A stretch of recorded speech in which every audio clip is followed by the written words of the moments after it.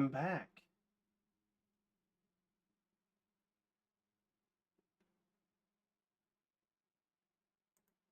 Okay.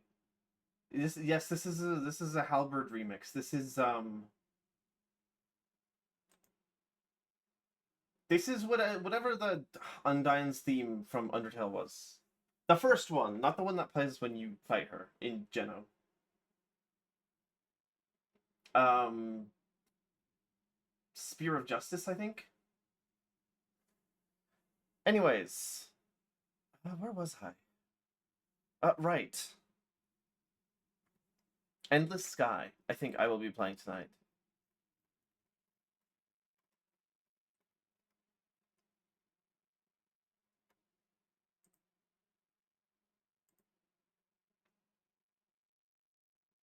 Shout out to Halberd. Okay, I fucking love the Halberd, like as a fictional spaceship. Do you want to know why this is? I'll tell you why, chat.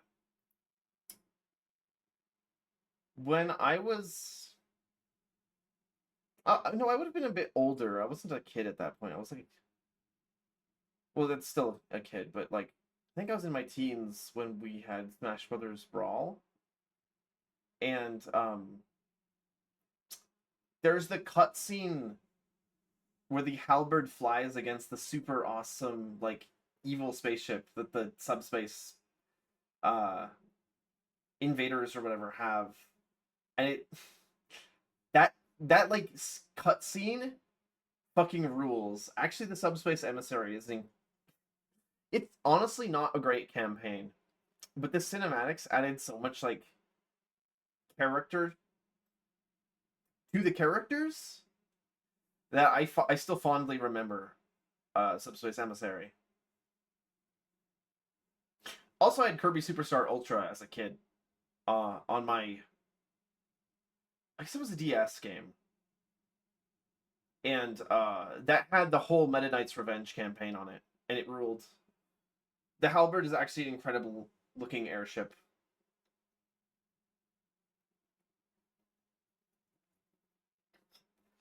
Yeah, Kirby Superstar Ultra is awesome. Played through that whole thing.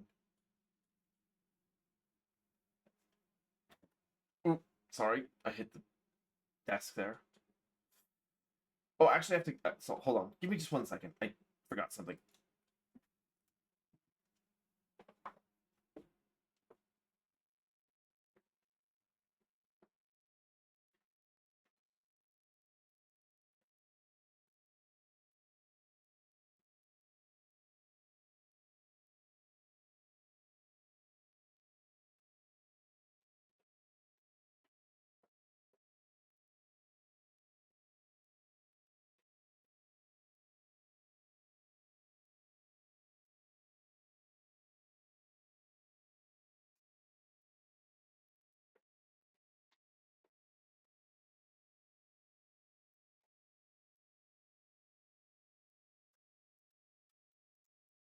Sorry if you guys heard me rummaging around my room.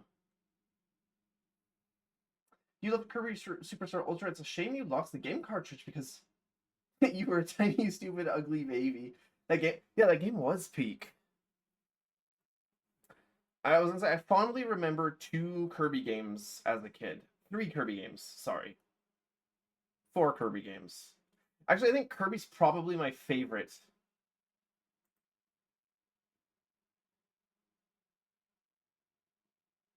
Okay, it's enough of the Siva Gunner playlist. It's time to go back to the regular one.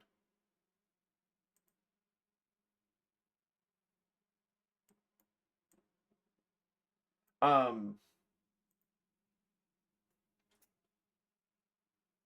I love Kirby is probably the Nintendo franchise I loved the most as a kid because between Kirby 64, that was Kirby and the Crystal Shards, Superstar Ultra, Amazing Mirror, and Kirby Air Ride, it was like I owned all the Kirby bangers.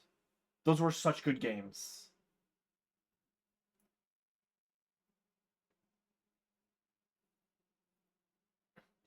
And we got yeah, now we get a sequel for Air Ride, but I can't play it because I don't have a Switch 2.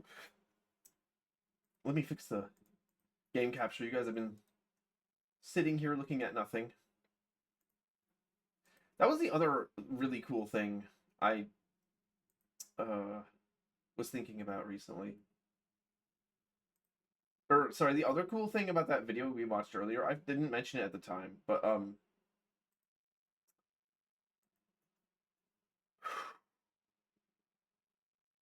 that video has a lot of acronyms. They aren't meaningless though. Like every single one of those acronyms, like they're not made up. Every single one of those means something, and it's the amount of research that was put in to make that video is also really impressive. I believe we talked about nuclear saltwater rockets on stream probably like 2 weeks ago. That's what NSWR stands for. It does irradiate things, by the way. You looked at the comments, the scientists were glazing it. Good. Good, actually. I'm pretty sure VBSS or whatever, or VSB or whatever is like a vehicle search and board or board and search or something. It's the only starship they had that can actually dock with another one and like has a crew component capable of fighting. And then what were some of the other acronyms that were really interesting? Oh, DSAM is actually never spelled out, but it's really obvious that that refers to the like antagonistic faction that they're dealing with. I don't. I love that. The amount of effort put into that video is crazy. Apparently, that's one guy making all that. By the way, why does this song have the "With You in the Dark" motif?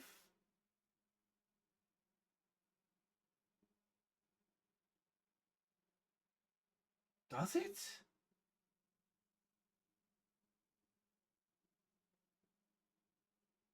This is Epoch Map.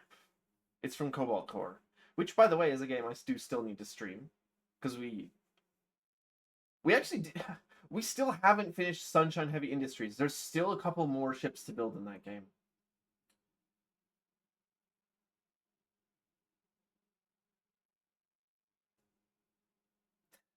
Every time they bring back Marx, you always say, I don't trust like that. Why do they keep him around? Yeah, he is Super Mega Satan.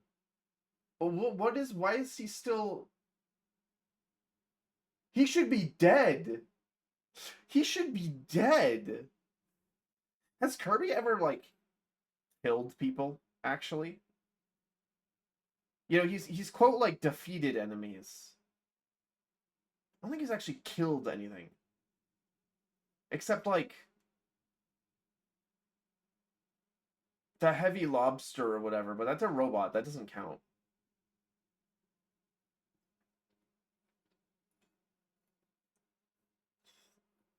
He's killed multiple Eldritch Nightmare gods. Well, like, most of the time he doesn't kill them. He just, like, seals them in a little jail. No, he's definitely killed a few of them, actually. Now that you say that. No, he's killed a few Eldritch entities. He also blew up whatever the gigantic mechanical planet is called. That thing is like alive. What the fuck is that called? Hold on.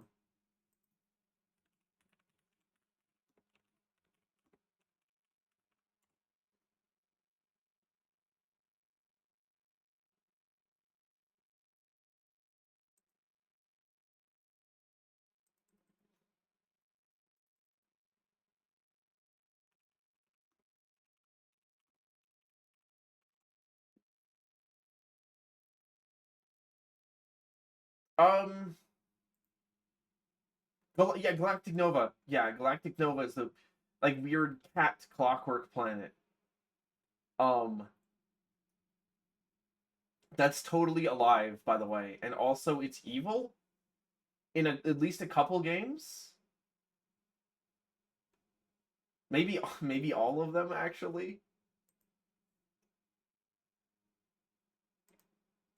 Kirby is the amalgamation of nuclear fallout.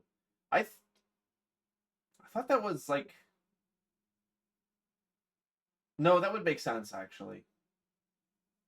They blew his ass up like 9 times. Yeah, but he keeps coming back like every other Kirby villain. Think about how many times that Kirby's killed off Dark Matter or um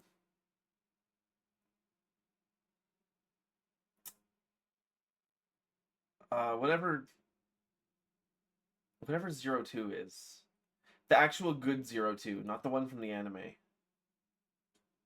Oh, fun fact about that original game. I for some reason this just appeared in my mind. Um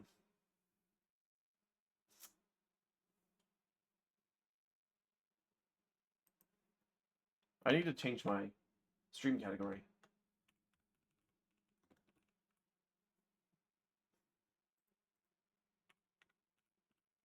In Kirby 64, uh the final boss, you could do it really easily um as a no-hit boss because if you pushed your controller all the way to the like far right or far left or up or down, the boss couldn't hit you, but you couldn't hit the boss.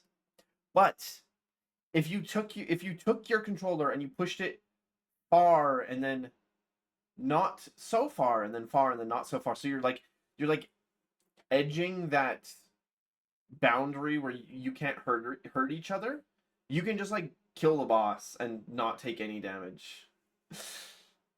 I never could tell if that was intentional or if that was like a developer oversight in Crystal Shards. The only time it cooperated with a wish was when Meta Knight wished to fight the most powerful being in the galaxy, and Nova was weirdly amicable. Well, Nova's just like an evil asshole. Literally like a what was it? Kind of like a genie almost.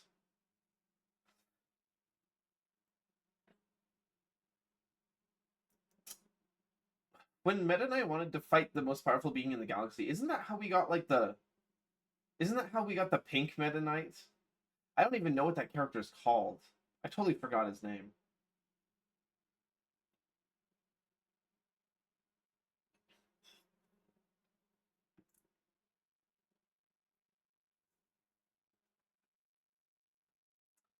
Speaking of which, is it still considered like canon lore that Meta Knight and Kirby are the same species? Meta Knight just wears a mask all the time? Because that's like lore in Amazing Mirror and in Superstar Ultra, but I don't know if that's still like official. I assume it is. He is round. And he's clearly not a Waddle Dee, so Nova keeps monkeys pawing people's wishes and attempting to destroy Popstar, but for whatever reason, he's completely chill with Meta Knight and gave him exactly what he wished for with no strings attached. Probably probably it's because at one point Meta Knight was also antagonistic, so it's like, you know, he recognizes another antagonist evil killer. Meta Knight has a hot voice in the animated series. What the hell is the animated series? Is that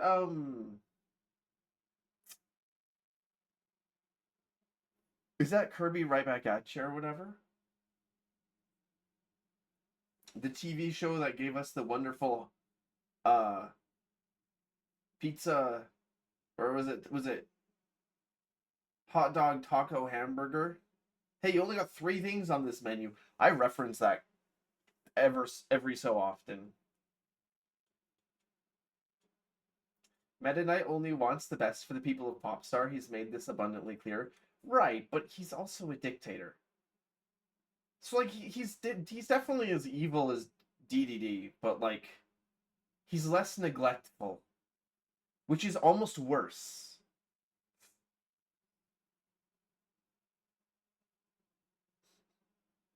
Because Popstar is basically like Tolkien's The Shire. It does best when nobody is actually in control. Where were we?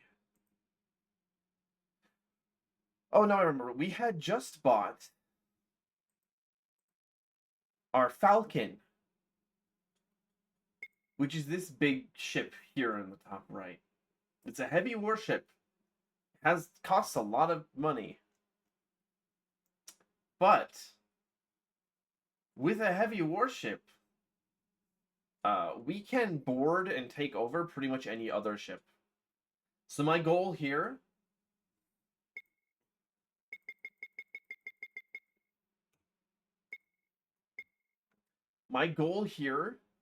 is to board another Falcon and take it over, and then I'll have 2 Falcons. And then I'll have infinite money. Glory to the Meta Knight administration. Glory to the Meta Knight administration. Oh yeah, and we put super powerful engines on this thing, which I'm still not sure if that's a mistake or not. Guess we'll find out.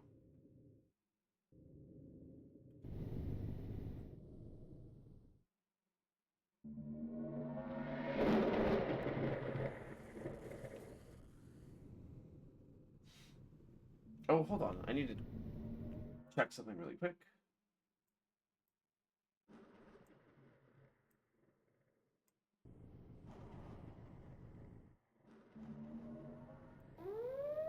Oh, fuck. What is it now?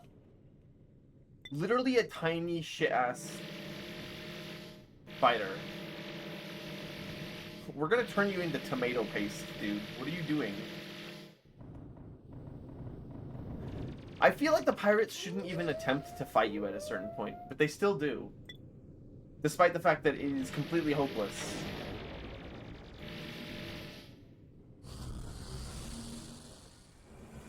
Oh yes, chat is now visible during streams.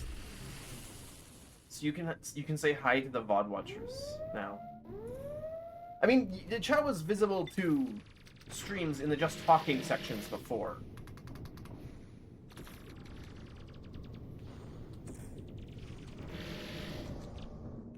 Oh wow, they instantly died there. Don't mind if I take all their shit though.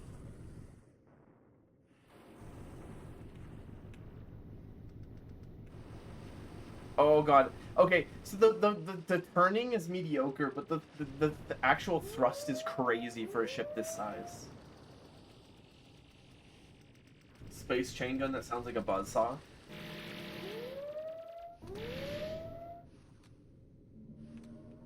Actually, frankly, the noises that it makes are a little quiet. Or not quiet, high-pitched. I kind of expect the Space Blaster to have a deeper sound, but it sounds like... It sounds like fucking, like,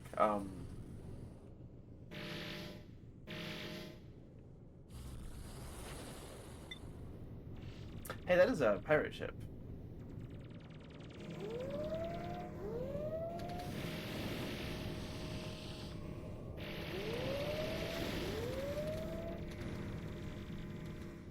Oh, he's gonna die.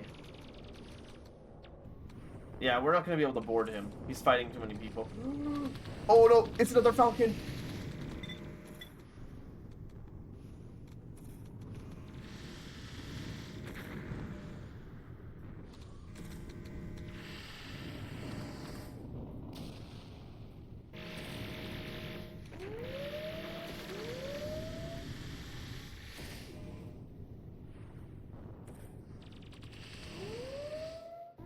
No, they blew him up!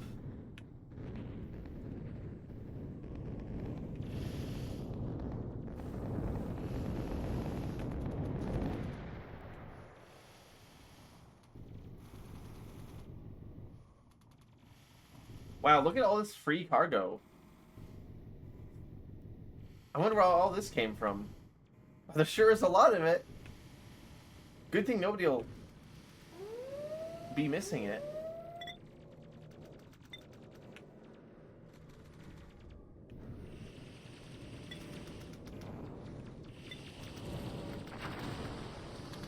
I'm afraid of accidentally striking the neutral vessels and hurting them.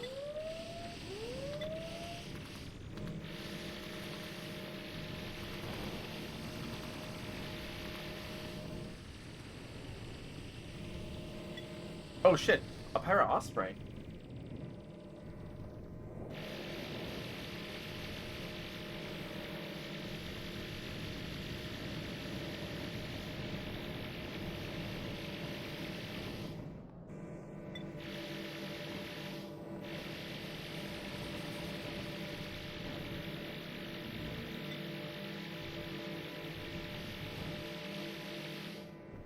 Okay. Now we have the ship to ourselves. Oh, there's a lot of stuff on that ship. And only 15 defending crew. You wanted to say that the end boss of Kirby Mass Attack is pretty much unambiguously killed dead. What's the final boss of Kirby Mass Attack? I don't remember that game very well.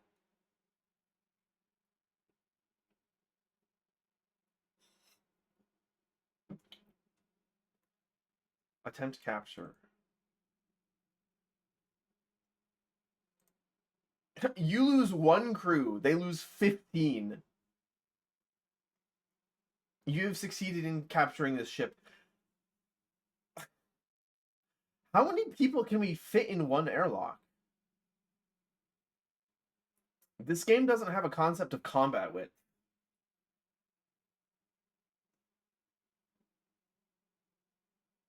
Wait, another nightmare?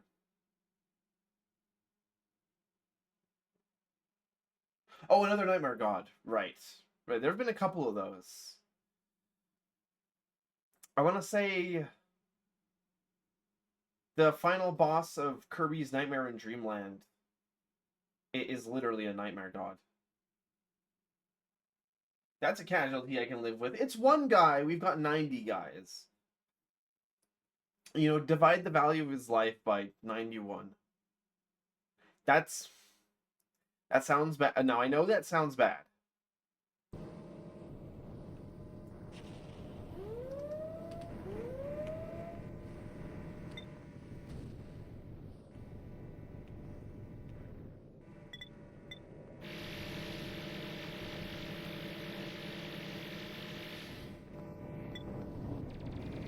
No, they blew up the ship that I captured.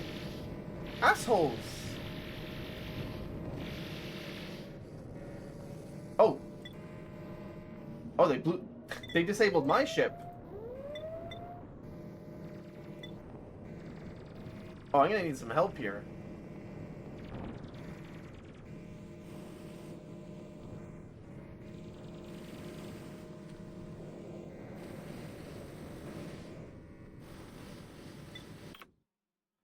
Korg ship, please help me.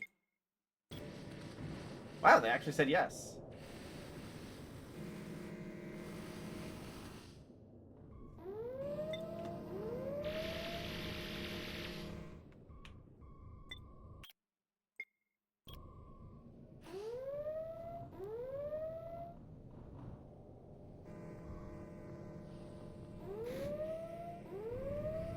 Help me! Oh god, get me out of here.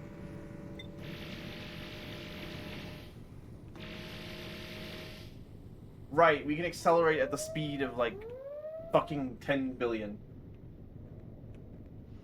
Saito doesn't commit crew names to memory until they survive 5 tours. Yeah, it's like XCOM. It's like XCOM, you know?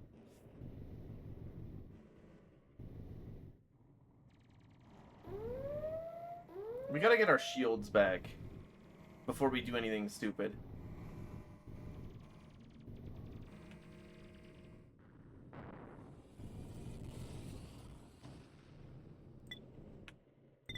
Yeah, well, the disabled Argosy right here. Might as well take it.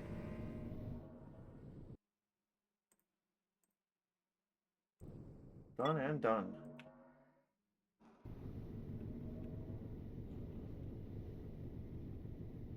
Okay, are there any other disabled ships that we can pick up?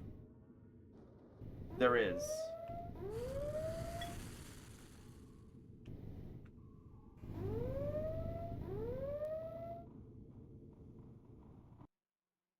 A Bastion. Ooh, it has a fusion reactor on board. That's worth more than the whole ship.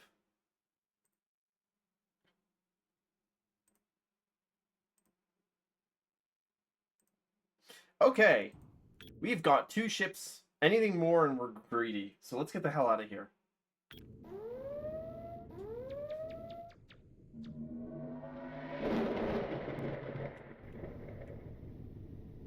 I mean, 2 ships is already greedy, frankly. 2 ships is already greedy, but let's Oh,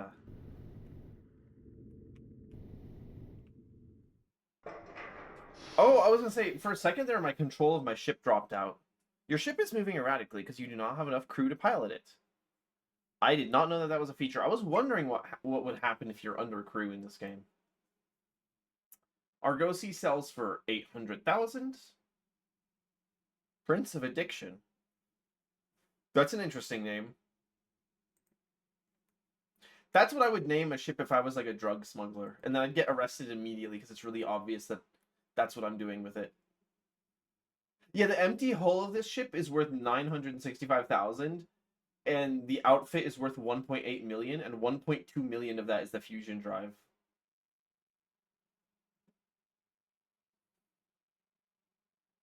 Can I take that fusion drive off? Hold on. Outfitter. Because, like, that might be better than the breeder reactor. Because the breeder reactor is 80 outfit space, 768 energy generation, 2000 heat generation. The fusion reactor is 100 outfit space, 1000 energy generation, 2400 heat generation. We don't actually need that much energy generation. That's a lot. Also, it takes up more outfit space that we don't really have. More solar panels. We literally don't need the solar panels. The breeder reactor. Why? Is there something funny about that name, Maz? Is there something funny about the fact that you can breed more fuel in it by using it? Is that word funny? Hmm? Hmm? That's a real thing, by the way. Breeder reactors. They're not used in a lot of cases because they represent a nuclear proliferation risk. Because of the fuel types, I think. That's that's a thing in real life. And interestingly enough, I was thinking about this science fiction wise, like world building wise. It would make sense for the um like the fictional space countries that I'm working on. You would have an ecosystem of reactors where regular fission reactors and fusion reactors that have um deuterium and tritium in them, which also that reaction produces neutrons. So there's 2 different kinds of reactions that produce neutrons. Then you take these reactors and you plate them in lithium. And you might be wondering, what the hell does that do? Well, lithium, when bombarded with neutrons, will actually decay into tritium, which, aside from itself being a fusion fuel, tritium has a half-life of 7 years, so not that long, and it decays into helium-3 and something else. So you can use regular reactors to make helium-3, which is why mining helium-3 on the moon is stupid and a waste of money and impractical. Not that helium-3 isn't a good fusion fuel, because it actually is. It's just that getting it from the moon is silly. It's like that's like a thing in a lot of science fiction, but it's literally not worth it. Anyways, let's sell that warship for 277 million. 2.77 million. I wish I could sell that for 277 million.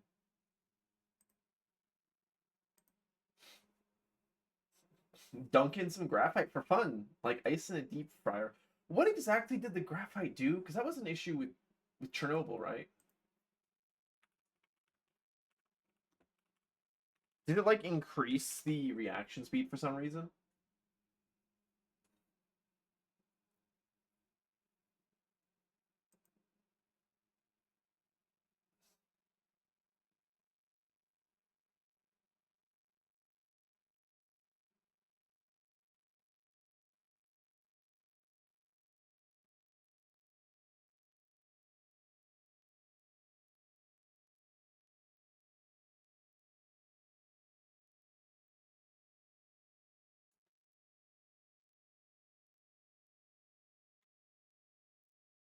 Um,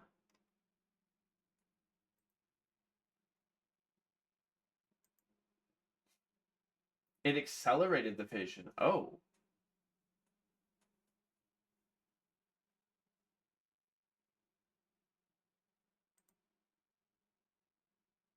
hold on.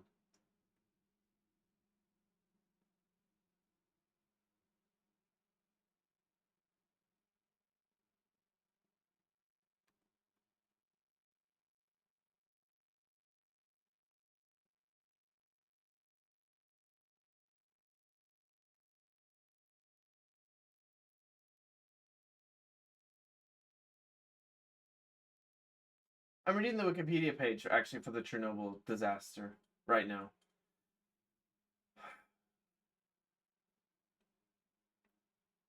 Due to the reactor's production of a fission byproduct, xenon-135, which is a reaction inhibiting neutron absorber, power continued to decrease in the absence of further operator action, a process known as reactor poisoning. In steady-state operation, this is avoided because xenon-135 is burned off as quickly as it's created, becoming the highly stable xenon-136. With reactor power reduced, high quantities of previously produced iodine-135 were decaying into the neutron-absorbing xenon-135 faster than the reduced neutron flux could burn it off. Xenon poisoning made reactor control more difficult, but was a predictable phenomenon during such a power reduction.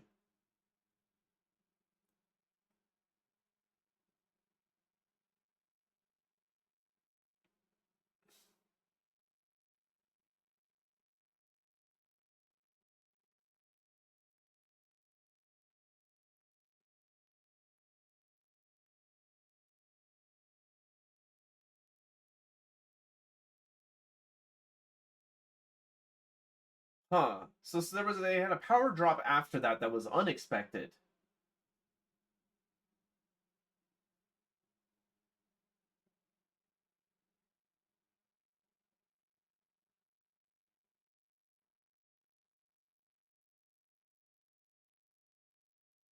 And then they tried to turn it back on again?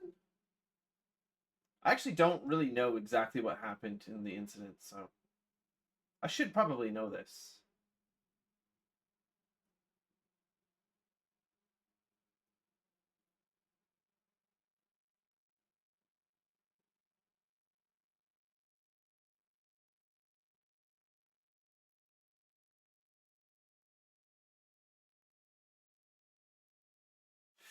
Oh, they removed. Okay, so they started the test and didn't get the level that they thought that they would, so they removed too many control rods.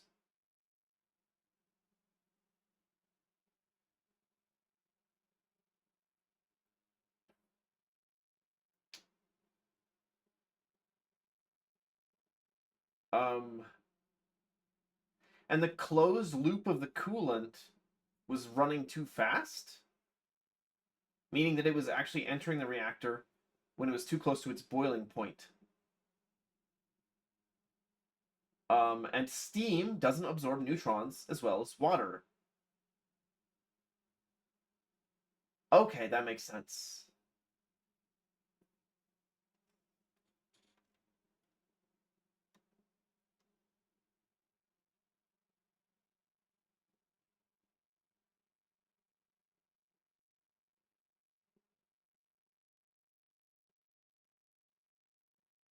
Oh, that's not even getting to the point where the actual problem happens.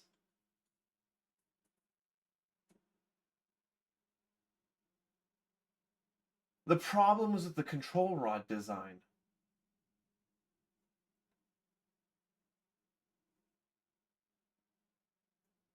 So they decided to shut down the reactor, but the control rods have a graphite neutron moderator section attached to the end. That's what it says here on Wikipedia.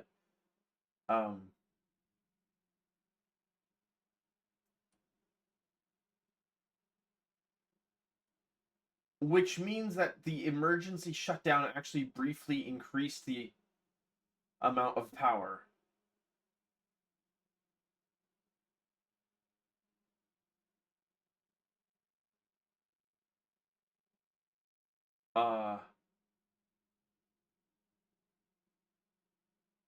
Which wasn't even when it exploded. The problem is the fuel rods fractured, and also the control rods got jammed.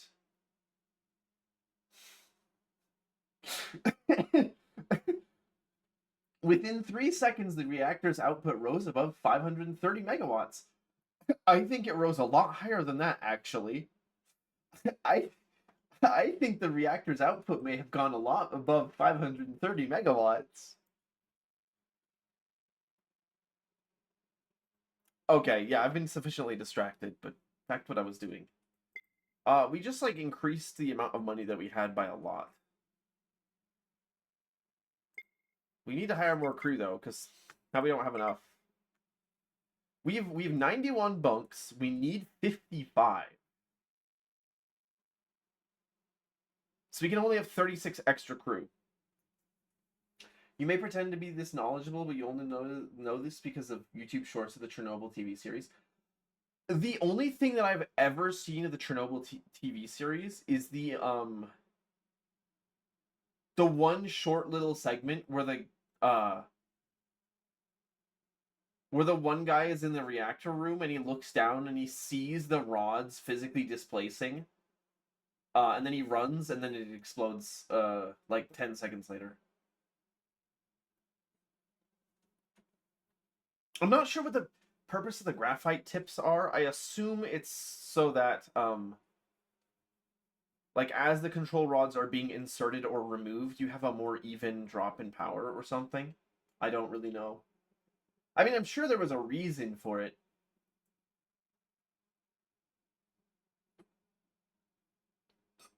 And if you're the reactor operator, you're really not going to think that shutting down the reactor is going to cause it to explode. That would be ridiculous.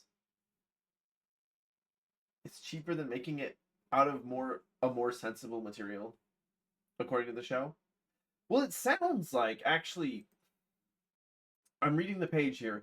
It sounds like part of the problem was actually impurities in the graphite, and actually not the graphite itself, although I don't think anybody uses graphite moderators anymore, no matter how pure they are.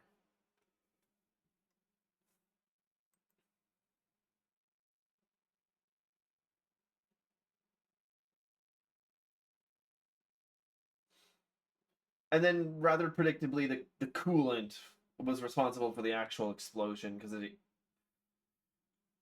water's one really big, awesome thing. For rocket engines, actually, water is a usable fuel in thermal rockets because it expands so much when it's heated. Well, that's the problem. That was the problem there at Chernobyl, is it expanded so much it blew open the reactor.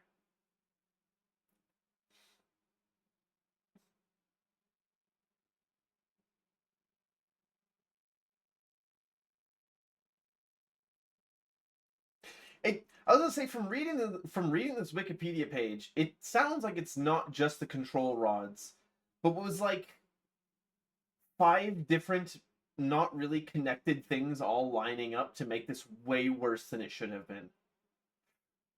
Which is, well, I wouldn't call it funny. Is exactly what happened actually before the Titanic sunk. Is that 5 different things all went completely as wrong as possible, independent of each other. Which is, that's probably just, that's probably a, not a prelude. What's the word I'm looking for? Um, that's a prerequisite of any large disaster. Is like a whole bunch of different things all fucking up at once, independent of each other. We have to sell all this cargo. Hold on.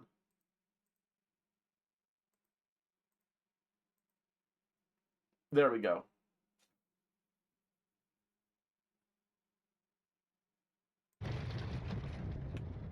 And that was 800, or sorry, not 800. Wow, I can't read letters today. That was 80,000 tons of credits there.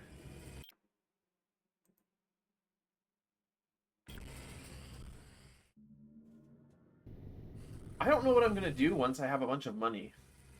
Do I just go and explore the universe? I guess I should be doing the I should be doing the missions in the spaceports.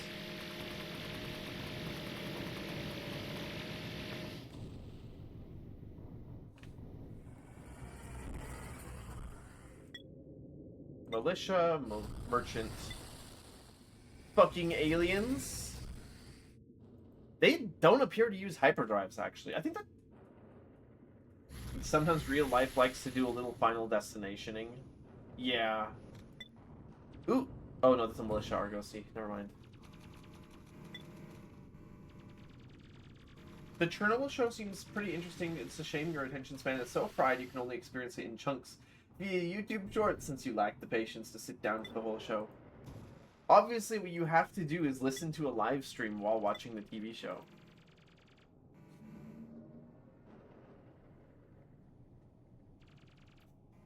I mean, that's a bit of a joke. The other day, I was listening to a live stream while I was in a call with someone, and I was listening to music, and I felt like I was going to die, even though I had willingly chosen that sequence of events. But my attention span is pretty fried too. I think everyone's is now.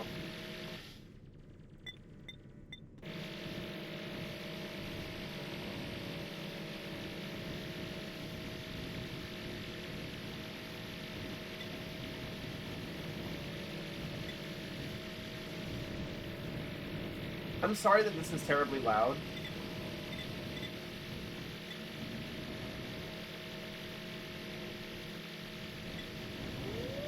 Oh no! I'm sorry! That was a militia ship. I didn't mean to attack you.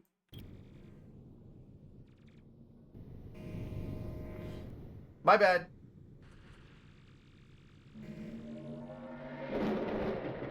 Let's hope that they just forget about that.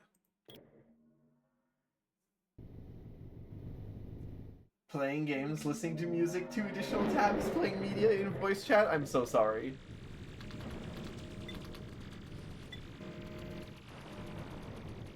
Okay, it looks like the militia is not hostile to me, so they forgot I almost killed one of their guys. I don't know how the reputation system in this game works.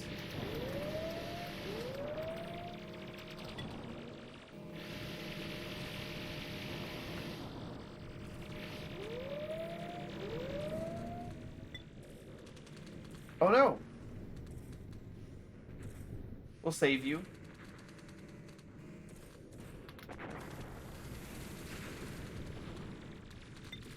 That pirate Argosy is gonna be, yeah, tomato paste.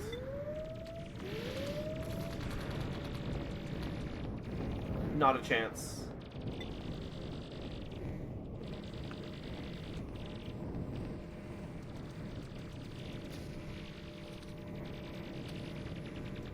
My shield is not regenerating fast enough for this.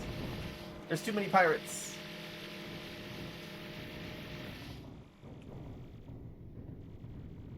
Okay. Your iPad just updated itself without your consent. Welcome to modern electronics. Don't you love them? Fucking Windows 11 likes to do that shit too.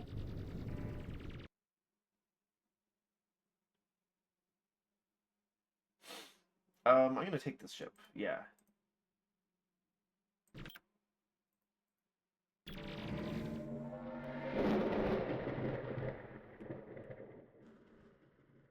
Oh, awesome. Okay, I thought that the Argosy might have gotten disabled just before I left the system, but I managed to get away with it. Only, by the way, that only worked because we were both facing the exit vector. Okay. That's 675,000. I can't believe I'm looking at 675,000 credits, and I'm like, oh, that's not enough. Why do I have 153 tons of outfits? What am I carrying? Oh, 51 meteor missile boxes. I don't think it... No, I'm not supposed to have those. I don't know where I picked those up.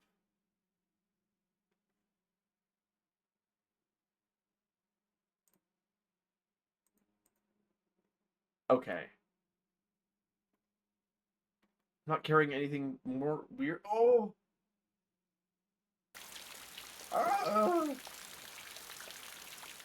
Wait, did that push me down into the floor with the water pressure? I didn't know I could do that. Have you been hydrating? Well, now I have been. I actually just finished the drink that I had.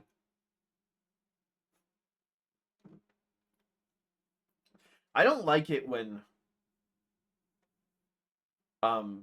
iPods and stuff, or iPads and computers will update themselves without me asking. As annoying as alerts are, I would rather get an alert than have it do that without my express approval. You know?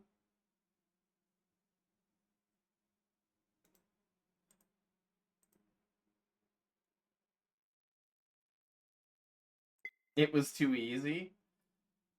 You're all evil. Oh, hi! Pirates are already on my ass.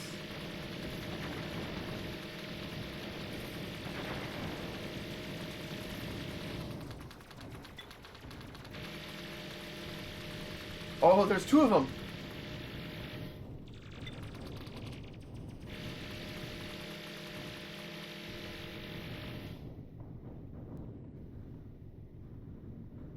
Oh my god! Was that like a hit squad? I think maybe I may have made some enemies. No, no, no! That's mine! Don't shoot that! That's my ship! I'm gonna capture that. I don't even have to leave the star system to get more pirate ships. It's just that easy.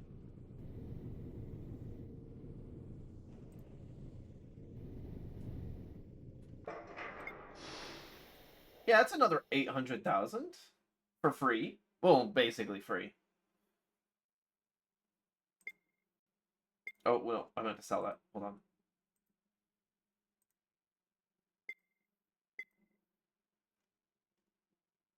Okay.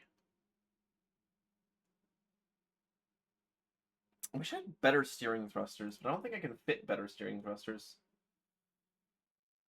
I would need like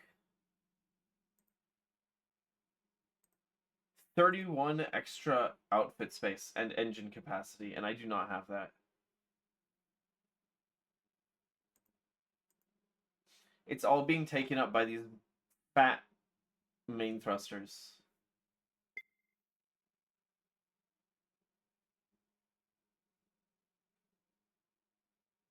Now, we do need to hire more people, though. It's not even that we lose people when we do these ship assaults. We lose people when we sell the ship in the shipyard. The crew apparently go with it. You think about that one movie clip where people need to calculate the trajectory of an asteroid inbound to Earth, and before they could finish, Windows Force updated itself and ruined everything. I have no idea what movie you're talking about, but that's very funny. That would have to have been a recent science fiction movie, right?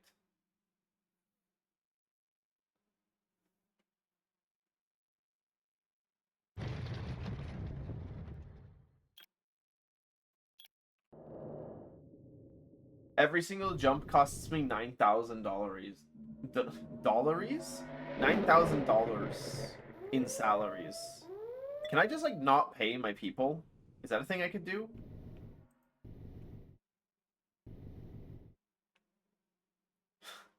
Can I just not pay people? Is that an option?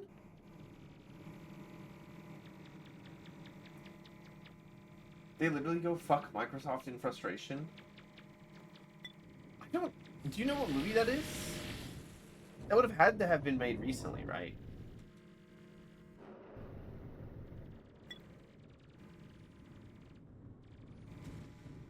Small pirate ships. I'm not looking for small pirate ships. We can go help out that merchant, though. That'll improve our rep whenever we help people.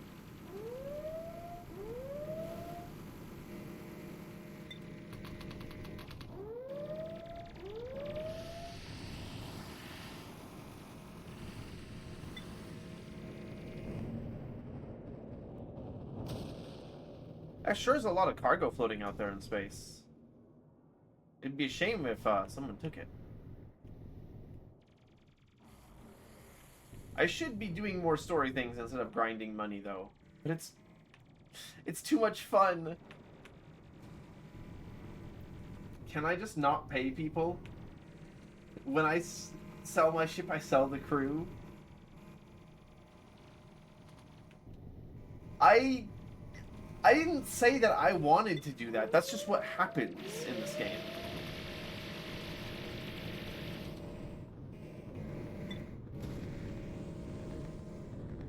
Ooh, I can board this ship.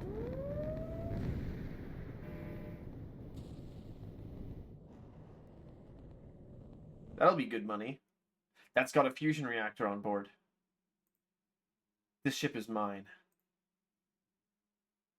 We lose one crew, they lose 17.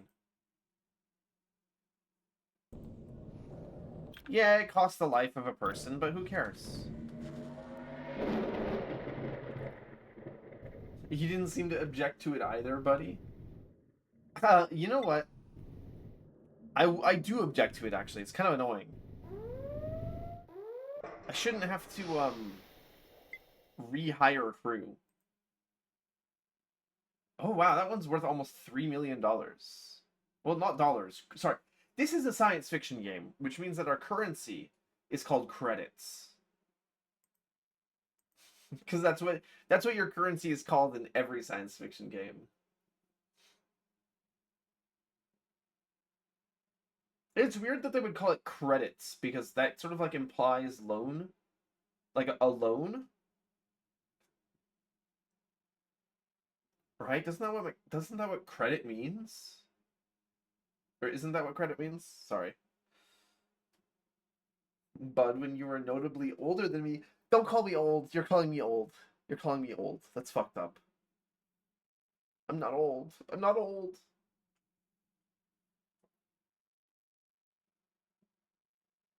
Okay. Yeah, sell that for almost 3 million. Now we have 12 million in credits. I think we do not need to do this stuff anymore. We can do something else with our time. Instead of capturing pirate ships. Let me look at this atomic steering. That's got better turning than us. It does need more outfit space, though.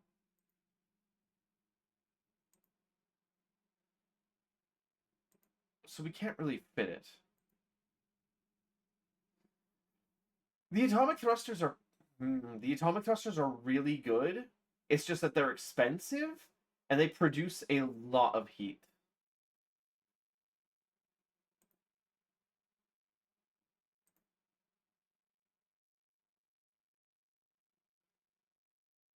We do have a liquid nitrogen cooler on board, though.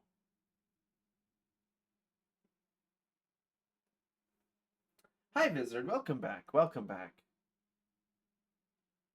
You didn't miss a whole lot. We looked at a really cool video, and then I started playing Endless Sky.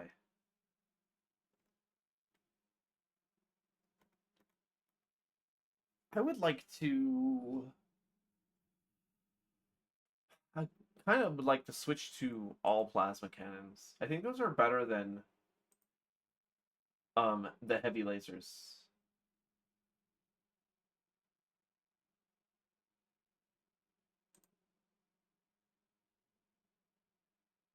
Well, not really.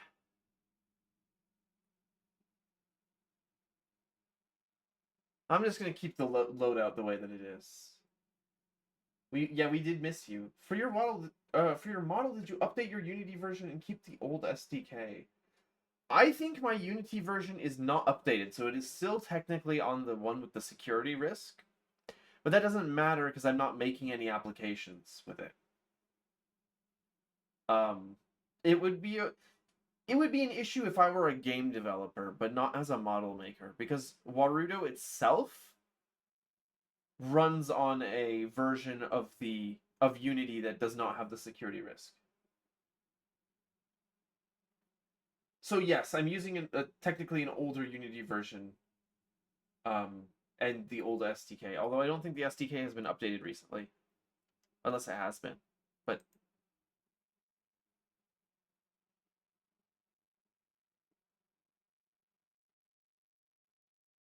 Scram drive.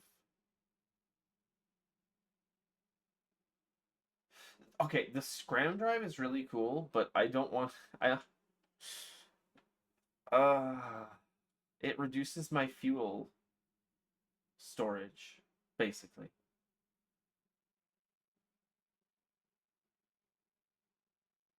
I can get more fuel tanks, though. I can fit them on board.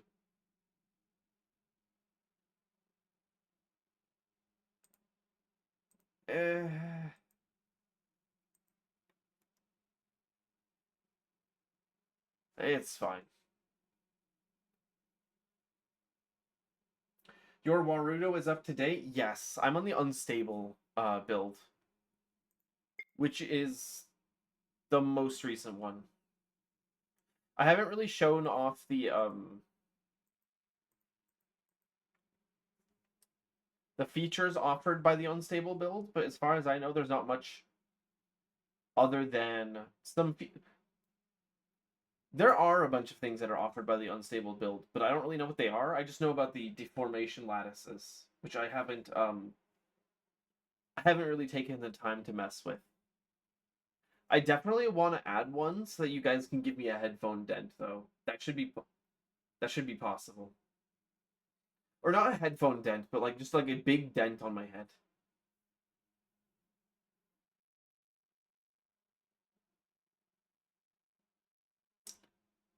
Spaceport. Nothing. Pirates. I don't care. What's in... I'm gonna start exploring systems that we haven't been to, just so we can fill out the star map.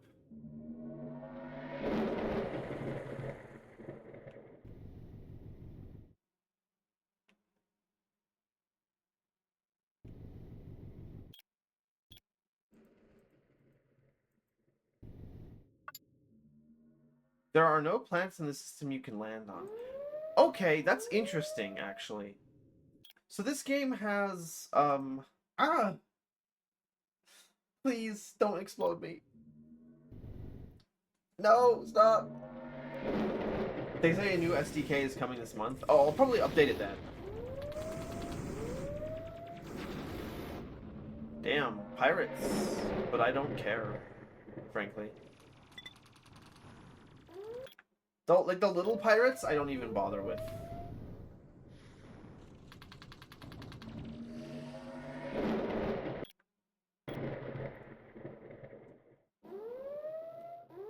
You guys are following me.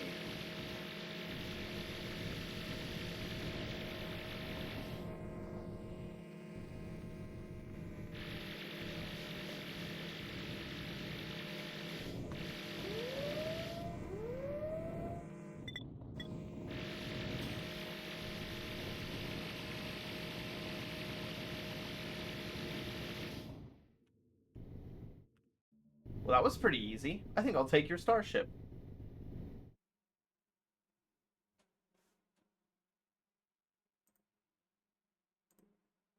I didn't lose a single crew member in that attack. Okay.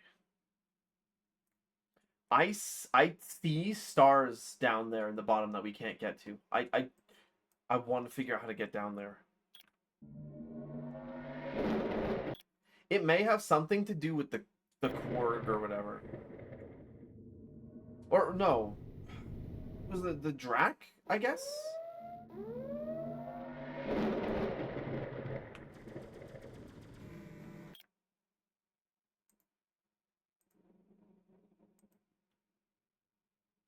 Oh, Green Rock is hostile. We can't land there. That's controlled by pirates. Hold on. What has a shipyard that's not controlled by pirates? That's also not in the direction that we came from.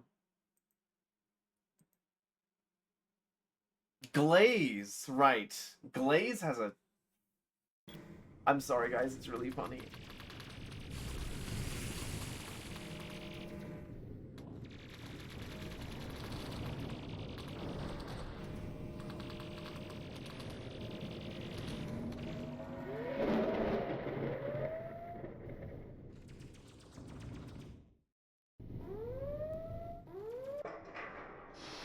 Okay, I'm actually going to land here. And then depart. One, I needed more fuel. Two, I wanted to repair the pirate ship that I had. Does the new SDK offer anything extra for us? Like, as model makers? Or does it just mean that we can use a more recent version of Unity? Not that that's a bad thing. I will say one thing. I am considering that Scram drive now.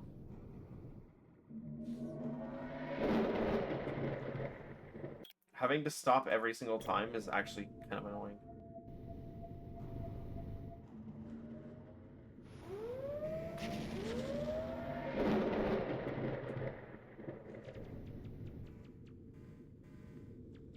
Here we are, Glaze, which is one of the Free World's places.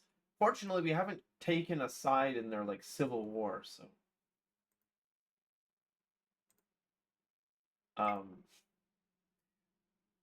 since we haven't taken a side in the Civil War, we can freely trade with them. Why do I have 17 supercapacitors in my cargo?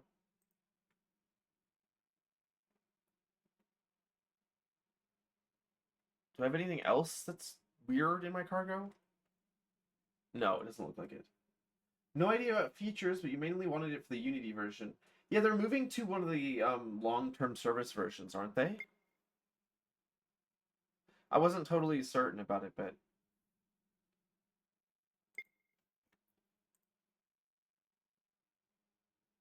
There was conflicts with add-ons like Magic Cloth. Is your blue hair streak still hair, or is it made out of something else? No, it's hair. It just glows because that's cool. But it is actually hair. Unlike the previous model, this one doesn't have inkling hair. Those are real hair strands up there. The physics are a little undertuned, actually. I think this week I'm gonna go and redo all the physics on the model. Except for the ears, which are fine. So the antenna are fine. The ears could be a little wigglier, and the hair could be a little wigglier. And there are other parts that could be wigglier. Tail's fine, though, actually. The tail is basically perfect. I was surprised at how well it was behaving in the 3D section. So I don't need to touch that.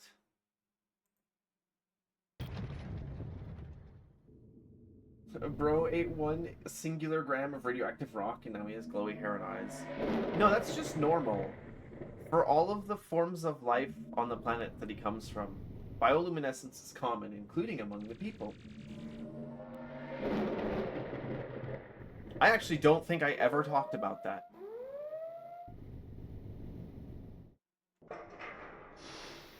we've been to this planet. Solus is a fertile world that was already home to Earth-like vegetation and animals even before the first settlers arrived. It has now been inhabited for nearly half a millennium, and sprawling cities cover much of its surface. In addition to being one of the major metropolitan centers of the Galactic South, Solus is best known as the home of Delta V Corporation, makers of plasma engines and rockets of various sorts. Oh, they made my engines. I have the plasma engines. Wow, they have really big ones here. What? The engine capacity of my ship is 150. What ship is this going on? Really, what ship fits this kind of engine? My God.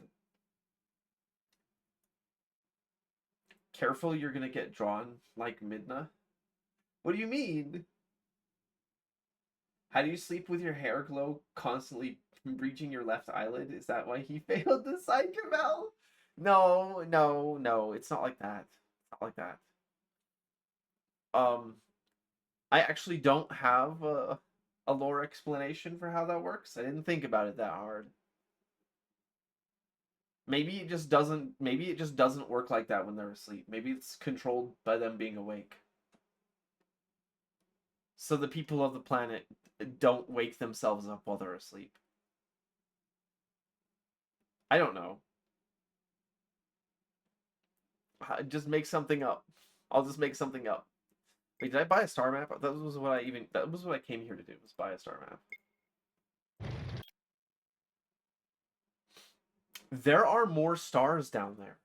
I can fucking see them. We didn't explore Sadur. Or did we? No, we did explore Sadur. We went there. There's men. There's men. I always knew pirates were... That's a bad bit. Two sets of eyelids? I do not have two sets of eyelids. I have one. Oh, this keeps going up here, actually. Oh, there's... Oh, they're pissed at me. Wow, that was a carrier.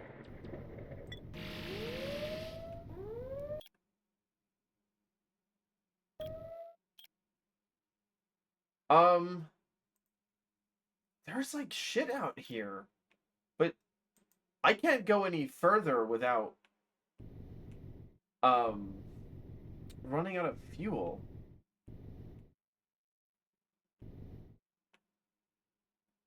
I mean, do you explain everything that can never just be whimsy without explanation? Exactly. Oh, is that a pirate, like... Oh no, they just don't seem to care about me, actually. That's convenient. I'm just gonna let my shields regen a little bit.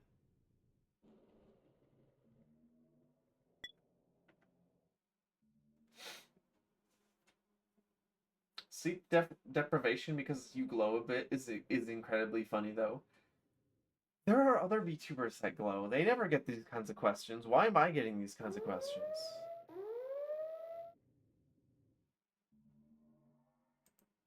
What did I do to deserve this?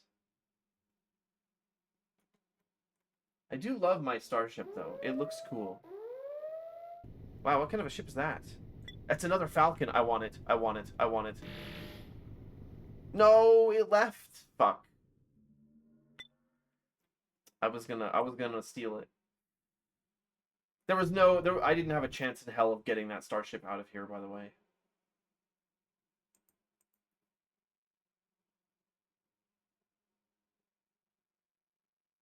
So the rim must be pirate land, if I'm understanding this correctly. Are you sure they never get asked this? Well, no, not actually. I think most of the VTubers that I know of don't glow.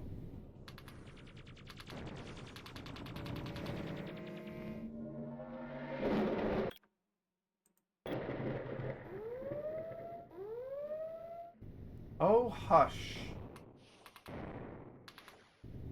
I don't care.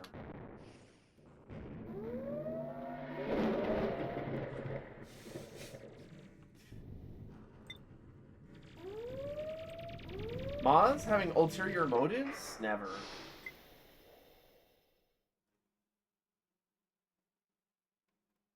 I gotta fix this engine situation. He already did the Highlights. I did that accidentally, by the way. I wasn't thinking of that meme at all. I'm switching back to shittier engines, I think.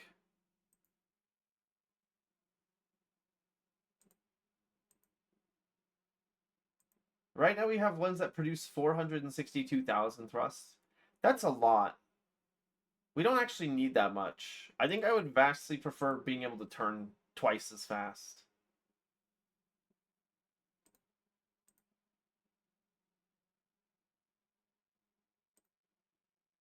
So we're gonna install the Orca Plasma Steering. And then we should be able to mount the Impala Plasma Thruster, which is gonna be not as good as what we were using before.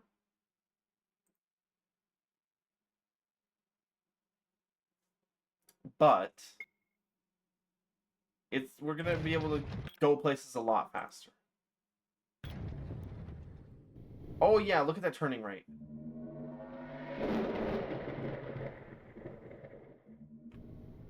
And the thrust is okay. Probably the atomic thrusters would be better. So we'll keep an eye out for those. Or wait, I can check the outfitter. This shows us, I think, every single item we've discovered where we can buy those. Armageddon Core. I've never seen that. That costs 9 million credits. You can apparently buy it in Republic space. Not down here, though.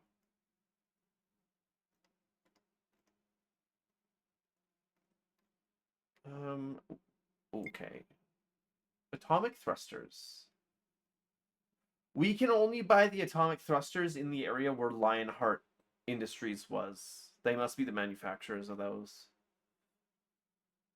And the ion engines are like, you can buy those anywhere. Atomic thruster. I can only buy that way up here at Alphard. If your ship explodes, can we make a Pop Goes the Weasel joke, or would that be Mustelid racist? It would be funny. It would also be Mustelid racist.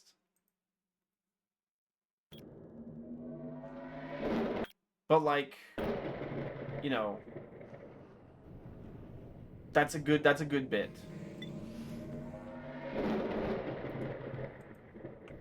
I'm losing 6,000 in salary payments every jump that we make.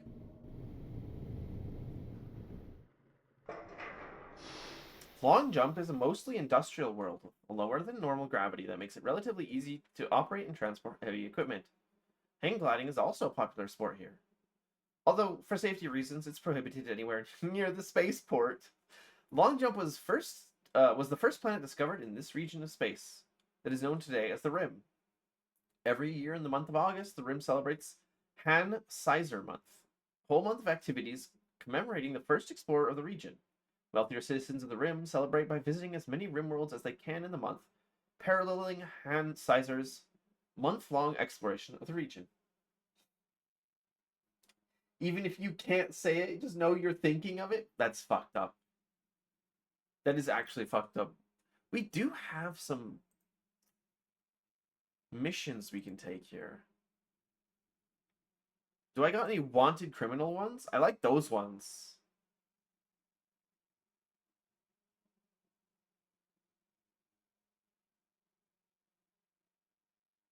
A light pirate worship named the Slavering Sorcerer has been attacking merchants a jump away from the Zabik system. Destroyed by the 4th of October. Okay.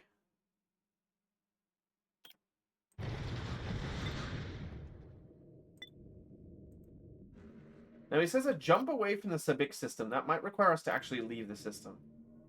If I'm reading that correctly. Why did I not explode that time? What happened there?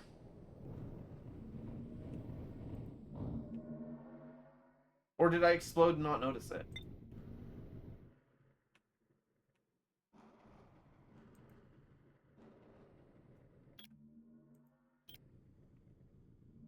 Where is this pirate?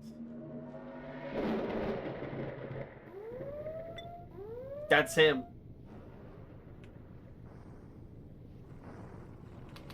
Oh fuck, I'm getting attacked by other people?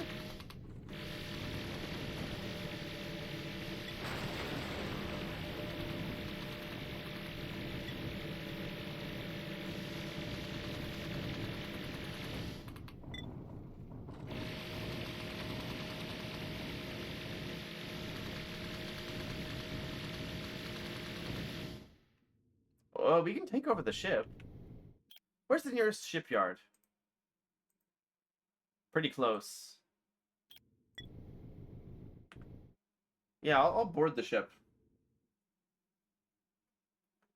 Attempt capture? Easy.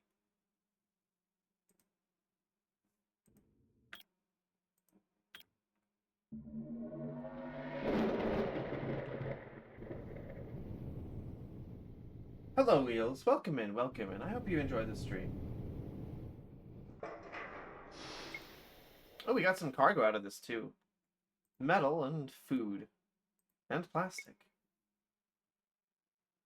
Do I want to reload my ammunition? No. Did I pick up anything else weird? I did. Why do I have random steering thrusters in my inventory? Where did those even come from? We didn't take them off of the ship that we took over. Where did those... I'm not going to question it. I'm not going to question it. We get like random ass pieces of machinery in our inventory in this game. It just happens. You need to catch this VOD post fucking haste. The early part of the VOD is kind of a disaster. I don't know why you guys think it's such a must watch, but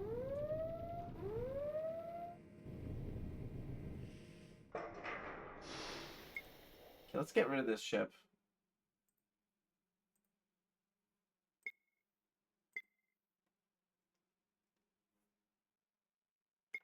And get out of here.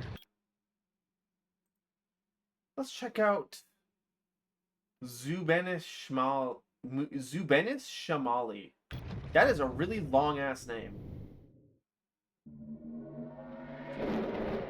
It's peak. Well, I'm glad that you guys like it.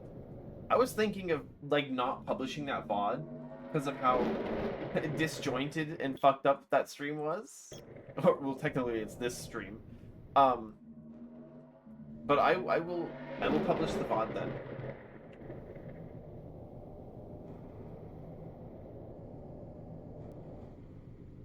Oh, we have ads here in like 5 seconds, by the way.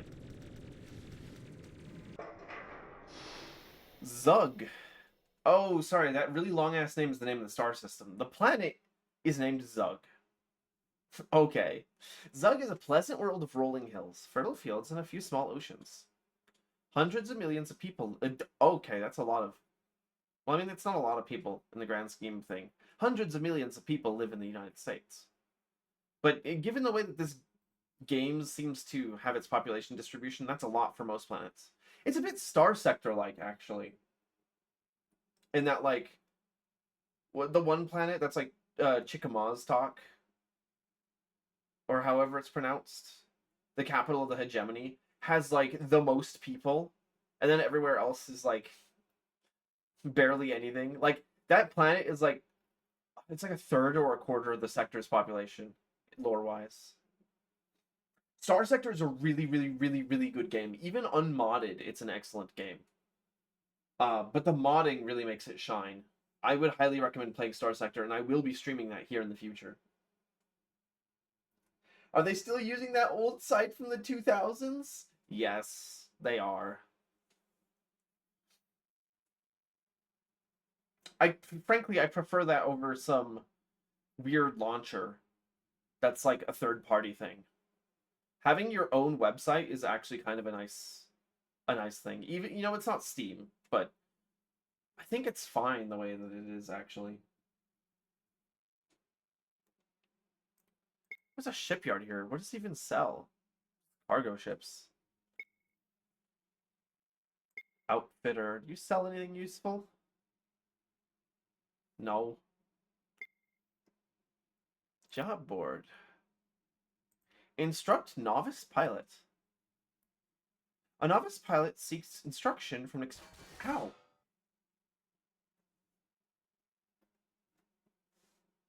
Oh, wow, Wheels.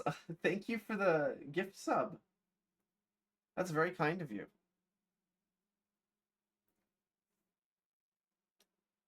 What is instruct novice pilot? I've never seen that mission type before. Requests an escort to Twin Star in the all-Neox system. After that, return to Zug, and you will receive payment of 75,000 credits. A light pirate warship named Brain Stump has been attacking merchants.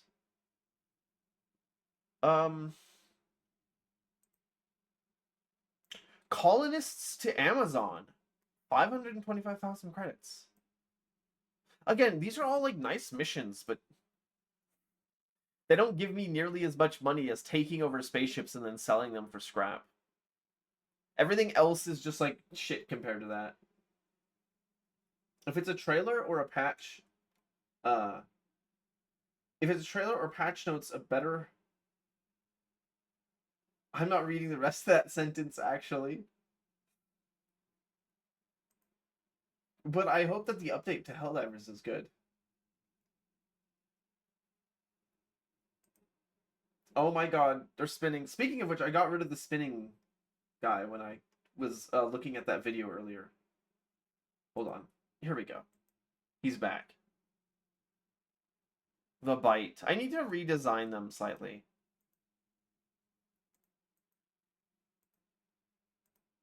No! No! They're attacking! No, please! Have mercy!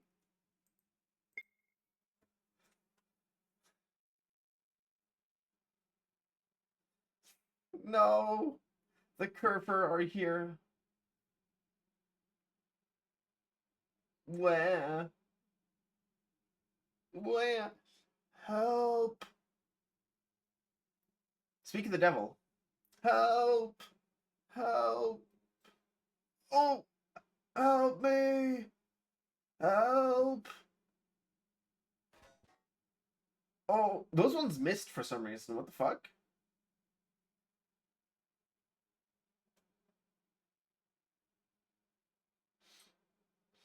Don't sniff me. That's fucked up. You people exist to torture me. I have done nothing wrong. I have done nothing wrong. Have Edge. Edge. Edge. Riz. Riz.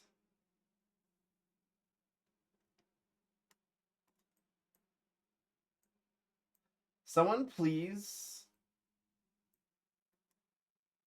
No, I don't need to ask anyone to, I don't need to ask anyone for this. I'm gonna fucking commission it.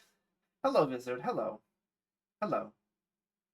The Spinny Vino on stream is like a critically load-bearing entity. Yeah, it's like the coconut JPEG or whatever that's in Team Fortress 2. Or was it a tomato? I know that's not actually load-bearing, but it's a funny meme. No, I need to commission someone to draw my model taking the baseline test from Blade Runner. You love pushing buttons. That's why we have those. They are there so that chat can stim and make things worse. Okay, I'm slightly too large. Hold on. There we go. Where was I? I bought a star map. There's all these planets out here. Hold on. What's the faction view? Okay. Okay, the free worlds are actually more planets than I originally assumed. Ah.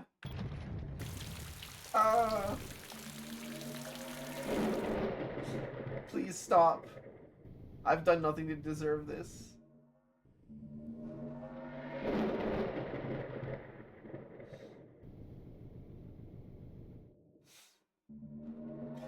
The spinning bite is what summoned you. People do love him. Every time I take him away from the corner, somebody notices that he's gone and they ask me to bring him back. No, please. I'm washed, okay? I'm washed. I get it. I'm washed. You don't need to keep washing me. Starcross is a stormy ocean-dappled planet that was not settled until... I like... Dappled is a nice word. What does that come from?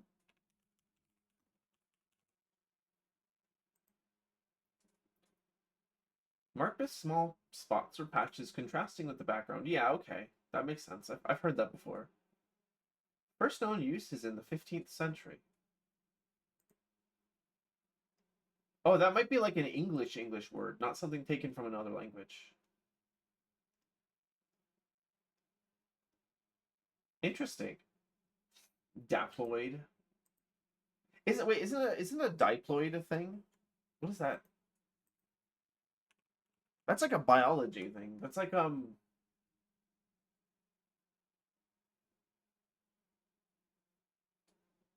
oh yeah, it's cell or nucleus containing two complete sets of chromosomes, one from each parent. Yes, I remember my like high school biology class. Dappled is just a normal ass word. Yeah, I get it, but like I haven't really heard it ever spoken. I've read it before. Anyways, we came here to get a map.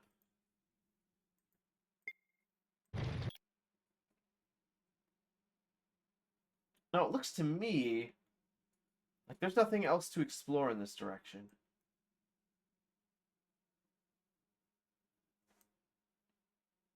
Let's go back to the solar system and look for some quests. Some story quests. Because I think that might be how we can find some aliens. Although there seem to be a few suspicious star routes near the core that could go somewhere interesting.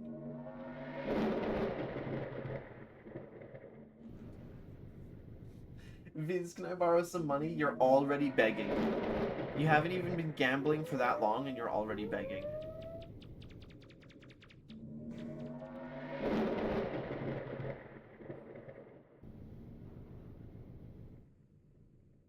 Wow, look at that. 128,000. It would be a shame if something happens to it.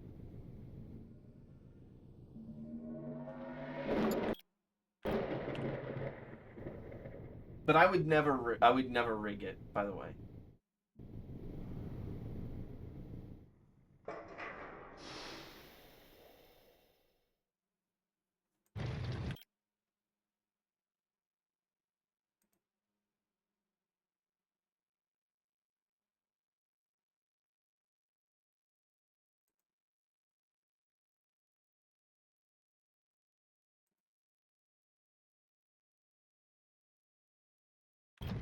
Let's actually head back to Wayfarer.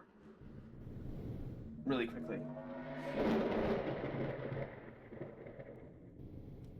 Only got 841? Then you gotta gamble. How are you supposed to get more than 841 if you're not gambling and you're not winning?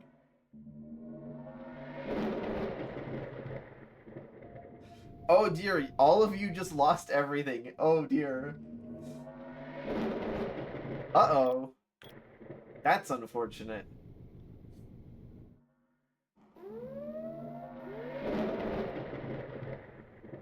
But you all wish you could point redeem now. Okay, well that's the secret. You literally can't use the gambling money for anything other than to gamble. That's all you can do with that is gamble.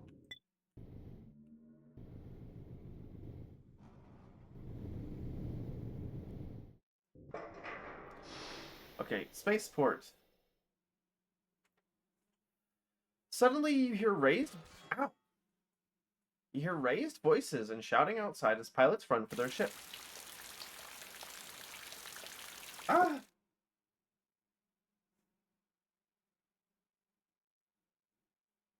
How do you expect to grow your capital if you don't take risks? Exactly. You guys have not stopped watching me. It's fucked up. They're requesting help from any combat-worthy ship that can get there by Tuesday, 24th of October, 3015 to join the defenses. The authorities of Harmony... Ah, please stop. Please stop. I'm clean, okay? The authorities of Harmony will probably pay you quite well if you assist them, but this could also be an easy way to get yourself killed. I'll join the defense fleet.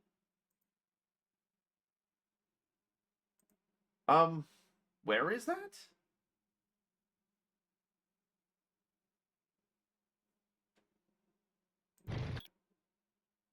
Oh, down here.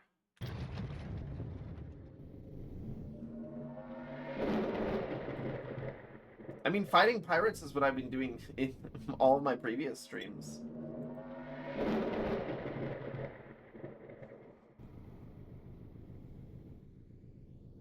You have never gambled and you still win.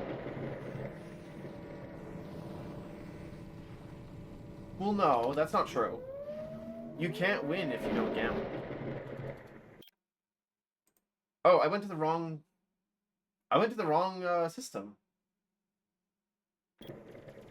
Whoops.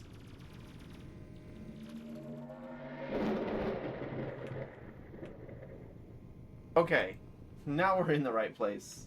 I went too far, I overshot it. We just need to kill these pirates. That's easy.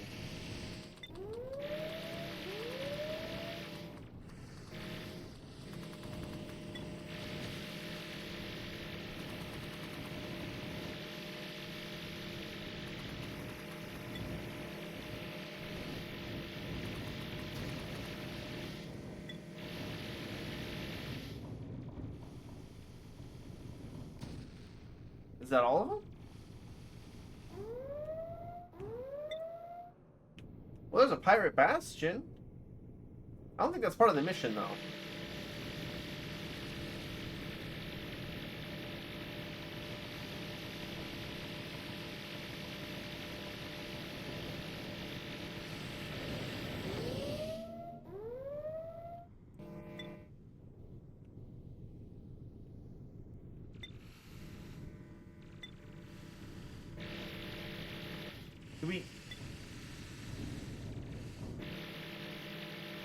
We could blow up the disabled ships, but... I think...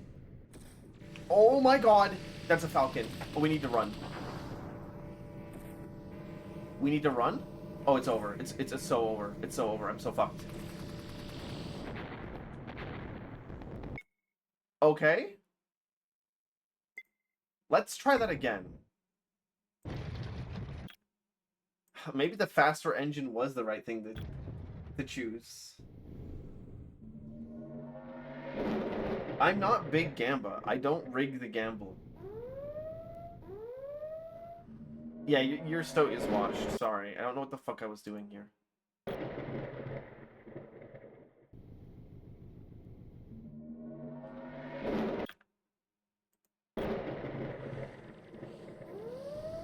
I keep going to the wrong star systems. What the fuck is wrong with me?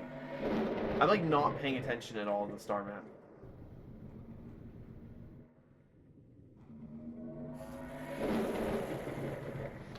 Okay, now we'll do this right this time.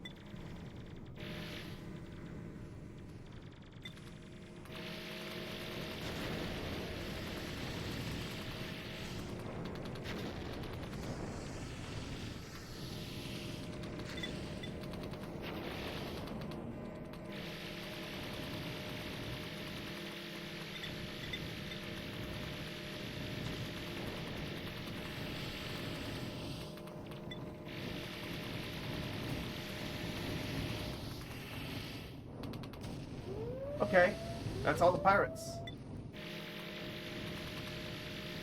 Did we win? I mean, there's more pirates, but they're not mission targets.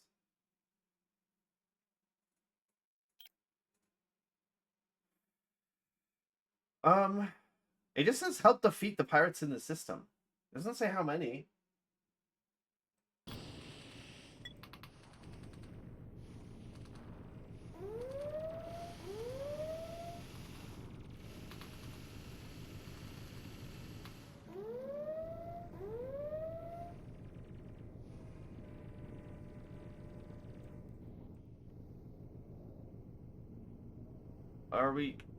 Are we victorious? What happens now? I'm confused.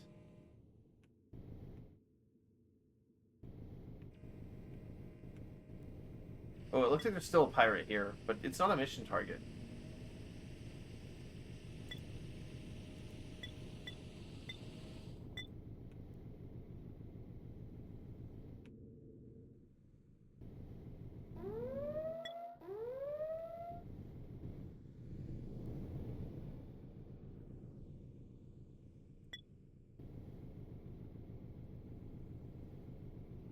Saito is amused by our suffering. I am not amused by your suffering.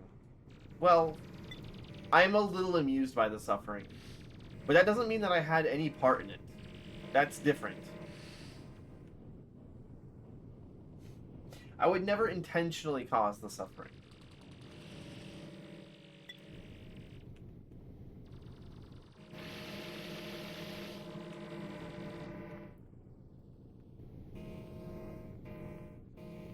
Hey, stop shooting that. I'm trying to board that ship.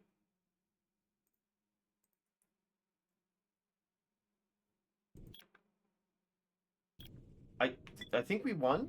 Do I land? What happens now?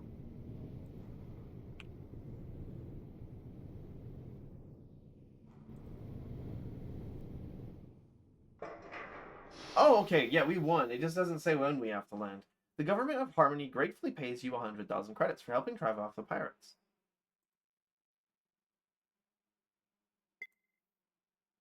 You're walking near the spaceport and suddenly a computer terminal starts blinking and beeping when you pass it. Check behind this stoat's back for crossed fingers. I can't cross my fingers. I don't have finger tracking. They're stuck like that. I can't cross them. Okay? I cannot cross them.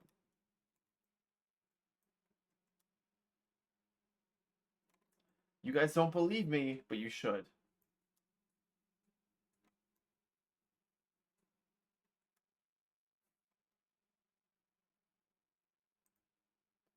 I'm gonna check out the blinking panel. What could go wrong? When you approach, you are greeted by a voice from the terminal. Dear sir or madam, please respond. My name is Mr. Smith, and I'm contacting you with a highly confidential and urgent proposal. I am, or more accurately, was the financial manager of the recently deceased warlord Limping Papa. I'm looking for a highly trustworthy individual who can help me relocate Mr. Papa's fortune of 300 million credits.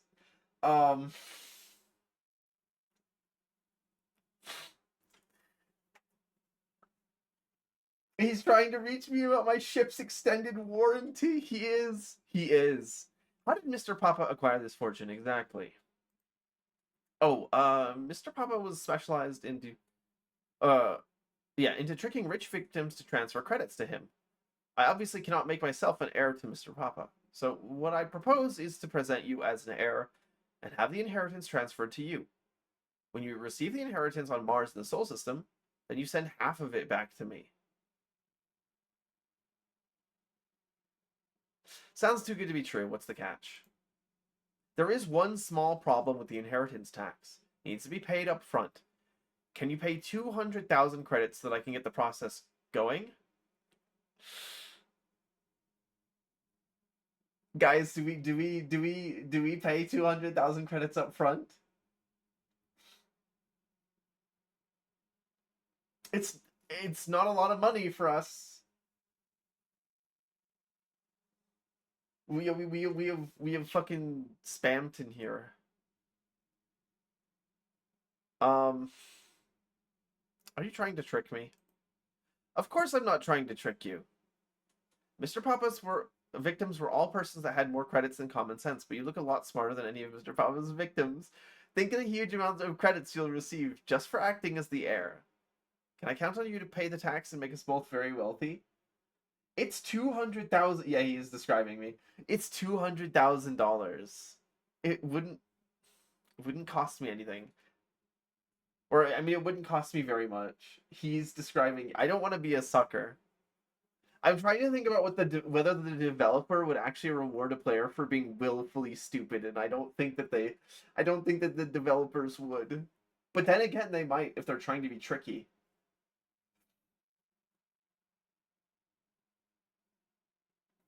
Oh wait. Oh, I missed Vizard leaving. If you're still lurking, have a good rest of your night. Sorry, I didn't see that text message until just now. Um,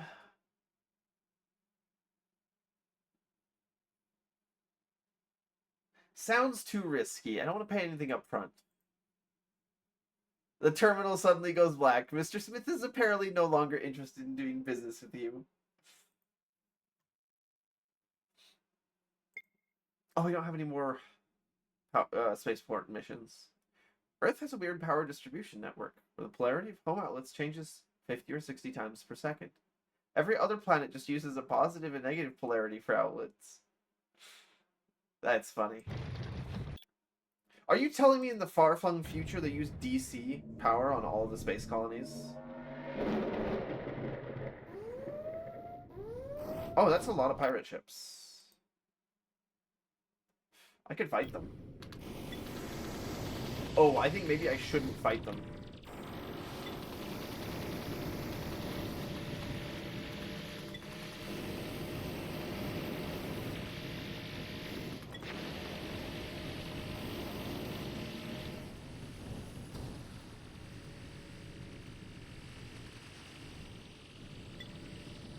I think my ship got disabled. I have to revive him. Without dying myself first. That's important.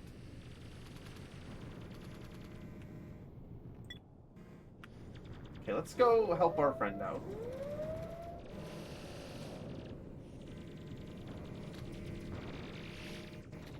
And let's get the fuck out of here.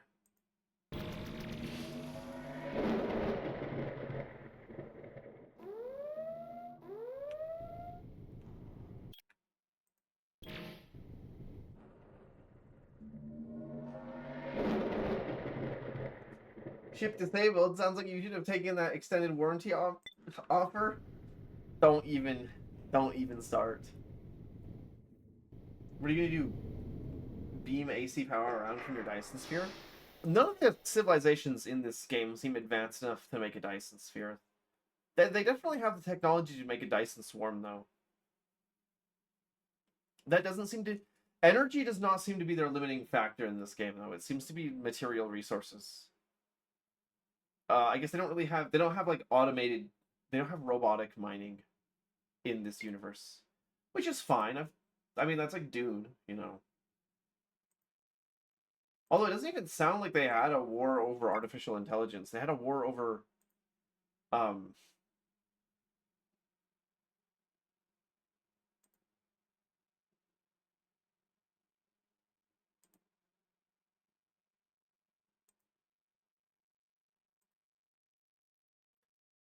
They had a war over the superhuman people. They didn't have one over robots. Nothing from the spaceport. I wonder if I can get a spaceport mission on Humanica. I'm still interested in seeing if I can get anything from the core.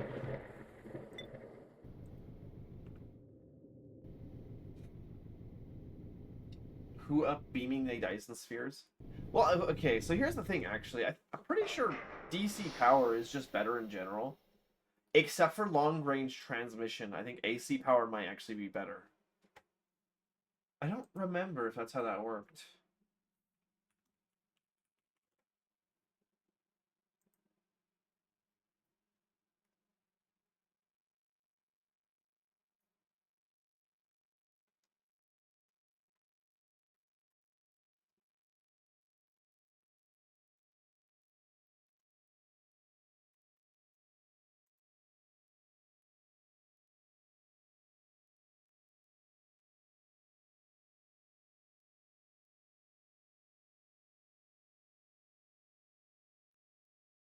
Huh.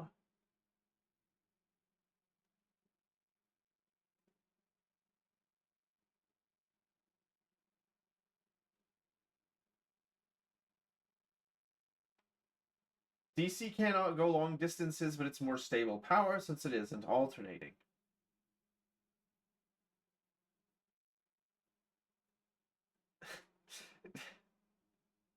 Nikola Tesla didn't die a virgin for me to be unsure.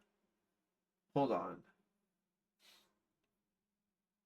It is true that AC is more dangerous.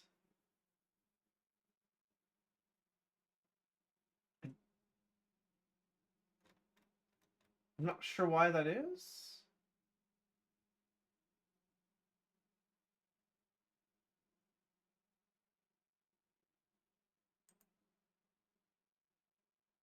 Or I guess it's because it's high voltage. Although I thought it wasn't the voltage that killed you. I thought it was the current that killed you.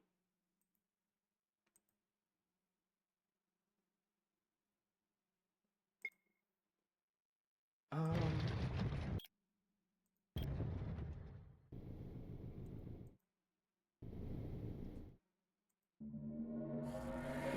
let's see. Let's check Humanica. Or maybe this other Korg planet. They don't seem to really care about us landing on their planets. In fact, there's civilian traders taking off from their planet, so... Although human beings who do not mind living in low gravity are welcome to settle here, Grakhord is part of Korg territory and has been terraformed to meet their environmental needs rather than those of human beings. The full extent of the Korg mining operations here are not known, but rumors say they have tunnels reaching down almost halfway to the moon's core. And Korg ships can also sometimes be seen harvesting hydrogen gas from the upper atmosphere of the gas giant that Grakhord orbits.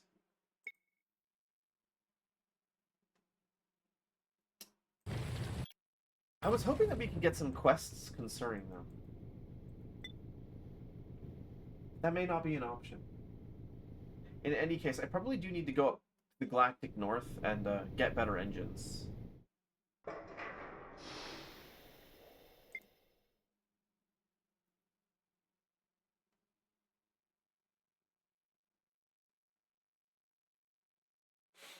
A group of children waves at you as you step off your ship. Marveling at the spacecraft on display as their teachers try and fail to hold their attention. You can see the fading of their uniform colors from afar as the group walks past, yet none of them look one bit displeased. While you make your way into the spaceport itself, you wonder how many of them may eventually own their own spaceship and fly across the stars. That's interesting. It's not even like a mission. It's like a cool thing of text. It looks like there's nothing we can really do down here in Orc space. What the fuck is dangerous about Animal Crossing? Um...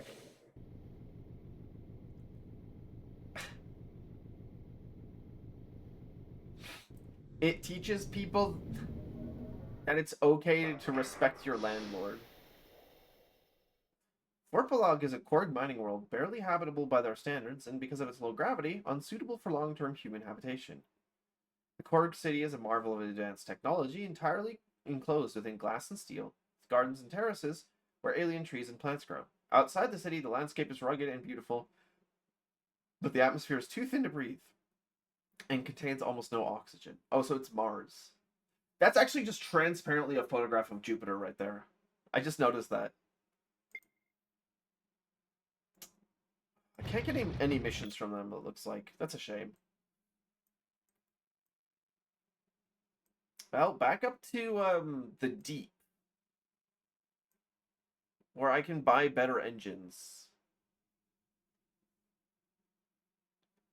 That's a long jump. Maybe we should get some missions into raised first. The only good landlord. He doesn't shake you down for money, he just pays... He does wait for you to pay it back whenever. That's true.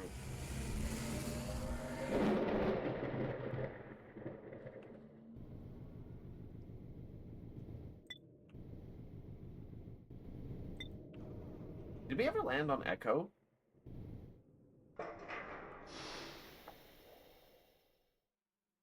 This is a small Korg... No, we didn't. This is a small Korg outpost which you suspect was mostly built to keep on keep an eye on Terraised Corporation and their alien-influenced research on the planet below. Like most Korg worlds, the gravity is much too low here for it to be feasible for a human colony, although there is an atmosphere. It is too thin for a human being to breathe.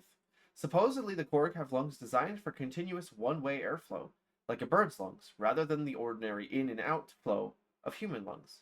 This is what enables them to survive on low-gravity, low-atmosphere worlds. Wait, is that really how bird lungs work? I don't know a single person who respects Tom Nook. Maybe the kids are all right. Wait, hold on.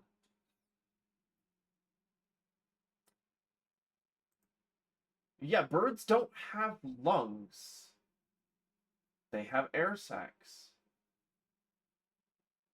They produce a unidirectional flow where air enters and exits the lung at the same rate, contrasting to the lungs of other tetrapods, such as mammals, where air enters and exits the lung in a tidal ventilation. Huh. I never knew that, actually.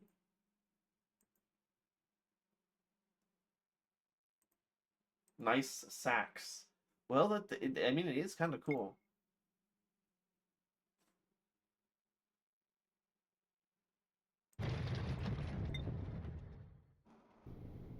Okay, let's, did we ever visit Arachne Station? Hold on, I'm gonna stop there really quickly.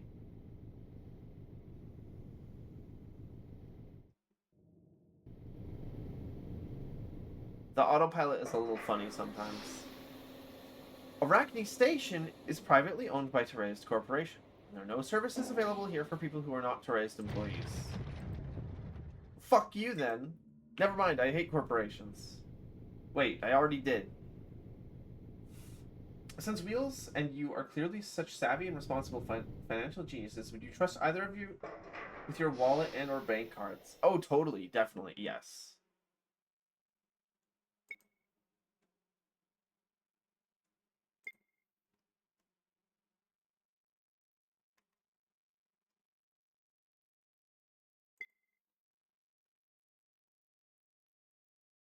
This is the Republic Navy Advisory System. Clark is experiencing a severe wildfire. Volunteers are requested to supply 18 tons of field hospital equipment to Clark by 23rd of November, 3015. I can decline or accept. Well, I guess I'll accept it. I don't know where that is, though. 18 tons of field hospital equipment. Oh, wait, why do I have random shit here? Sell. Sell. Oh, I already have the 18 tons of cargo. Where the fuck is Clark? That is the direction that we need to go. Whoops, I actually didn't want to leave the planet. Hold on. Can we borrow some money then? No. I said that I could hypothetically trust you, not that I actually am going to. Do I have other missions that I can do? Rush delivery to Mars. Rush delivery to New Tibet. That's on the way.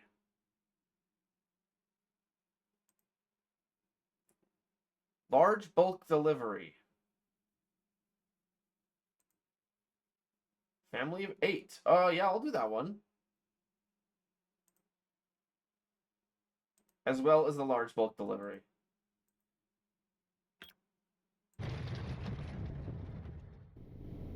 Well, it was worth it. Okay, you know what? I will give you some money. I'll give you some money.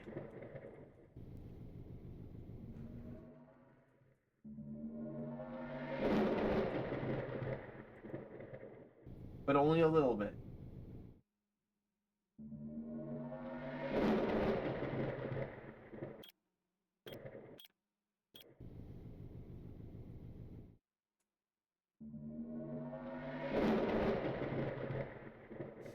E-begging works. That is not the morale I wanted you to gain from this story here.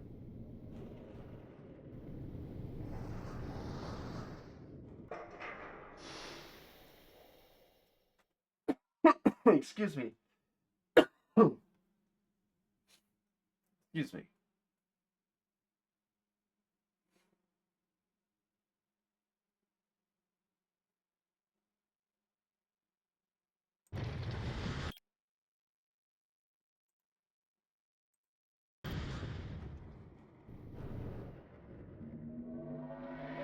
Oh wow. Look at that. You guys are already gaining everything back. Okay, now we need to land in Clark. And deliver the special equipment. Ash-covered, relieved aid workers welcome your shipment. You look on, feeling satisfied that 18 tons of field hospital equipment will soon arrive, and that those that need it most. Back at your ship, you're notified that you've received 20,000 credits for your service. That pays for the crew salary at least.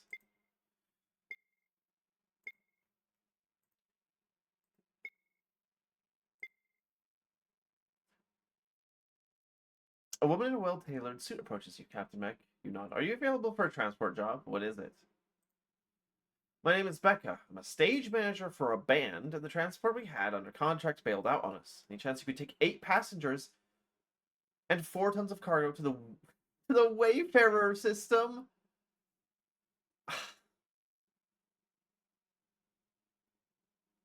Ah! Oh, I'm sorry that happened to you guys. I'm sorry that happened to you guys. I'm not going in that direction right now. As much as I'd like to do that, no. That's the opposite. I just came from that place.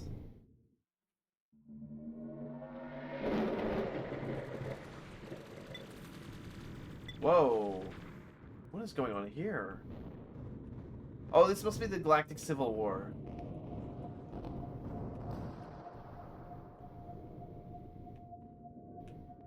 Damn, that's rough.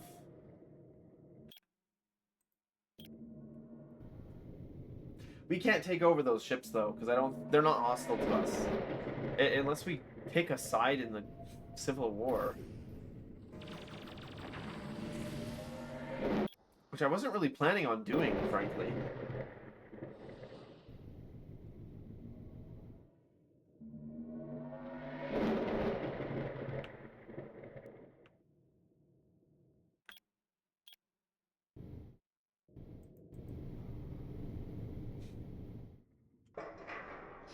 Oh, 138,000 credits.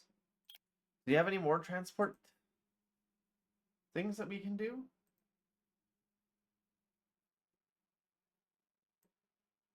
No.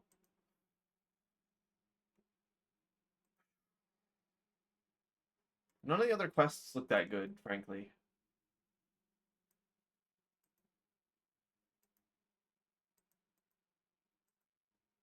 So I'm not going to take any more quests. Oh! I didn't do anything!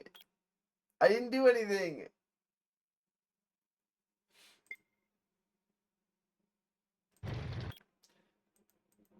Why the fuck are you guys so mean? I haven't done anything wrong. You're tossing me into the void for no reason.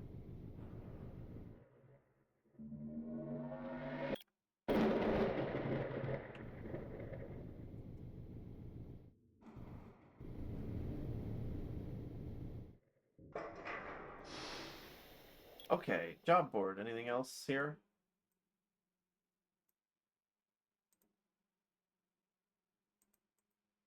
Shitty tourist delivery jobs. Is there an outfitter here? No, there isn't.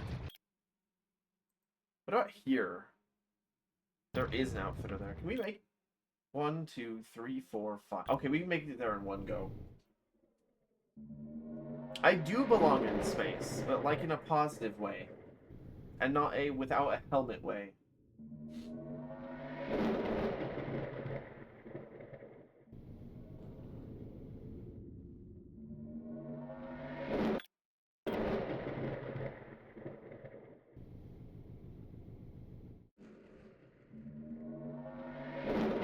gotta get better engines on this thing, man.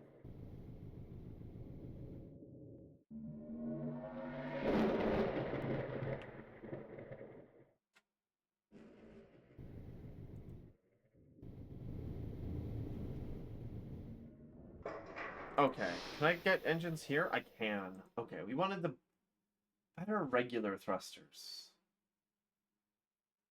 Right?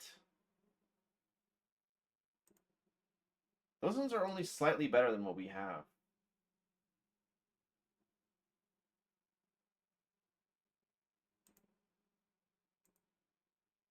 But they produce like twice as much thrusting heat.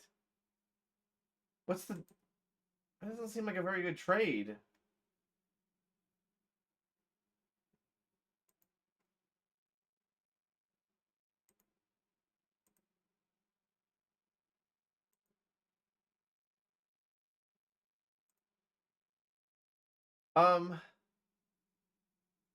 That's not very good. Hey, hold on, I want to read this actually. In the early days of space exploration, when ships could travel through half a dozen systems before encountering any established colony where they could refuel, ramp scoops were an essential piece of equipment, harvesting plasma from the solar wind to refill your hyperspace fuel tanks.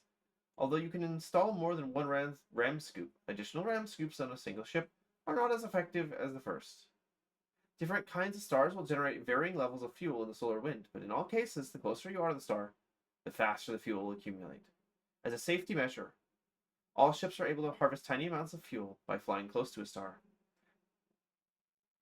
Oh, but this outfit allows you to accumulate fuel much more quickly. Oh, so we could have actually gotten fuel in some earlier situations by just flying closer to the star. Also, that's 10 outfit space. We can just fit that on. Actually, there's nothing stopping us. I think I will, actually.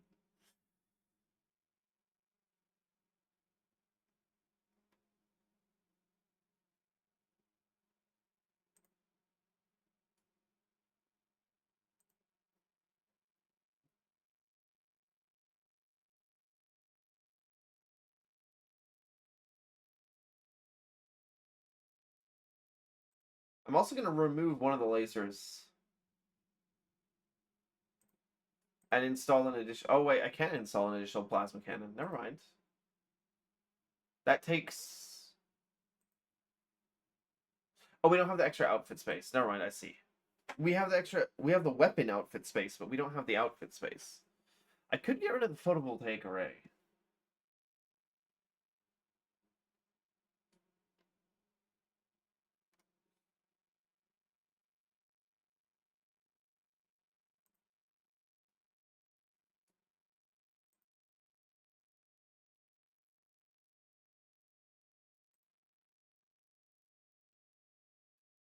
And then I could fit 2 more plasma cannons. Wait, I can't?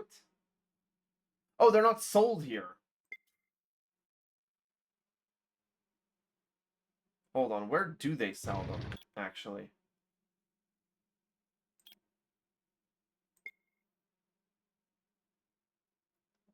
Oh, fuck, they only sell them in the south? I don't want to go back down there. I was just there.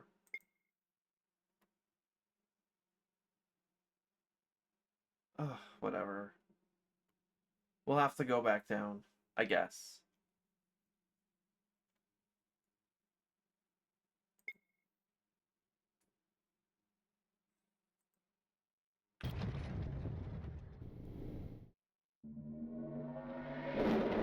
We're gonna go up here really quickly. And trust me, it'll make sense. I'm thinking of picking up a slightly larger cooling system. And the atomic engines. And I'll explain why. They're better, that's why. Okay, so the large atomic thruster steering. It's slightly less turn, takes up less space, generates more heat. Okay, that's fine. Can we get a better cooling system here? No. However, we haven't been having temperature problems, so I don't really see a problem with doing this.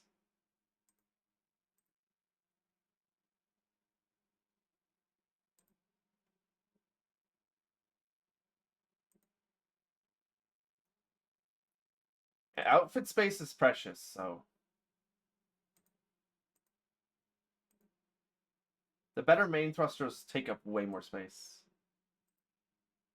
So let's sell the Plasma Impala thruster and switch it out with the A370, which is ever so slightly better, but takes up less space. Now, all those together generate a lot more temperature, but that's fine for us. We don't really care. We have a liquid nitrogen cooler, and I could get a bigger one.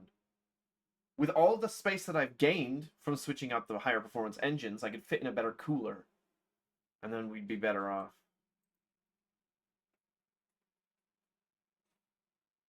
Speaking of better coolers, where do they sell those? Oh yeah, they have a crazy ship that you can buy here, a Bactrian. I think I got this once when I was playing the game previously. This thing costs 25 million. By the way, it has slightly better shielding and better hull than what we currently have. It has a huge cargo hull. It has a huge crew capacity. It has 740 outfit space. This thing is huge. And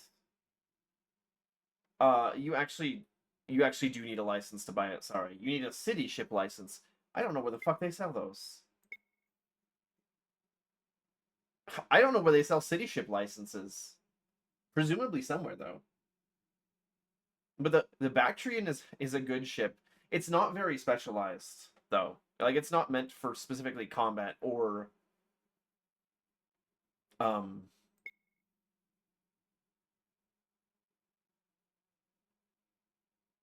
It's not meant specifically for combat or for cargo or for crew. It's good at all of those things, but not super good at any one of them. So it's like it's a general purpose ship. It's pretty good though. I kind of like my combat focused one that I have currently though. Let's check outfitters.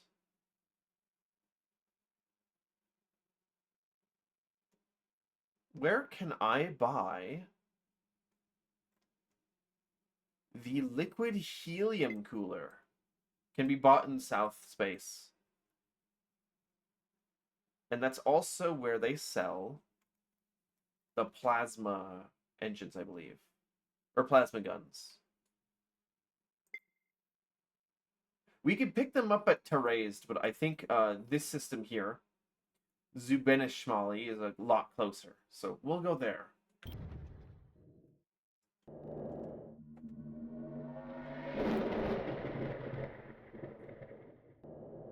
And thankfully, with the new engines, we travel slightly faster.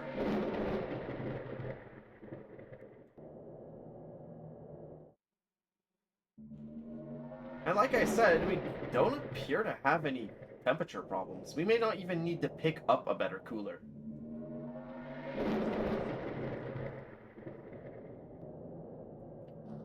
We may run into energy generation problems, actually.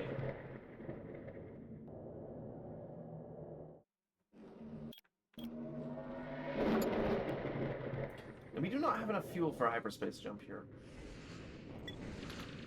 Pirates? What if you died and I took over your ship? Oh, I can't take over the ship. Well, it was worth a try. So if we sit right on top of the star, which is... I don't know what class star that is, actually. We do slowly gain fuel up there. Can I see stars? Well, it doesn't actually tell me what the class is. Pirates, more like die rats. True. Oh, die rates. I think die rats is a better phrase.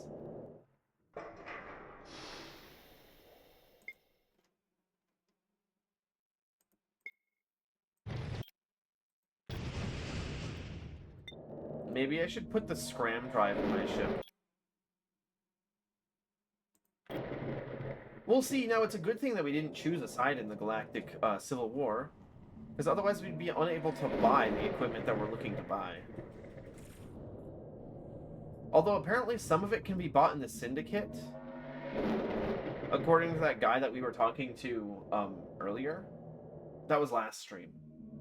There was like an arms dealer on Earth that we were speaking to.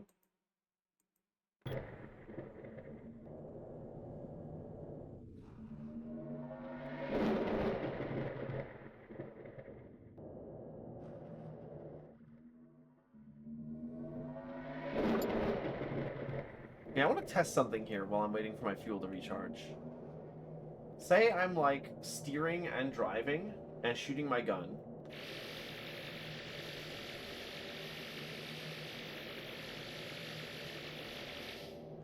We don't really run out of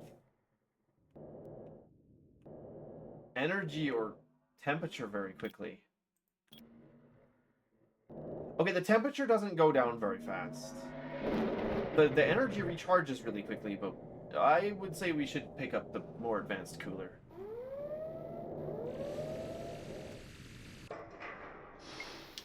Outfitter. We also need 2 plasma cannons. Which we should have no trouble installing, by the way.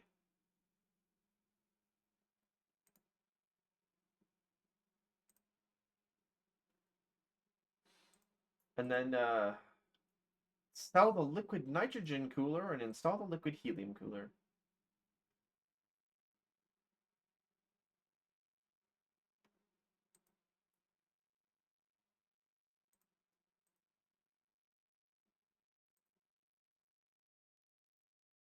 That does not leave us with very much outfit space. It is just enough outfit space to install a fuel pod, though. Which I think that I will do. This is a pretty well kitted out ship now.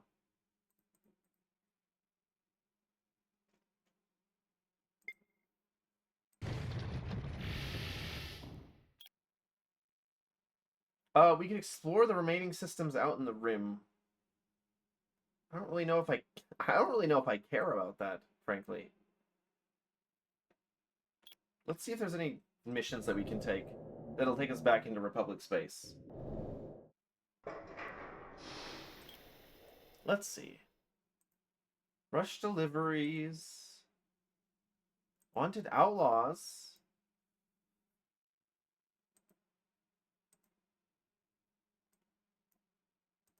Algol.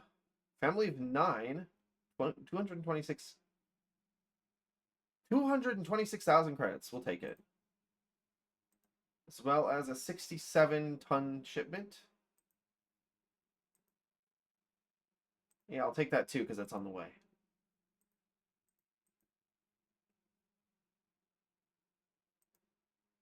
Okay.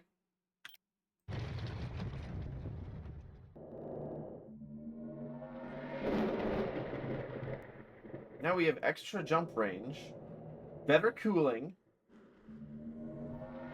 and better maneuverability than we did before, and better weapons. So our ship is pretty beefy, except for the part where our shield isn't upgraded. I can't really upgrade the shield without ripping something out, though. And that's fine. The shields in this game don't give you more shield capacity. They just increase the recharge rate. And shield capacity is the more important stat. In my opinion.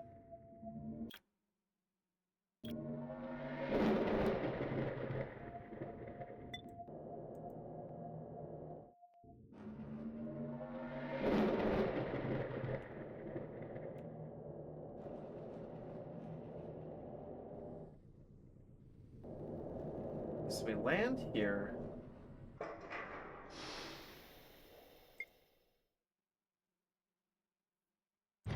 Take off from here.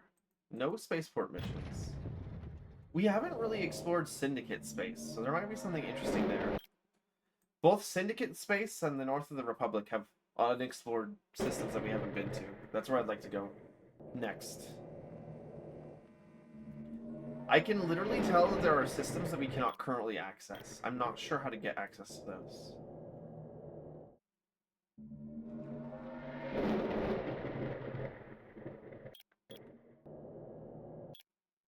Oh wait, we're in the Sol system actually.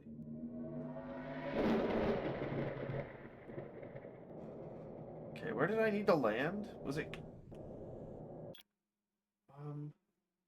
My mission was to Kraken Station. Huh, if the station's Kraken, they should probably repair it.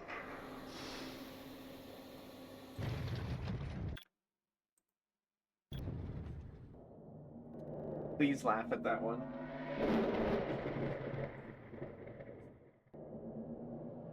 Minus 40. Fuck. The Syndicate starships look kind of cool. The Syndicates are human. They're not part of the Republic, and they're not at war with the Republic. I don't know what their deal is. Please clap. It was funny.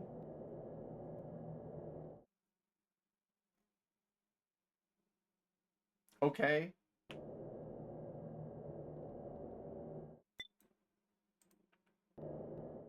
Gosh, maybe we do need bigger main engines.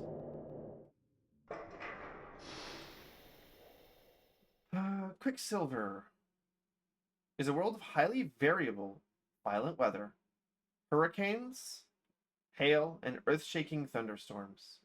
Under the planet's crust, it is equally turbulent and unpredictable, leading to frequent earthquakes and volcanic activity. Guys, is that a ski resort that I have seen in real life?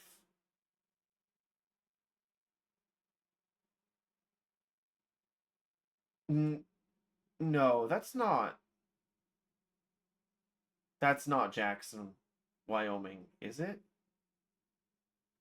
No, I don't think it is. It doesn't quite match it. Pretty much every ski resort ever is a giant bowl with a peak in the center.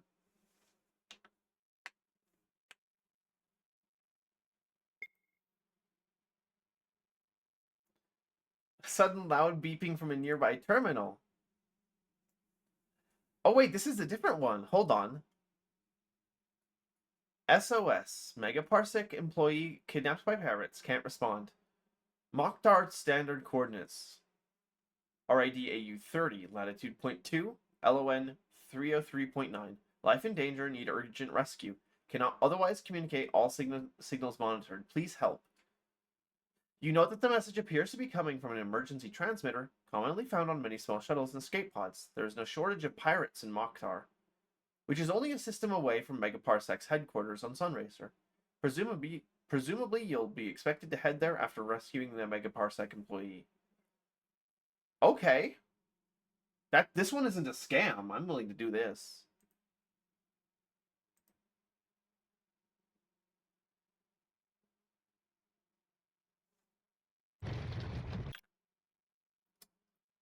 Mokhtar is up there.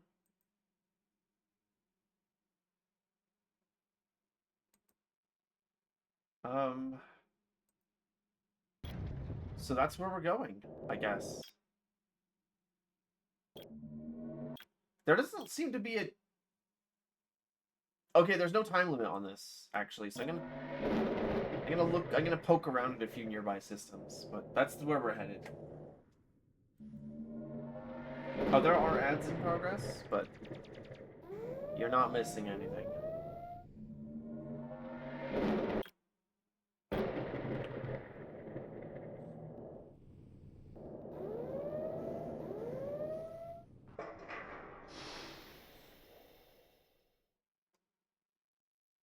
Oh wait, I was gonna say, we buy a map here, but we can't actually. This is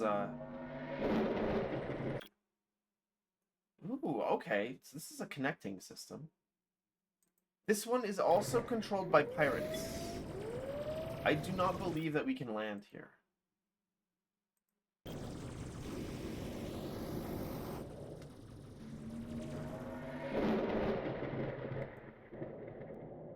Can I gather fuel from this star? This looks like a star that would give me a lot of fuel.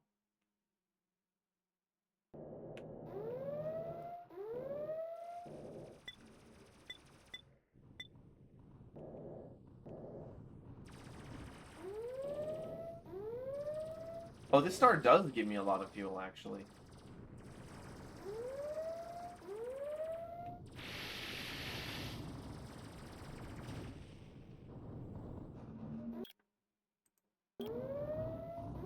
Okay, let's head up to Mokhtar where our quest is.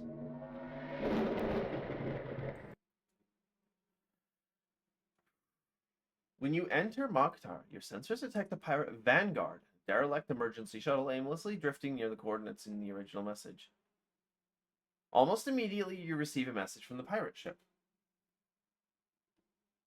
You were unwise to get involved in our business. Hand over that pompous salesman Howard, and I'll let you live. We have three options here. We can act clueless, we can be angry at them, or we can say, you can take him, but I don't know where he is. I almost want to... We can... Clueless, antagonistic, or funny. I'm not sure which one to choose here. I mean, I am clueless. But funny is funny.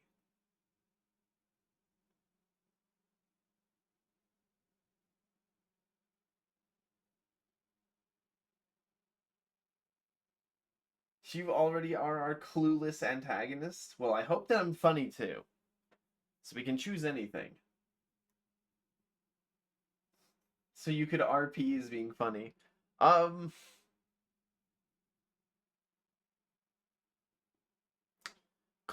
emoji. Clueless. Hand over who? Bah, you spineless buffoon. Your lies won't save you or that useless salesman. I'll find him in your ship's wreckage. The Vanguard's engines roar to life, and you see a Baker's half-dozen guns take aim at your ship ready to fire. What the fuck is a Vanguard? Oh, shit! The emergency shuttle died. Oh, because we accidentally hit it with the guns. Let me try that again.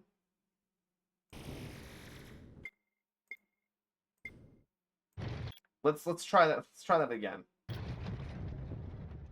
I blew up our mission target. That's... As much as I do want to capture the Vanguard, by the way. Hold on, we need to land at this station and take on some crew members. I'm not worried... Oh, wait. I cannot land here. We can land on Icefall, though.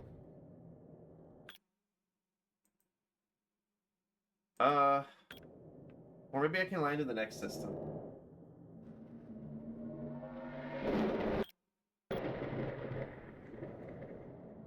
Oh, yes, we should be able to land on Sunracer. Sunracer is the home of Megaparsec Incorporated, a shipyard that specializes in designing fast and lightweight ships. It is a well-settled planet with a population of over 1 billion and a diverse economy that includes farming and fishing in addition to the shipyards. Outside the cities, large regions of undeveloped land still remain. Hovercraft racing is a major local sport, and some massive and elaborate courses have been constructed in the wilderness. That is a really nice photo, by the way. Okay, so they sell little ships here. Let's hire on some crew.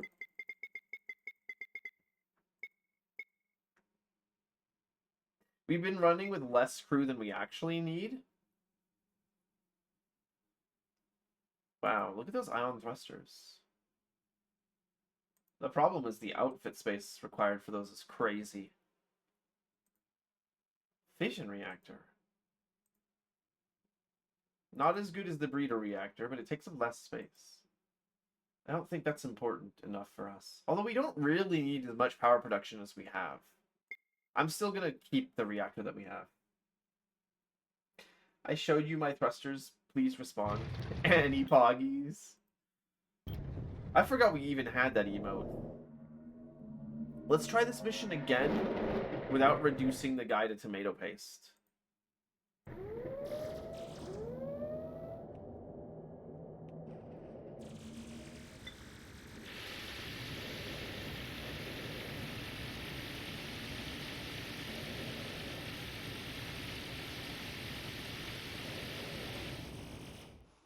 Oh, we died. Hold on. Hold on again. Our ships are almost exactly equal in combat power.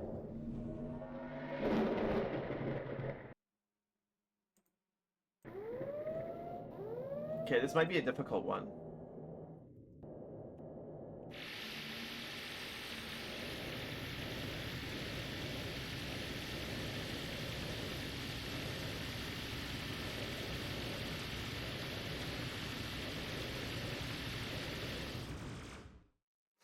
Oh, but he has way more hull than me.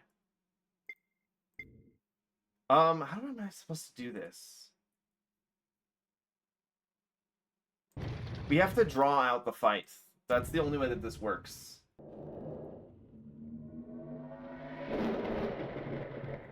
Or I guess get behind him.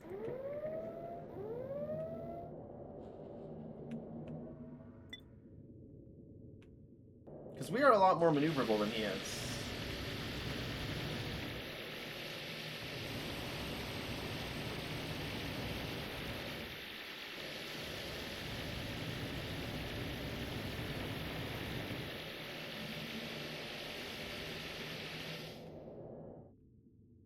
That does kind of work, but we have to wait for our shields to regenerate. And unfortunately, his are going to regenerate a lot faster than ours.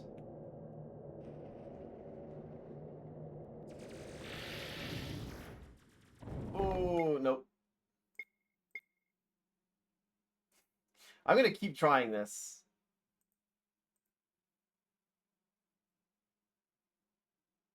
We could pick up a better shield, but I'd have to uninstall something. Well, we can get rid of the fuel pod. What else can we get rid of? We don't really need the ram scoop, frankly.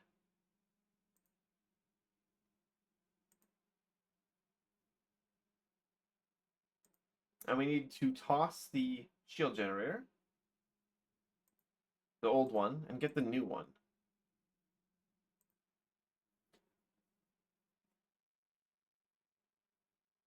Okay.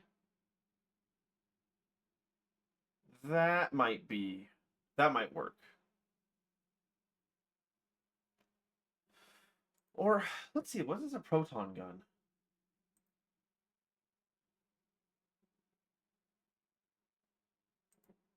Proton guns are better than what we have. But we can't install a bunch of them. What about the proton turret, though?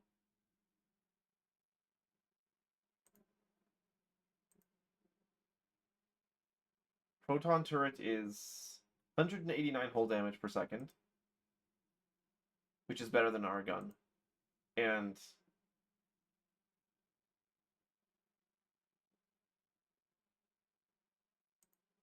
more shield damage per second. However, its range is actually better. It's just a better gun. Okay, it's just a better gun.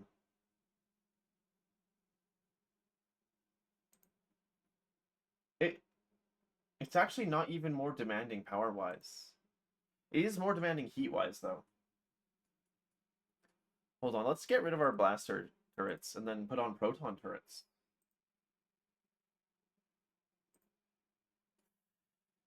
That's too big. We actually have to get rid of the shield generator and attach the old one.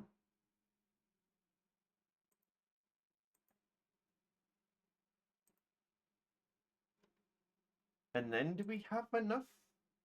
No.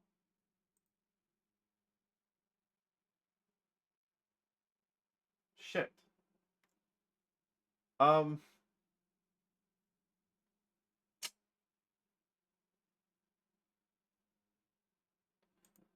I want that third proton turret, though.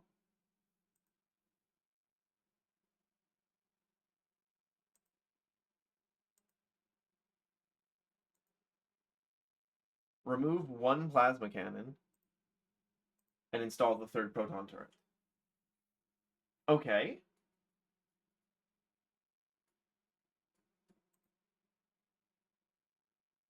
That's fine. We'll swap out the plasma cannons for something else at some other point. Or I could fit in our missile launcher, maybe.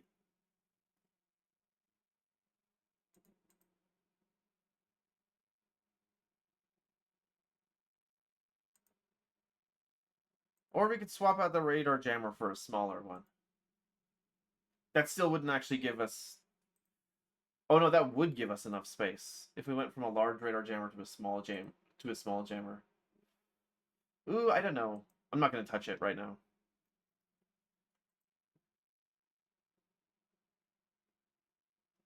So most of our energy consumption is from firing. I wonder if we could swap out the breeder for the fusion reactor. Or sorry, for the fission reactor. My bad. It generates less power, but...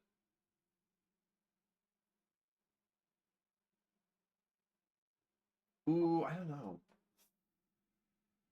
Ooh, that's difficult. How much does our battery pack store? 19,000? I could break out a calculator and do the like effective power math here if I really wanted to.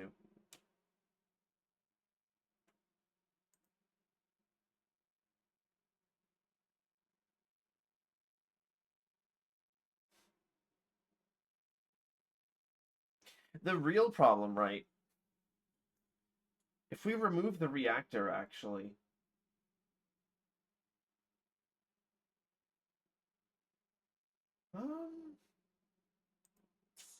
I think we can get away with it. And we install the fission reactor. So we've actually downgraded our reactor here.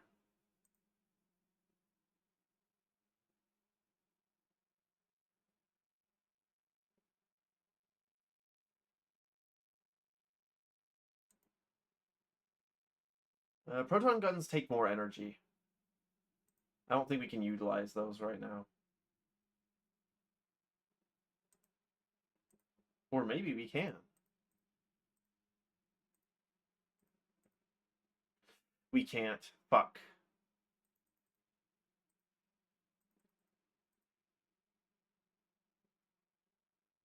Okay. We've installed 3 proton turrets, 4 plasma cannons. We had to downgrade the reactor. So we have a net change of 800 power per second. However, we have 19,000 power. That should give us about 30 seconds, I think, at full power use, which we're never going to hit full power use. Full power use would be you firing the engines, also you accelerating, also you turning, and also you firing. You're not going to be doing that for very long. He says, justifying all of his poor choices. I need a bigger fucking warship for this shit. I want to capture whatever the hell that is. A Vanguard?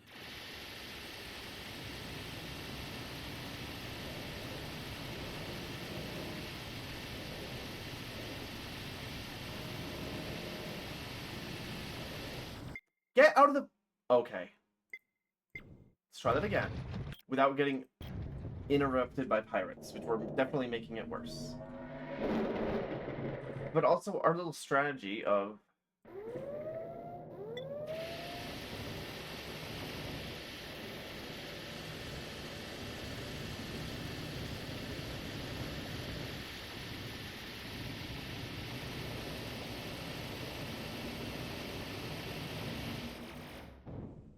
Oh, I almost had him. I almost had him. We can do this. I'm certain of it. I'm not coping. I'm not coping. We can do this.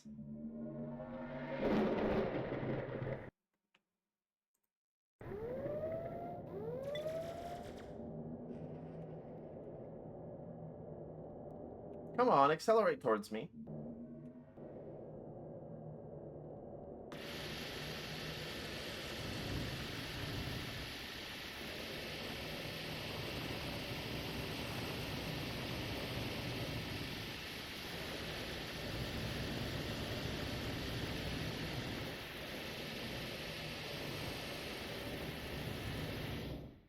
We did it! Holy shit, that was difficult. I am taking your fucking ship, buddy.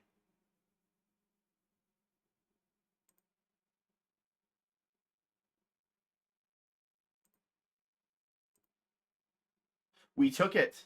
Successfully.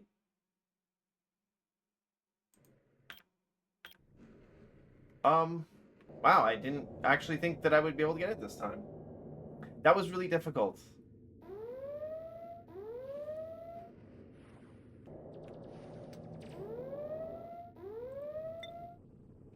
Oh yeah, the shuttle that we were supposed to rescue. Let's go help them out. I thought that had blown up.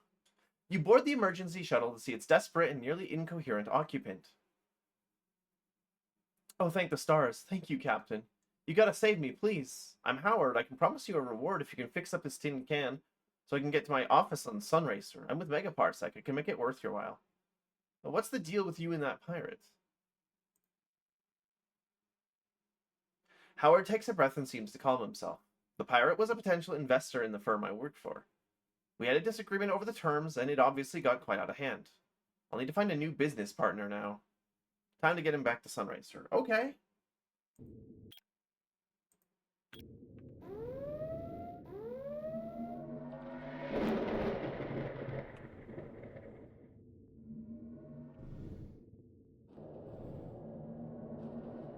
Okay. Let's see what this ship is that we captured. When you land on Sunracer, Howard is waiting for you at the spaceport, looking much more collected than he was on the emergency shuttle. Thank you, truly. I'm Howard Vendur, Investor Relations Associate with Megaparsec Incorporated. Anyways, I've managed to scrounge up my savings. It's not much to someone like you, I'm afraid. Just over 90,000 credits. That's fine, considering I'm going to sell the pirate ship for, like, millions. However, I see you're clearly a captain of means. I'd have to pull a few strings, but I could get you into a private placement of a Megaparsec Incorporated perpetual bond. To purchase a perpetual bond of Megaparsec Incorporated, I will need 1 million credits, and for you to sign a few documents. This round is quite generous, with promised returns of over 35% per annum, to continue, of course, into perpetuity, paid out to you as a daily dividend of 1,000 credits. So if I give 1,000,000 credits, I get 1,000 per day.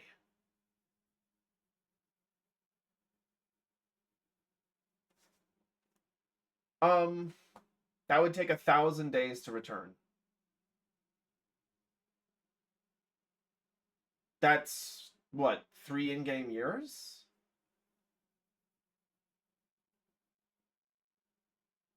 That's worth it. Private placement, does that mean I own part of the syndicate? Not quite. You'll be a lender to an affiliate of syndicated systems. As a privately held business, there are few opportunities to invest, and even fewer people who are permitted to. It's quite an exclusive investment with high returns. Sure, I'll invest. What do I need to do? I'll need to get approval for the bond sale setup and set up paperwork.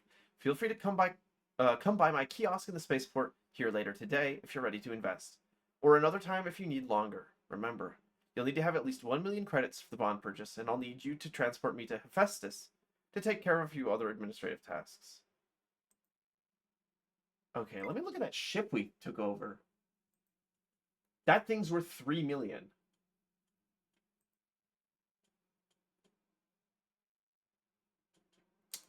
It has a better shield generator than me, but it has a lot of hull is why it's so strong. Otherwise, it's pretty unremarkable.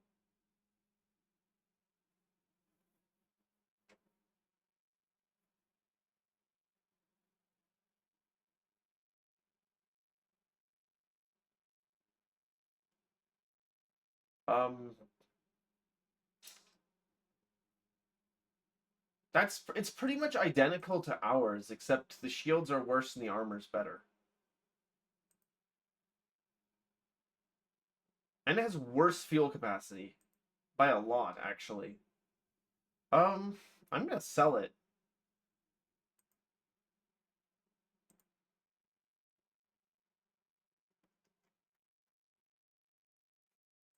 That was a lot of money that we just got from that, actually.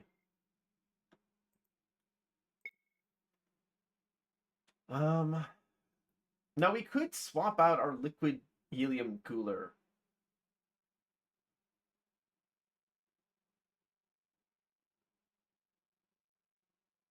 For the liquid nitrogen cooler.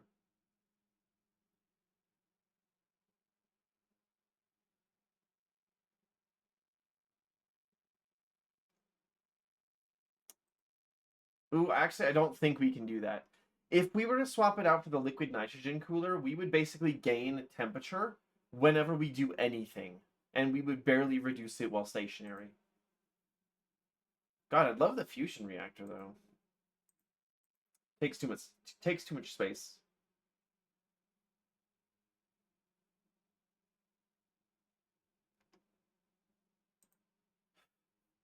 You know, we can take the outfit space expansion. I just realized that that's a thing. We don't need the cargo space on board our ship.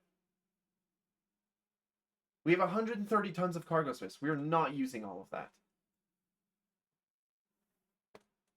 This expansion allows you to sacrifice some cargo space in order to make room for more outfits in situations where you need just a bit more space to install a particular system.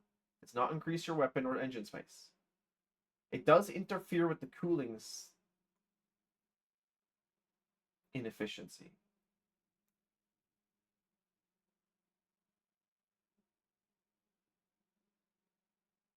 Okay, so should probably only install one of these. But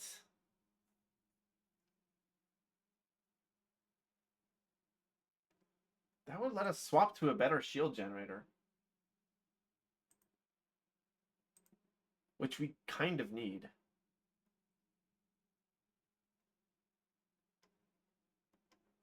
Or we could install more proton guns. We could just install better guns instead of a better shield generator. Who the fuck needs a better shield generator? Hold on. Hold on a second.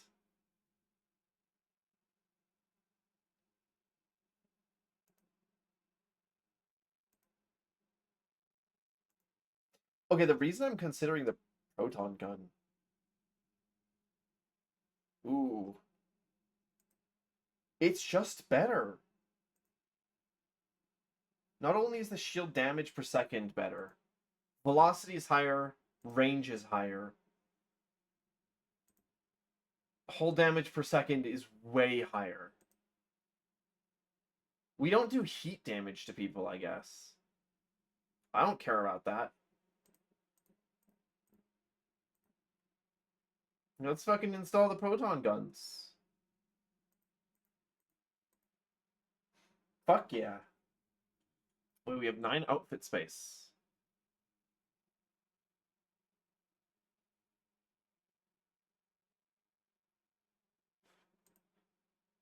Okay. What if I bought a second outfit expansion? What does that do to our thermal stuff?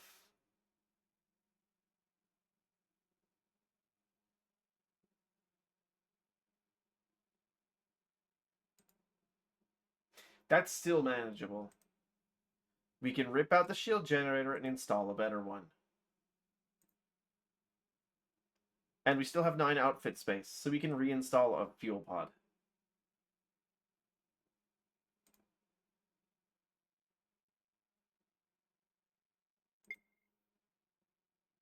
And we still have 90 cargo space. I don't want to install any more outfit conversions though, because that thermal disadvantage. Like we have an oversized cooler right now, but it won't be oversized if we keep installing those. Anyways, we have the million credits to do the thing. You visit the kiosk location Howard gave you at the spaceport, where he immediately spots you and approaches.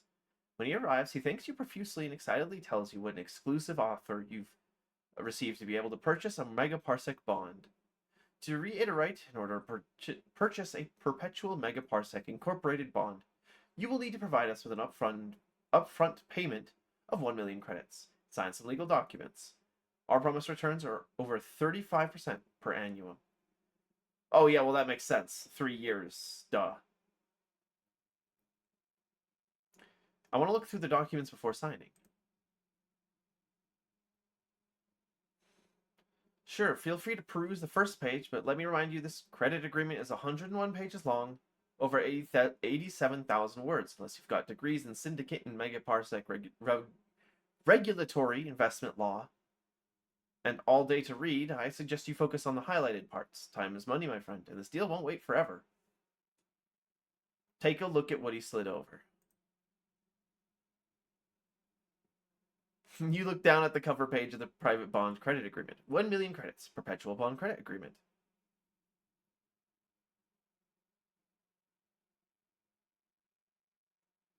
Flip to the first page.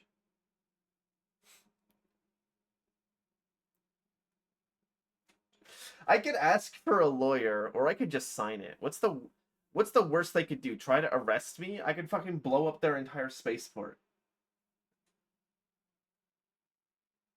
I am not reading all of that.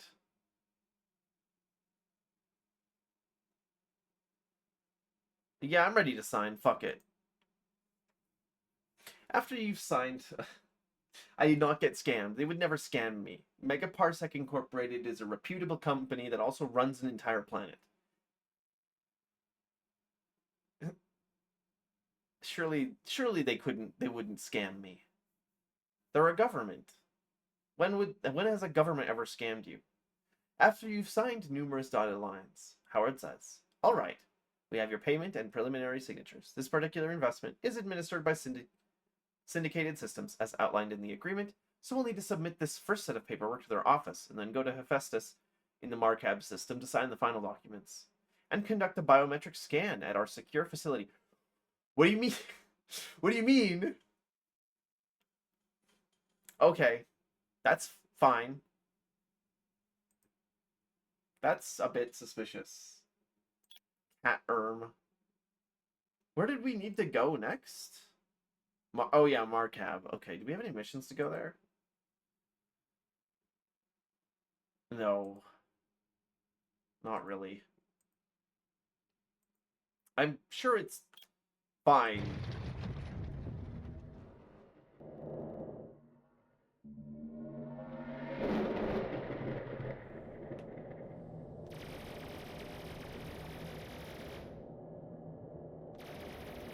Okay, yeah, you can see our power dropping there in the corner.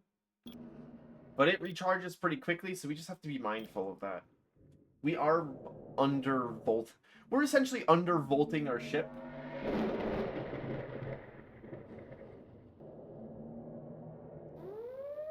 What the fuck do you mean pirates are here? I almost wanted to fight him. That was a big ship. I could have taken that over. I couldn't have taken it over for money. I didn't have the crew.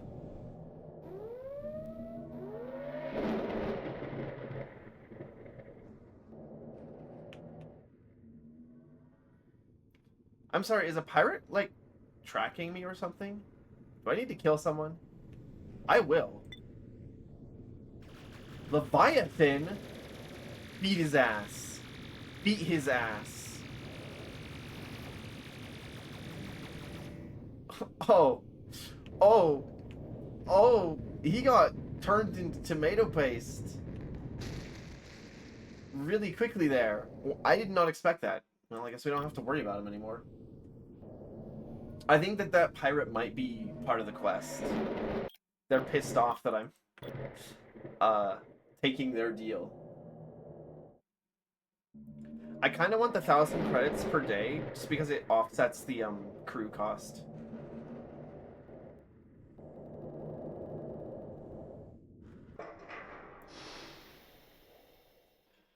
You land on Hephaestus in the Marcab system and follow Howard's instructions to the biometric scan center.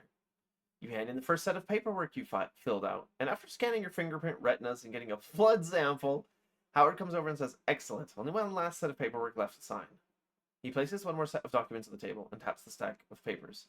New regulations dictate that we inform you that the proceeds of this bond may be used in high-risk activities, such as strip mining, clearing endangered habitats, or doing business on worlds with alleged human rights violations. All boilerplate language, of course. But you have to disclose every possibility these days, he shrugs. He then taps the documents and says, "This is your final decision and the last set of paperwork. I would also like to disclose that your initial deposit covering the full 1 million credits is non-refundable. So as a last formality, would you like to invest in the full investment suite?" Uh-oh. Well, you know, when I said they were a government, they do government things. Well, they're a corporation. They're also the government. Uh,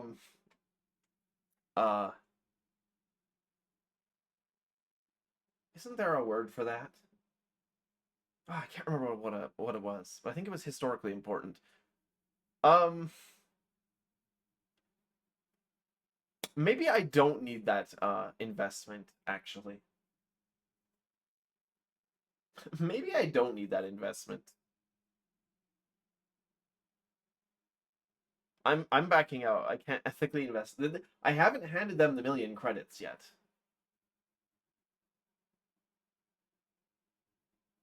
I don't need the extra credits per day. It's not really that much. And it takes 3 years to return anyways. Yeah, I'm backing out. I can't ethically invest in this. Oh, and that ends the quest. Okay, actually, I want to read this because I don't know what the fuck the Syndicate is. Hephaestus is home to the Syndicated Systems, which manufactures parts used in shipyards throughout human space. Although not always the highest quality or most technologically advanced, ship outfits produced by the Syndicate are quite affordable and sufficient for any ordinary pilot's needs. The executives of many other companies have been known to make a pilgrimage of sorts to this planet. And witness, they're gonna clone my ass. They might. That I wouldn't put it past them. They might clone my ass, actually. That's scary. I handed them my fucking user data.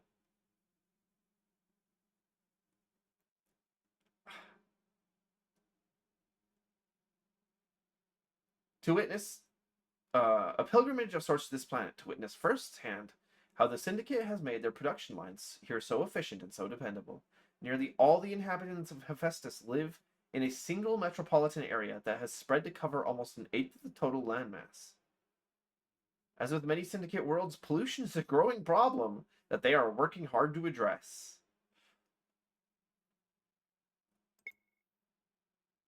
Oh, we do have another spaceport mission here. You see a small crowd. I mean, even everything considered, that mission was still worth it because we sold the pirate Vanguard warship for like $3 million.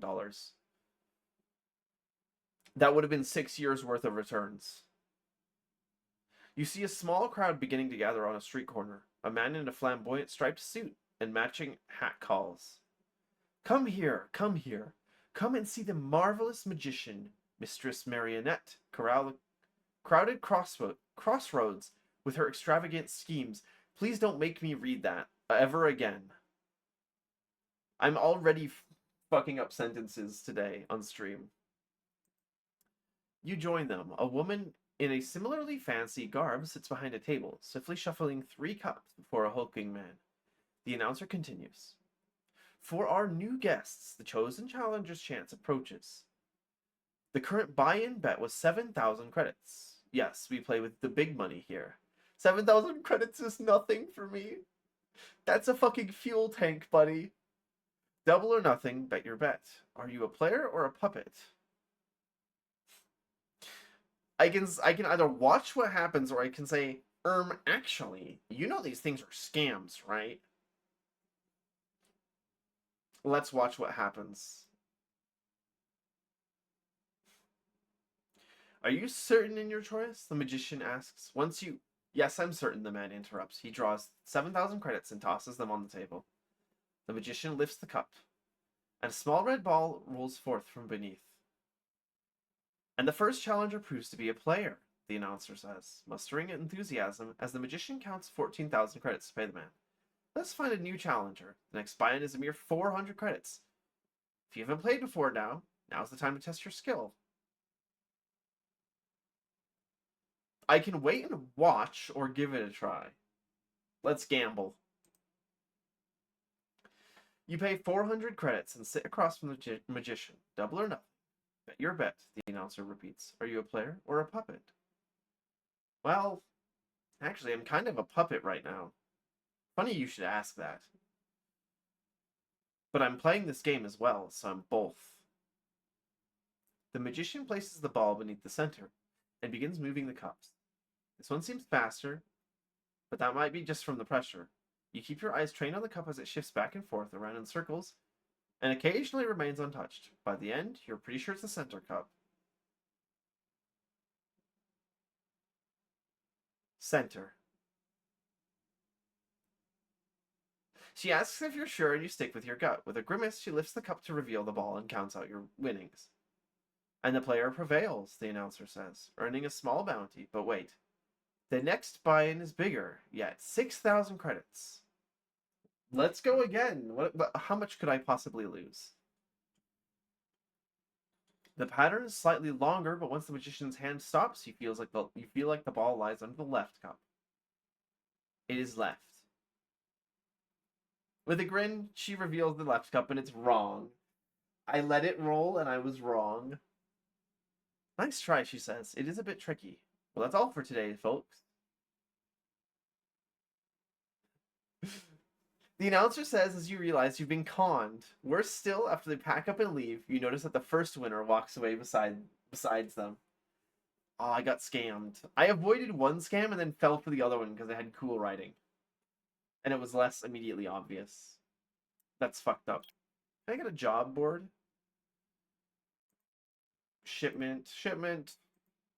Syndicate target practice.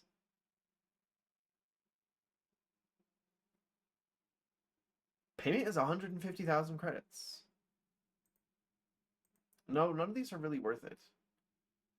If we had escort science vessel.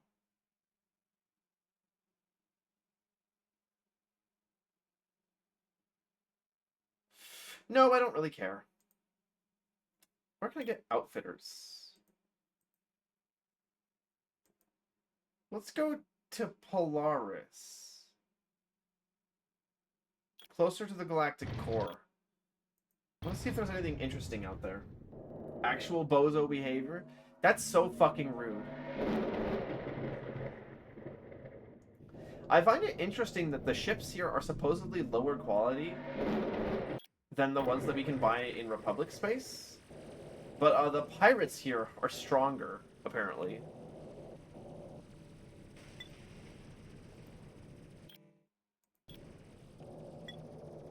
Ooh, speaking of which, let's just board this little ship here. Oh my god.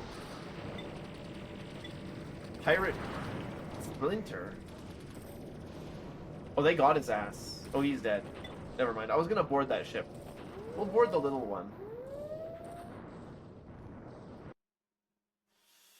We'll board the little one and take it over. Easy. I should have gotten more crew members. Whoops. We gotta do that at some point.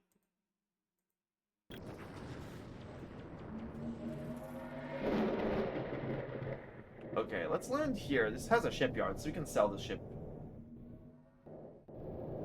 And see what they have to offer here. Foundry is home to syndicated shipyards, where more than half the commercial freighters in human space are manufactured. Although much of the planet is blanketed in smog from the factories, there are also regions of pristine forests and majestic mountains. The Syndicate has a generous vacation policy on Foundry that allows workers to take as much as a month of vacation time every year, and many choose to take that time to escape from the cities and explore the wilderness. A month a year is pretty good. Assuming, you're actually allowed to take it, and it's not like, oh, we have unlimited paid time off, but if you take it, we'll fucking kill you. Which is how a lot of, what the fuck is that ugly ass ship? The Protector? Voted the ugliest ship in the sky by Stars and Starships magazine. The Protector is a typical example of brutally efficient syndicate engineering. It is basically nothing more than eight turrets attached to a set of engines and crew quarters, designed as a defense platform that can accompany merchant convoys. Okay, I was correct. Hey, you can't just call out corporate America like that. The syndicate systems are literally just like megacorp capitalist slop satire. I can. Anyways, let's sell the Quicksilver for 400,000. Yeah, see, I mean, that mission we could have taken earlier would give us 150,000 credits. Selling this shitty ass ship that we took over on a whim gets us 400,000. Literally nothing compares to selling ships, except for mining. That was getting us pretty good money when we were doing that earlier.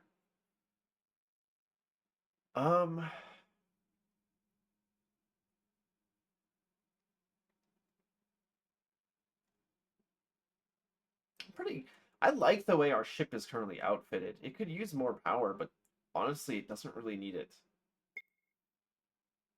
We should hire on more crew here, though.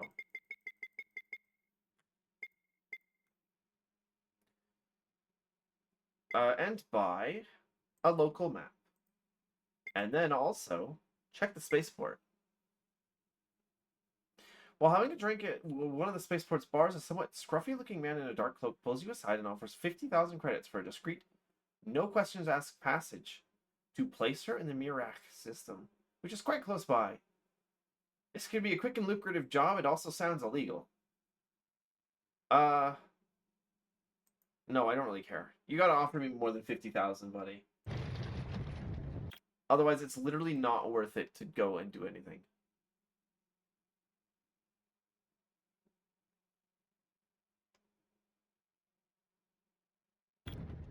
Let's go check out Polaris, the next system over. Polaris is a real star system that actually... I think most of these star systems are actually named after really existing star systems, actually. Quick and lucrative, and it's illegal? Does it get any better than that? It does. It has to be more lucrative than 50,000 credits. That's not my definition of lucrative. Named after a mythical paradise, Shangri-La is an almost ideal planet, with a mixture of advanced, developed cities and uninhabited mountains. It is a rich and prosperous world, and it is nearly self-sufficient, but at the cost of living here...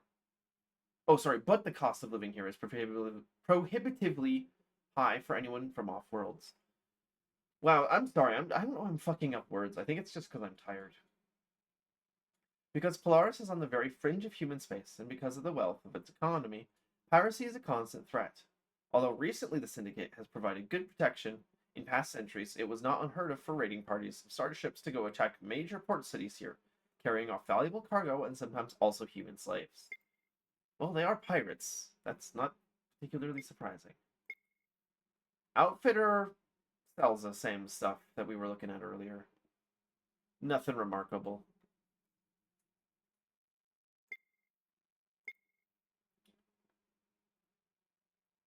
When you've just sat down in the spaceport bar in order to drink when someone in a uniform runs into the room and shouts, "There's been a mine explosion on Crossroads. We need all available ships to carry relief workers and supplies to evacuate the injured to a world where there's better medical facilities." Well, we can do this. They didn't really say what the payment was, though. What world was that? Crossroads? Oh, that's like really close by.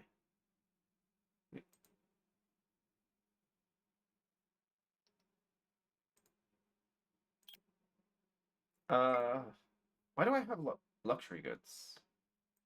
I don't need that.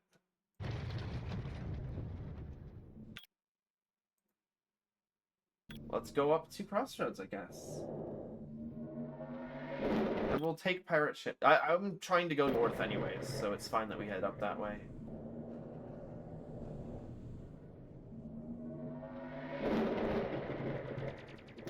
Ooh. Oh, I was hoping that I could take a pirate ship, but nope. Just a bunch of small, fucking tiny pirate ships that I don't care about. Literally, if their ship is not big enough, I don't care. They can plink away at my shields. They'll be doing nothing to it.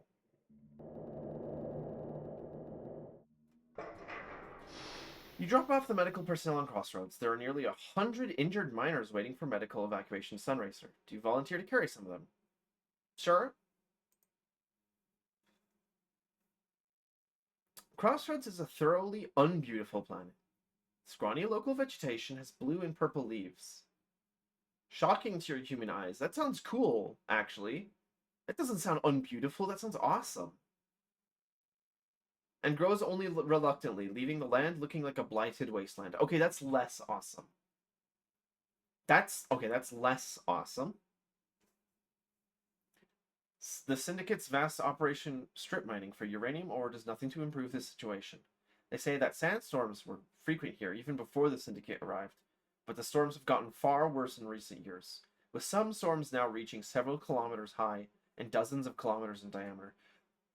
That's bad. Okay, where was I supposed to go? Oh, up here to Mirfak. We did need to go up there anyways.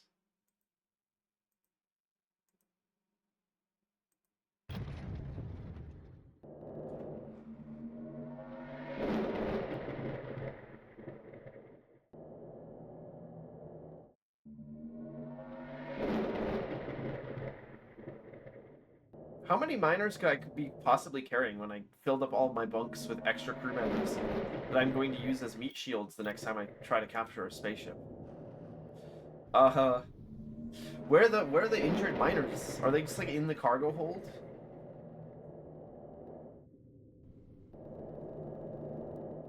Well, if it works, I guess. You drop off the injured miners at one of the medical facilities on Sunracer that has agreed to care for the survivors. It's a somewhat chaotic process, but eventually someone thanks you for your help and pays you 80,000 credits. That's, like, not very much, buddy. Birthday celebration, escort,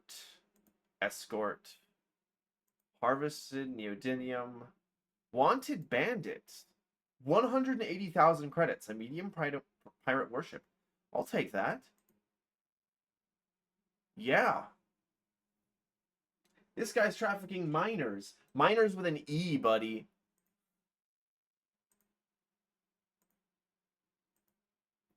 Different kind.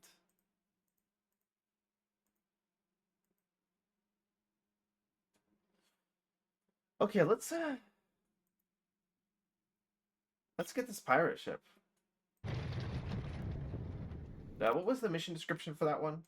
Do I have to go to another system? Oh, a jump away from the Mirfak system, so it could be anywhere. Visited Epstein planet. Or Epstein.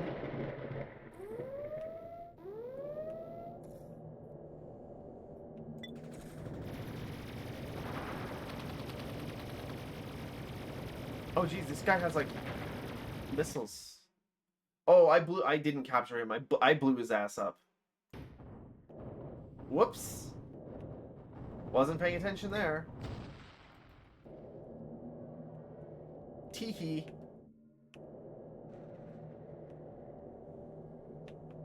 Give me your cargo, please. Thank you.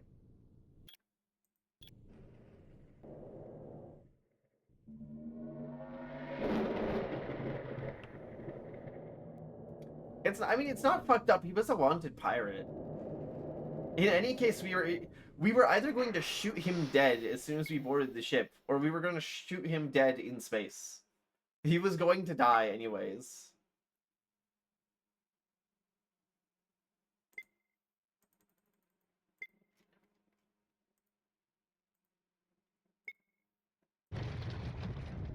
Oops, I thought that was my taser. Is holding a javelin missile launcher.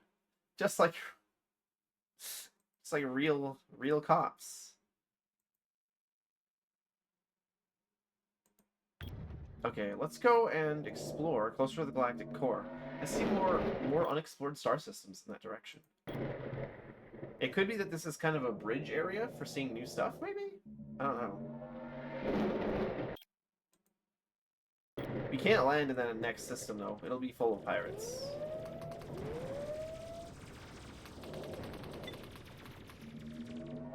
Why are those pirates fighting each other? That's a bit strange.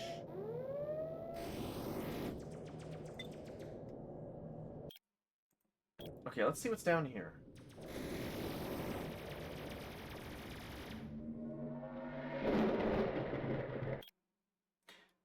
That's a lot more pirates.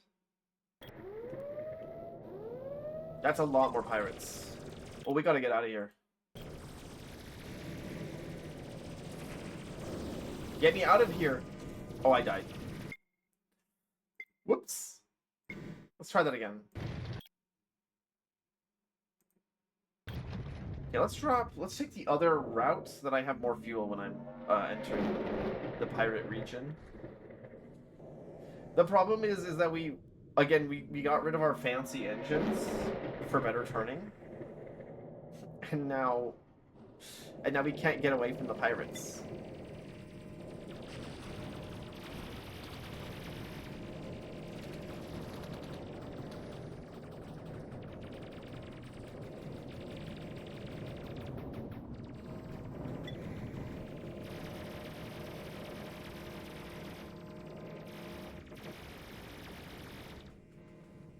Oh, let's board the ship. Let's board the ship. That's ours.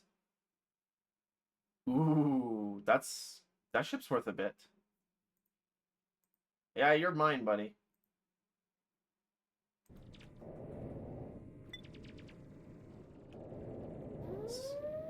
So are you. Does this... Where has a shipyard? Oh, whoops. Okay, we actually need to go back to the system that we just left.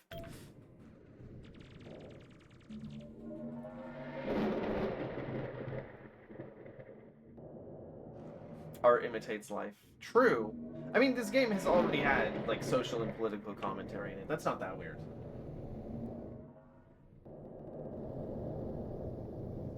Okay, let's see what these ships sell for.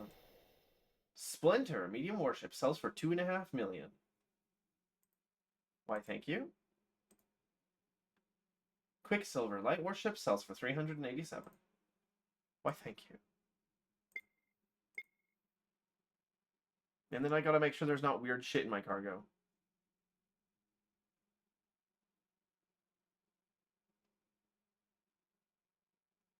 There's another plasma thruster in my cargo. How does that end up in there? Are we ripping engines off of the ships for some reason?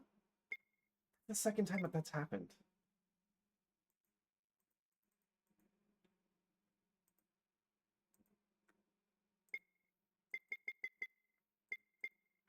Okay. Now we're good to go. Just took a little detour to make $3 million. Again, I repeat, why would you ever... If you can take over ships, why would you ever sell any money? Or sell any money? Why would you ever take any money-making missions, ever, when there's so much worse?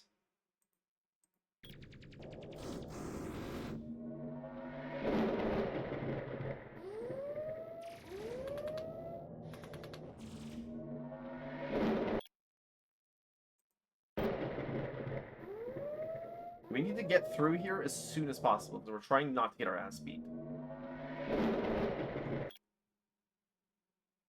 New Tortuga. Who do you think lives there? Do you think it might be pirates? Let's get the fuck out of here. Uh-oh. I didn't get enough. I didn't stop for fuel.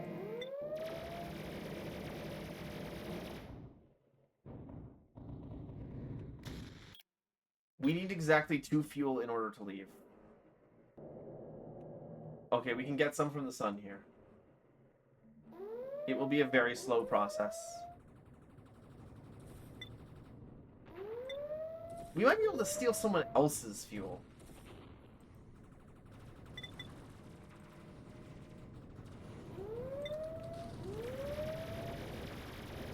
Let's try that.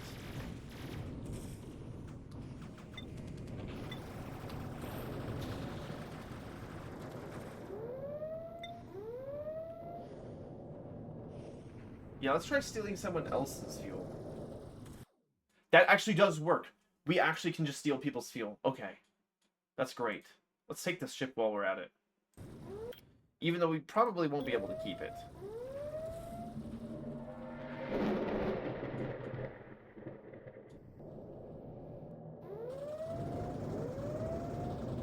Hey, man! What? Jump!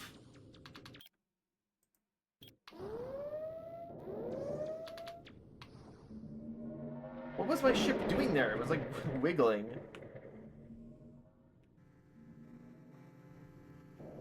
Okay, I think we may have to go back for our ship. It's become stranded.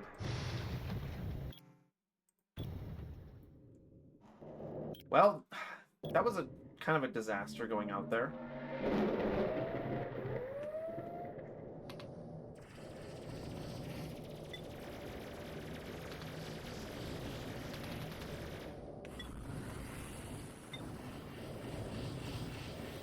What the fuck is that ship out there? That thing is huge. Korath. Never seen that before. Oh my god, are they attacking me? Oh fuck. Oh, those are not nice aliens. Those are evil aliens.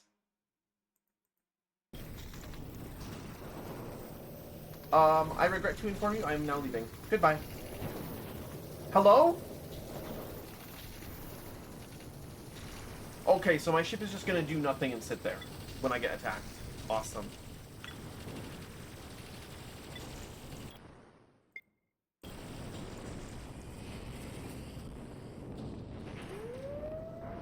I'm gonna fucking die, dude. Yeah, I died. I didn't know that there were gonna be super evil death aliens. What the hell was that?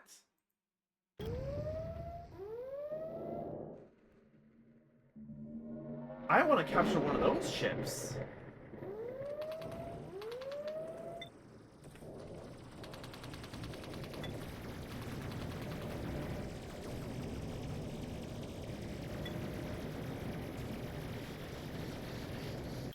Okay. Let's try that again. Maybe you're the super evil death aliens? No, I don't think so. I'm not going to try to rescue that ship. That system is way too dangerous. Probably a good place to pick up new ships if I'm trying to do that.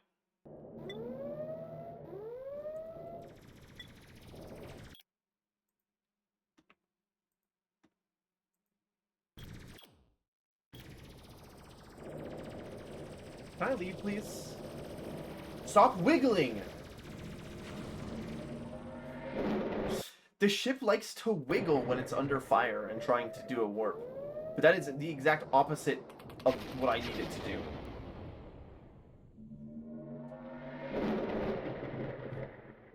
I'm not evil, leaves them to die. That ship is apparently still there, by the way. Okay, there's nothing out here. Where... Hey, where did the alien vessel come from? Hey, where did the aliens come from? You guys, you know, you saw that, right? What was that?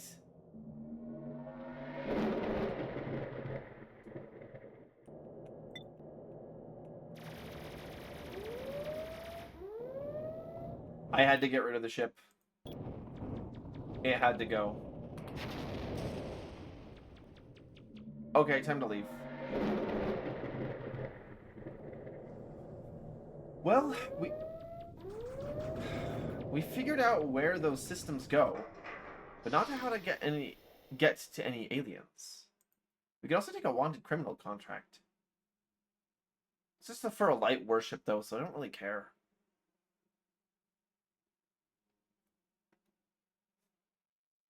What are you talking about? You've been staring at a blank screen for 3 hours? Shut up. Shut up. You can't.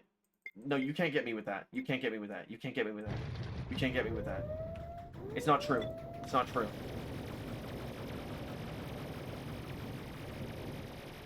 Yeah, after the full body tracking section, we just did nothing. We just stared at the screen for hours.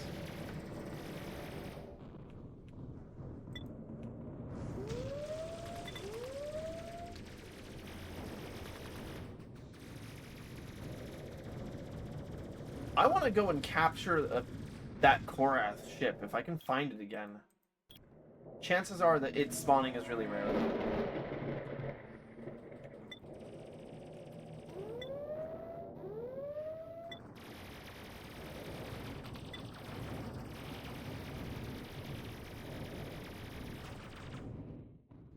We really have a lot of firepower. Our shield is a little weak, though.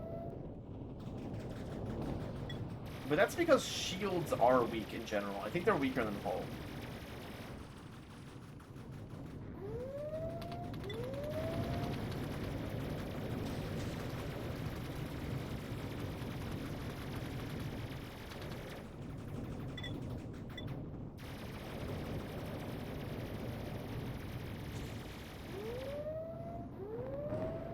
Oh, we are out of shields. It's time to leave. No, the system is too dangerous to capture ships in, actually. There's way too much fighting going on. You keep talking to the voices in your head. Shut up, shut up, shut up. I'm not talking to voices in my head. It's not true. Only place we haven't really gone is the north, or the very, very far east. I guess we can check out the north. It's the only place we haven't gone yet. I know that there's places that we can get to that we haven't been able to. Because of the literally gatekeeping aliens, by the way. Literally gatekeeping aliens are preventing us from going there. The Drac, they were mentioned last stream. There is a way to access these other systems, I just don't know what it is.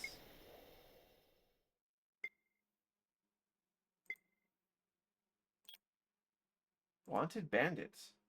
A medium pirate warship? Let's take it.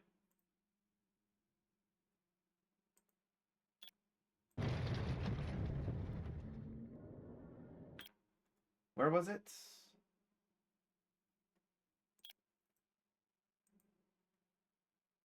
Attacking merchants in nearby star system. He's entering this system. Okay, so we don't have to go anywhere to find him. He should just appear here at some point. Oh, that's him.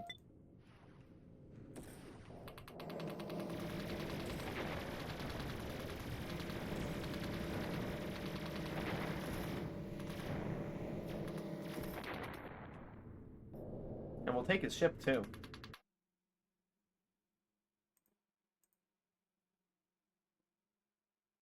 Wow, we did that in one. We lost a single crew member doing that. That was really easy. Yeah, we'll sell that for a few million, I think. Firebirds are worth a bit. Let's see. Yeah, Firebird's worth 1.7 million.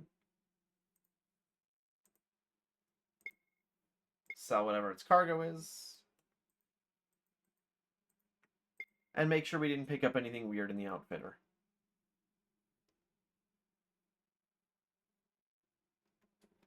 We did not. Okay, everything is fine. Everything is awesome.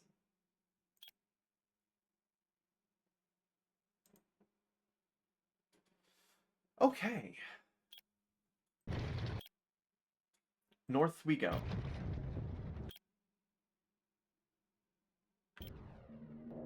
I have 7 fuel, right? Yeah, that's actually quite a bit. Oh, fuck off, pirates. For once, I don't want to fight them, and they want to fight.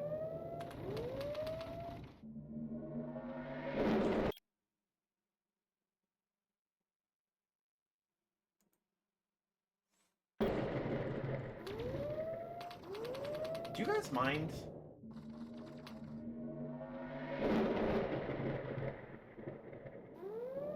The pirates attacking me like I'm not about to kill them for starship fuel.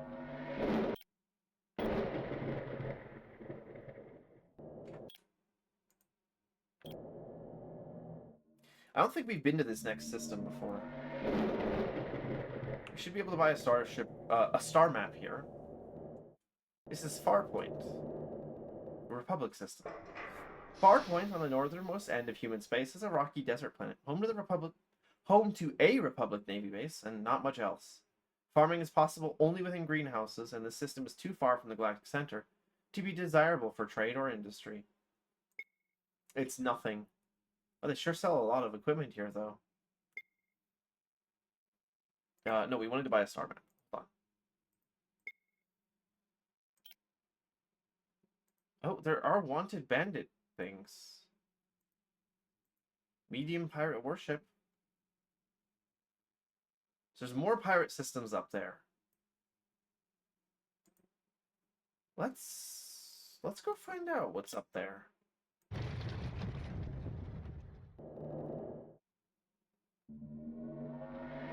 He says, knowing damn well he's gonna get his ass beat by pirates. That's what always happens. The Falcon is a strong ship, but... why the fuck does your ship sound like that? That was like ear splitting.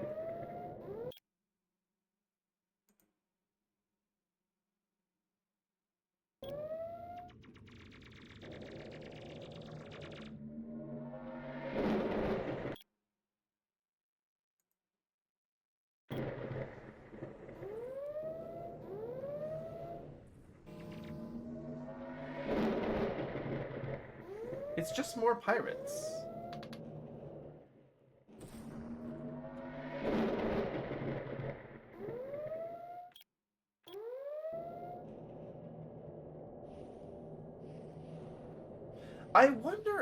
I wonder if the way to get to other parts of the galaxy is not through the hyperlanes, but through something else. There might be like wormholes or something we're overlooking.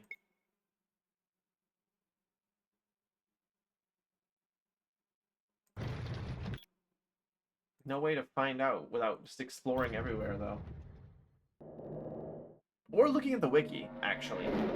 That's always an option. I'd rather find out this stuff naturally, though. I think that would be more fun. I don't know. I'm enjoying playing this game, although I imagine it's not the most exciting thing for you guys. Oh, quiet. Hey, whoa! Okay. Literally, I didn't know. This is pure coincidence and nobody's gonna fucking believe me. Can land on question mark, question mark, question mark. What the fuck is that? Ultima Fuel. I don't know if I've ever seen that before. I mean, we can check star maps for different kinds of planets, but I've never seen a... Nobody's gonna believe me. No, none of you are gonna believe me, but please believe me.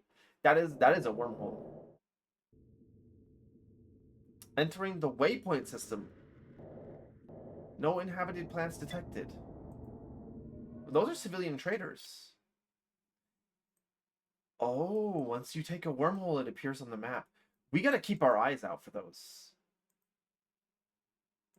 There may be other systems that we haven't looked into yet that have those. I don't recall seeing any other of those.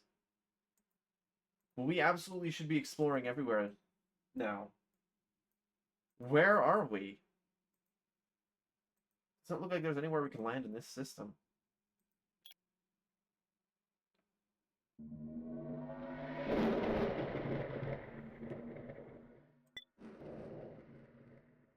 Sandsnap, uninhabited station.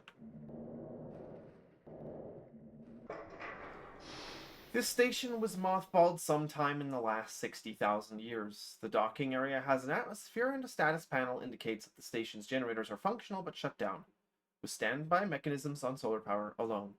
A tourist FAQ in the docking area cheerily informs visitors that after the opening of the wormhole in Waypoint, Sandsnap was briefly considered as a destination for humans looking to settle in high space. That's where we are now, I guess. The station would have provided ample room for millions of potential migrants without disturbing planetary ecosystems.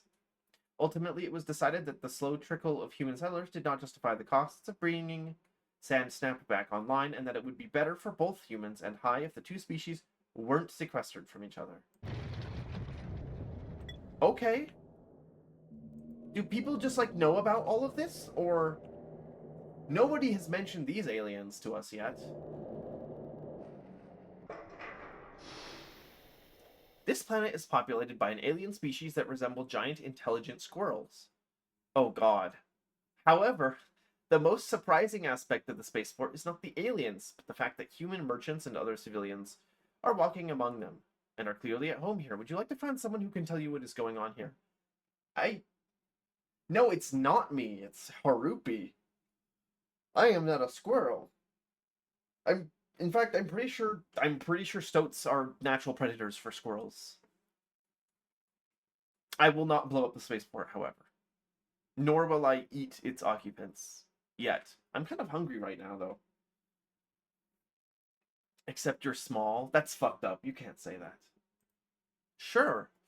You walk up to a human merchant who is busy haggling with one of the aliens.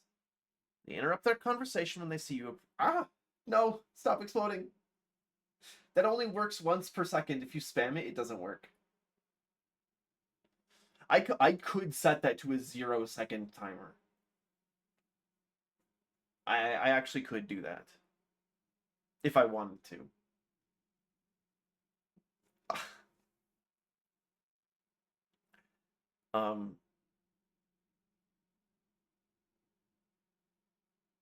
You look totally lost, he says. First time down the rabbit hole?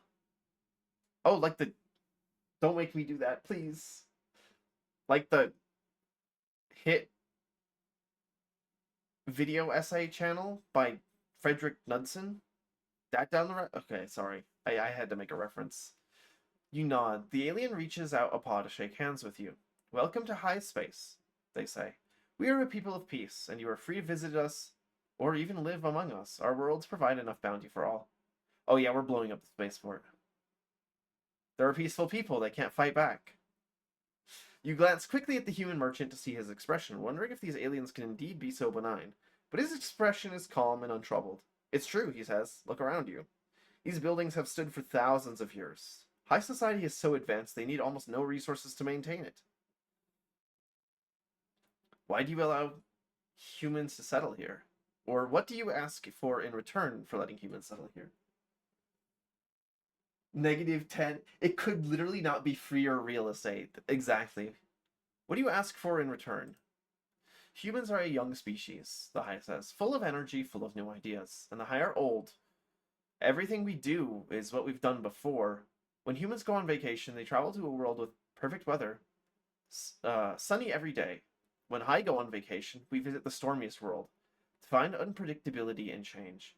Humans are so strange that to speak with a human is like a small vacation. They smile, and you catch a glimpse of its massive incisors. Based on your knowledge of xenobiology, you would guess that the High are herbivores, but you can't be certain.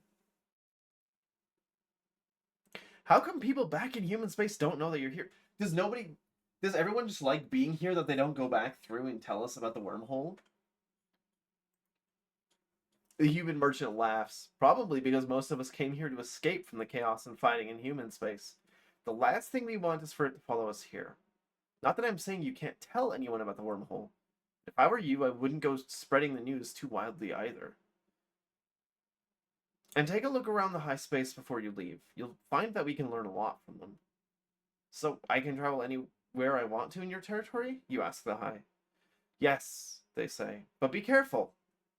The north is the territory of some renegade High who are misled in their ways, bandits and pirates, living off what they steal from the rest of us. If you travel among them, you will not be safe. That sounds like our ticket to get an alien spaceship, guys. They're farming humans. They could be secretly evil. I haven't quite discounted that yet. But guys, hostile aliens? That sounds like free spaceships for us.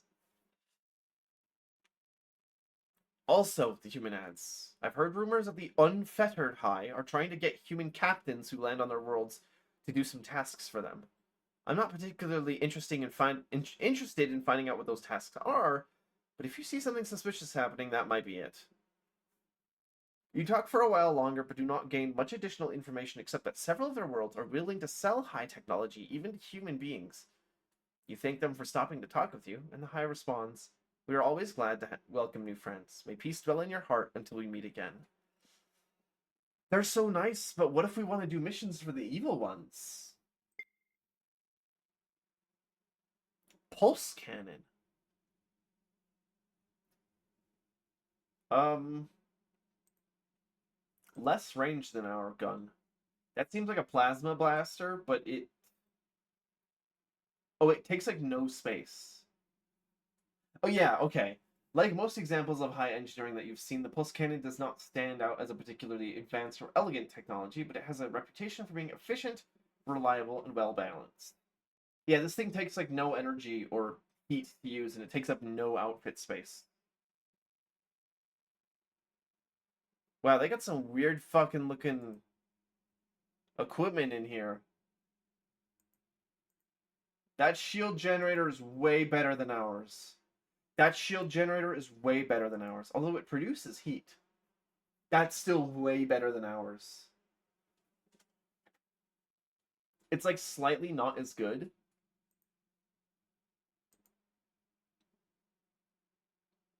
But it takes a fraction of the outfit space. Oh my god. I think we might want to pick up some of their equipment.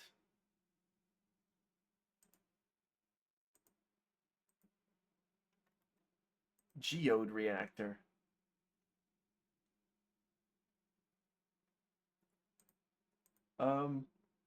It's not really better. Excuse me. Oh man, I'm getting tired. That's not really better than what we're currently using, the geode reactor. Pick it up off their corpses. We might go fight some of the renegade ones. They also have atomic thrusters, which are way shittier than ours. That high rifle is really good. That's better than the laser rifle.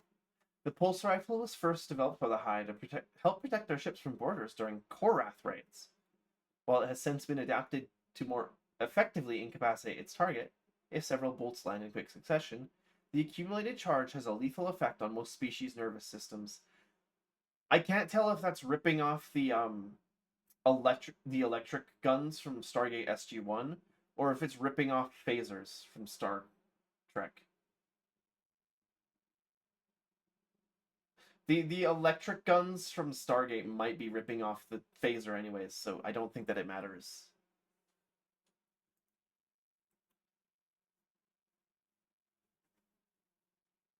In Stargate, they had these what are they called? I'm gonna look this up.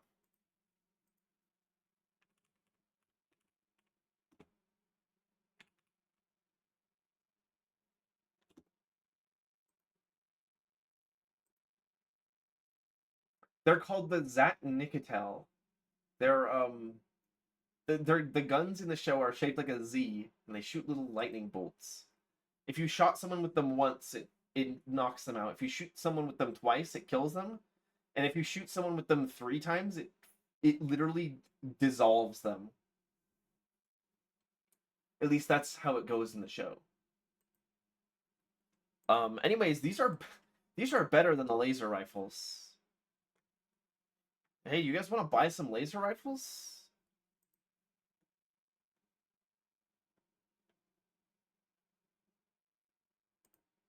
I do. I want to buy some pulse rifles. Shoot these squirrels 4 times.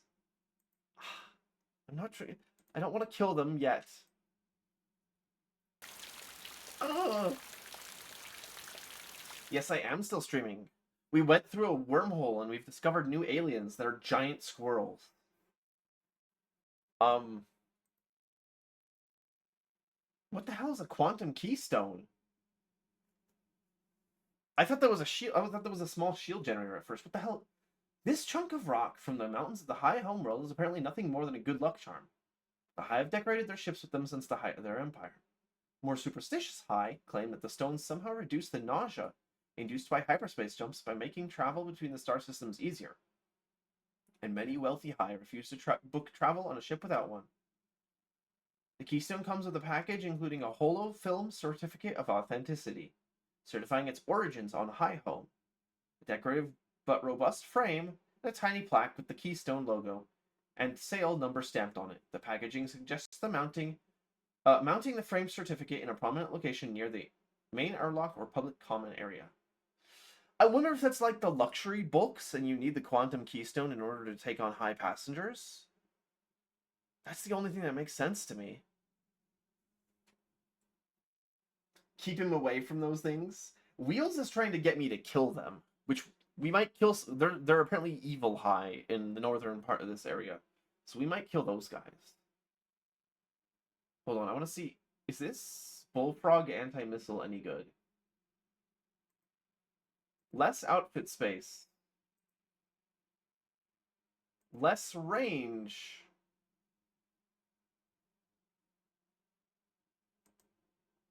It's better, though? Hold on.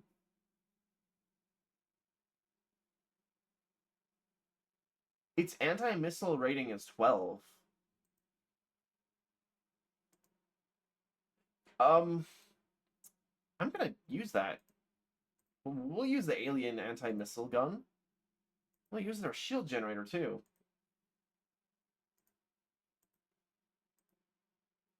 That, like, gives us a lot of extra outfit space. You should... Maybe the ones in the north are good and the real evil high are trying to get you to kill them. You think you should wipe them out completely to be safe. Let's go check out the northern high before I end stream. I just want to see what's up with them.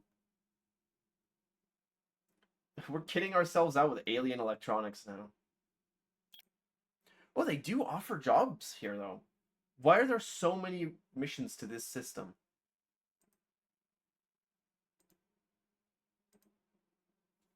Huh. None of them pay very much. Wait, can I... Hold on, let me buy a map. Ends their race, then ends his stream. Okay, we can't blow up planets like it's Star Sector. Well, you actually can bribe... You can force starports to pay tribute to you if you're powerful enough in this game.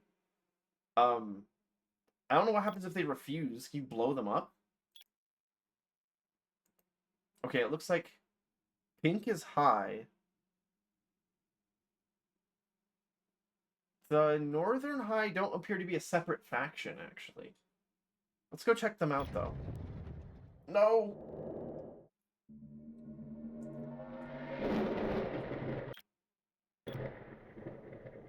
You've got space stations here. Cubic space stations instead of the weird human ones. What in God's name are those starships? So this is where the evil high are, I guess. Unless we're not in the right place. What do they mean north? This is space? That's a really good question. I assume because the high that we were speaking to is familiar with humans,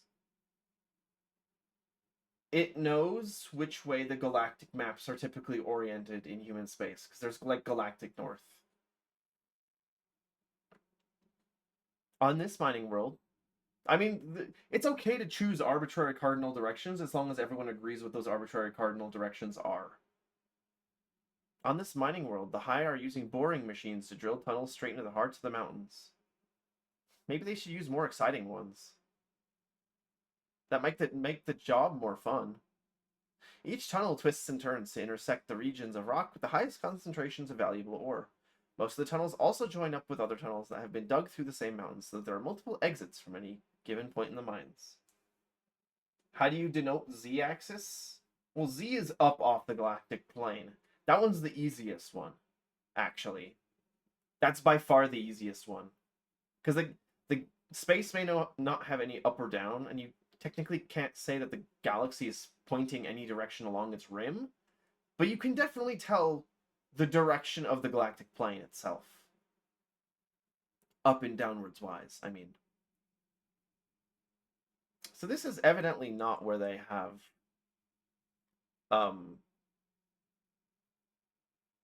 I'm sorry, but their ships look like they're covered in foam cushions.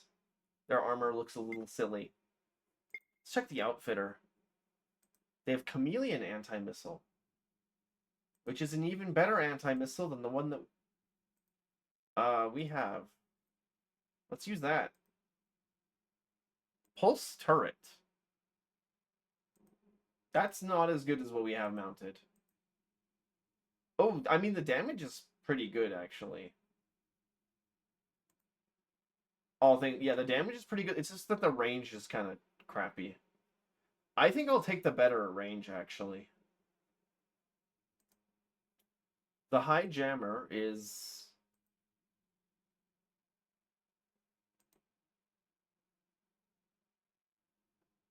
High jammer is better than ours. I noticed that they add extra energy consumption, but guys, we have a fission reactor. We can afford like an extra 200 energy consumption.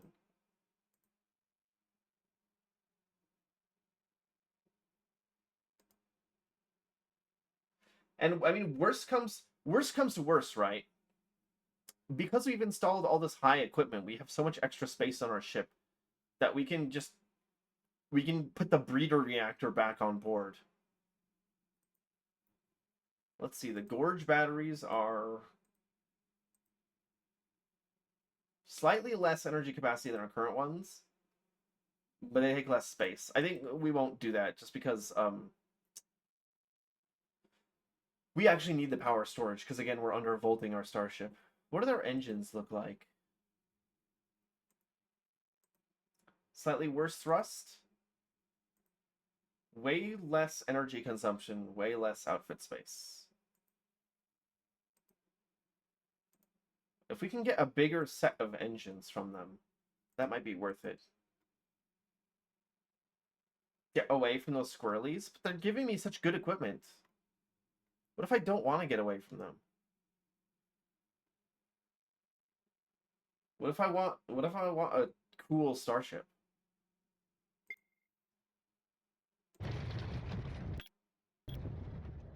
Wasn't there a space station in here? What is that? Red Watch. I should buy one of those keystones just to have it. What is that image? That is like modern art. This station was mothballed sometime in the last 60,000 years.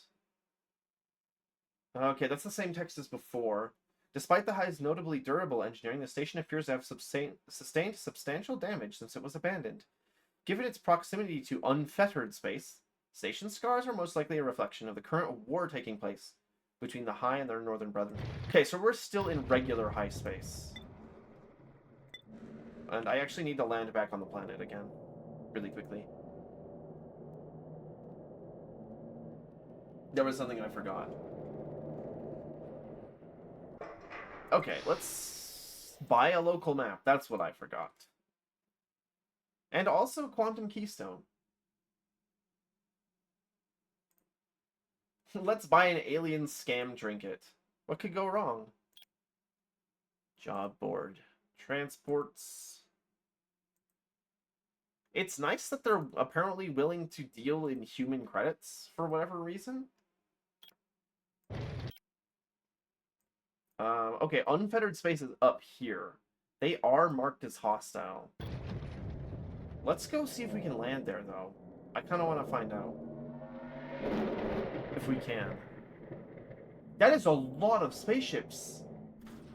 Oh, and they're fighting each other. Guys, we may not be able to do this.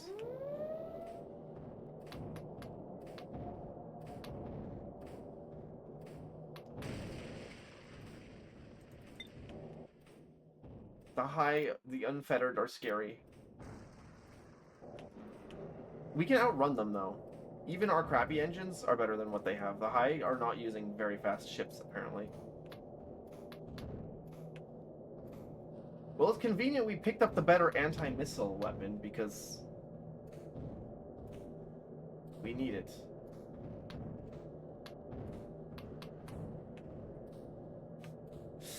We're giving them a little kite, a little chase.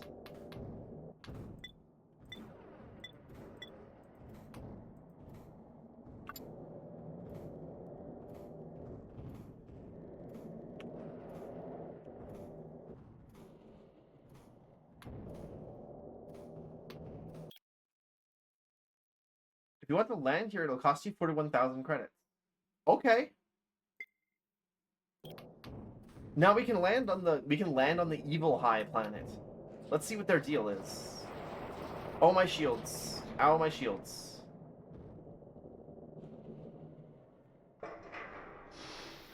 The High here appear to be at war with the rest of their species. Do you want to approach one of them and ask why? Yeah, I do. Let's find out what the Evil High's deal is.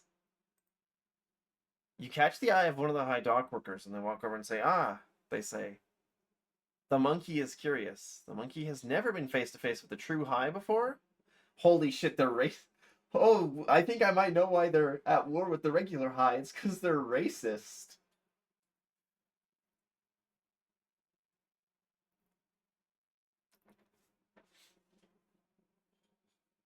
We could ask them several questions. No, I've encountered many of your brethren south of here. He probably wouldn't react to that very well. What do you mean true High? Why are you at war with everyone else? What do you mean true High? Just how racist are you, actually? It means that we are unaltered. High as High were first born to be. High the conquerors. We were masters of 100 worlds before... We were masters of 100 worlds before human monkeys had learned the use of their thumbs. What do you mean the High were altered? Oh, I think they might have been genetically engineered. They're the Kzinti from Ringworld. For those of you who are unaware of this, in the Larry Niven universe, of which Ringworld is set in, but a couple of other books, there is an alien species called the Kzinti, I believe is how it's. I'm not sure how it's spelled. Let me find out.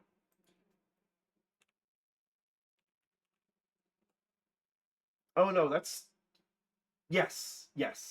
They're like tiger people, kind of. And they were very warlike. However,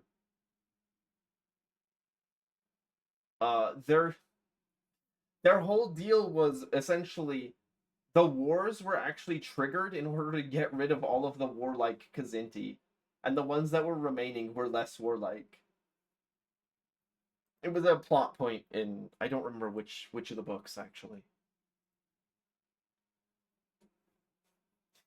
It means that we're. What do you mean the High were altered? This is our story, they say. Once many worlds beyond the wormhole were ours.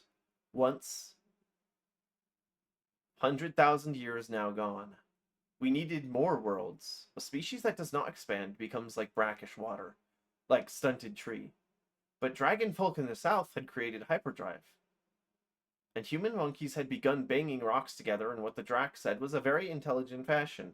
So we were forbidden from taking more worlds. Dragon folk, you say? I've never heard of them. Shiragi, they say. They are extinct. Only their dumb ancestors survive. Just as the monkeys will outlast thinking humans.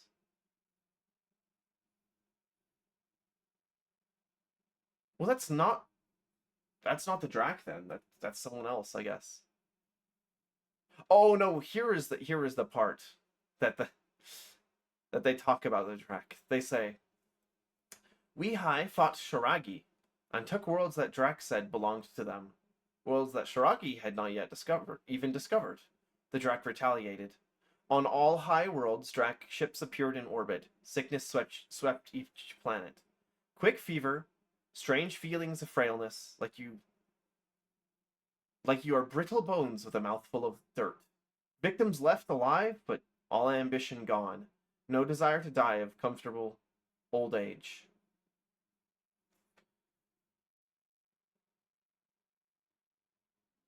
How did you know? I can ask them if they tried to resist the Drac, or how they know this if it happened 100,000 years ago. I was gonna say the Drac sound a whole lot like a fallen empire from Stellaris, actually. Did you try to resist the Drac? Silly monkey, they say. None can resist. They are strong. Their will prevails, and their will is for the galaxy to be a zoo. Little remnants of each species, all in separate cages.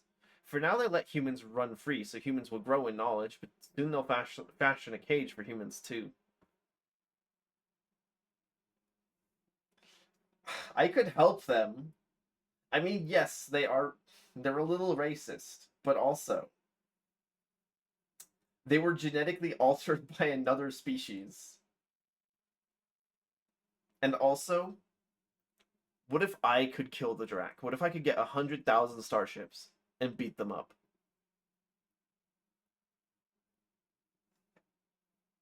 Is there anything I can do to help you? If you're ever willing to sell us a jump drive, we'll richly reward you. And if you discover the secret of how we can construct our own jump drives and escape from this prison, bring it to us and you will live as a god among us. I could say I don't know the secret of the jump drive, no human being does. Or I can say if I have an extra jump drive to sell, I'll bring it to you. It would be funny if I helped them.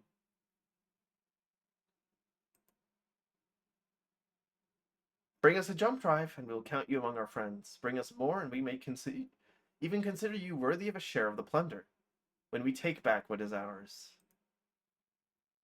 Sure. Why not? They seem like trustworthy individuals. There's also other jammers we can buy. Oh, wait, these have optical jamming. Which means that optical missiles will actually not work against us. That's interesting. If we're going to keep slapping on alien equipment, we're going to need a better reactor pretty soon.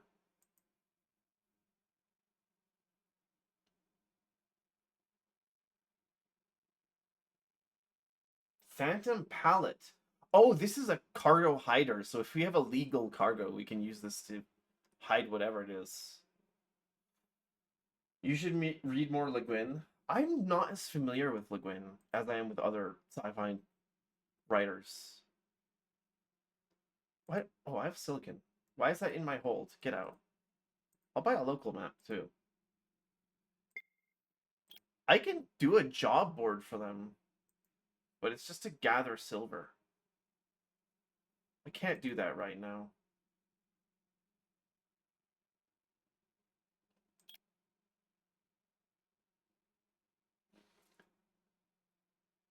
Although the High tend to be an easygoing and nonviolent species, there are always a few in each generation that yearn for excitement, warfare, and conquest.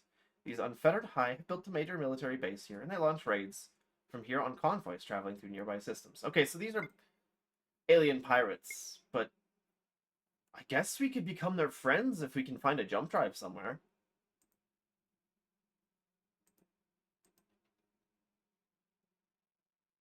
I don't know if we want to do that, but we can.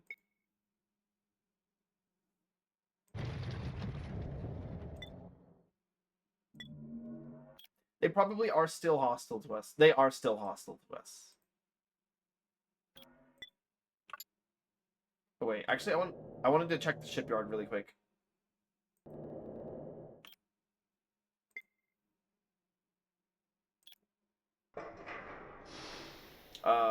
Did they sell anything useful? Their heavy warship, which we can buy. That costs $34 million. We do not have enough for that.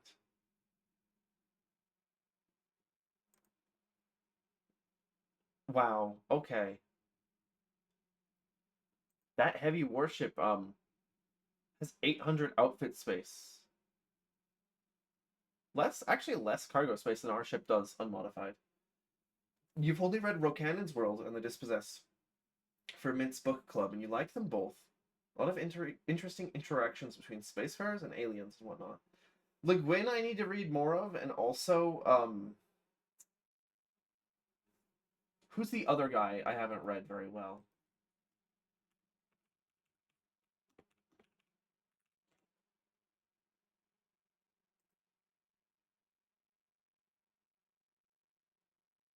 Um, not not Philip K. Dick. Who is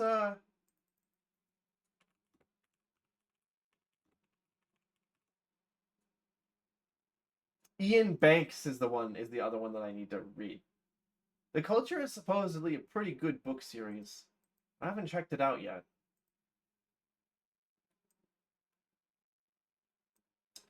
Which I was gonna say, it's ridiculous that I call myself a fan of science fiction and I haven't read Ian Banks and I haven't read Le Guin. The stuff I have read from Le Guin actually wasn't science fiction. I did like what I read though.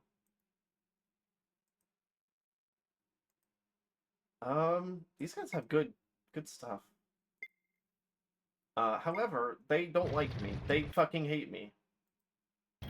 But we can become their friends if we get jump drives. I don't know where to get those.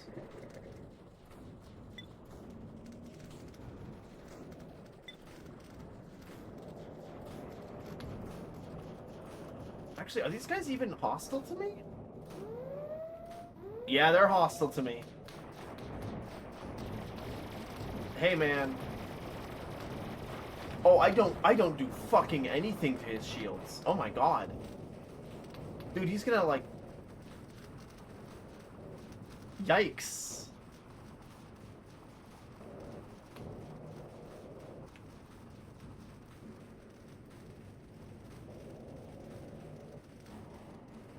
I honestly, it's funny that you mentioned Mint's book club, because I've been needing to, like, start reading books again. I, like, don't read books anymore. It's bad.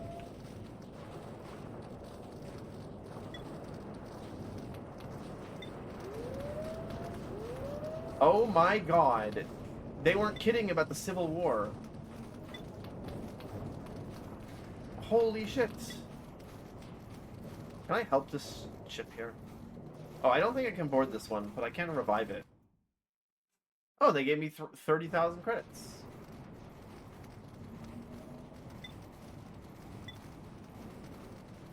I'm pretty sure I can take over an unfettered ship.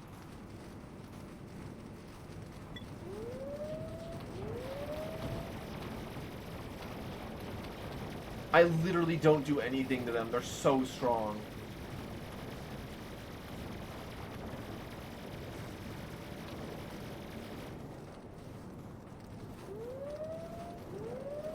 Oh my god. There is so much happening.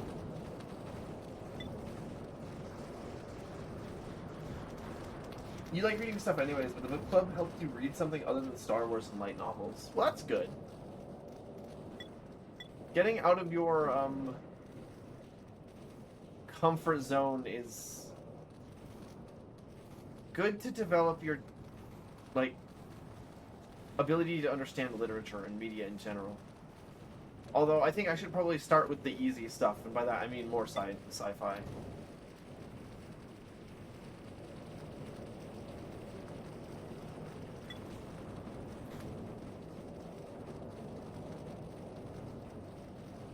Did they leave a disabled ship down here?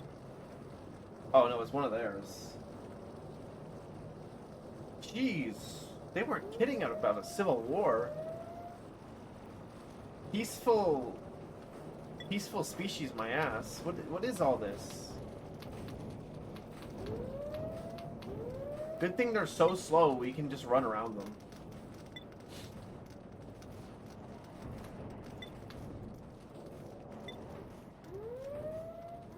Still didn't stop you from rereading the Thrawn trilogy? I've heard about the Thrawn trilogy, actually. Which is surprising, because usually I haven't heard of any of the Star Wars books. Jeez.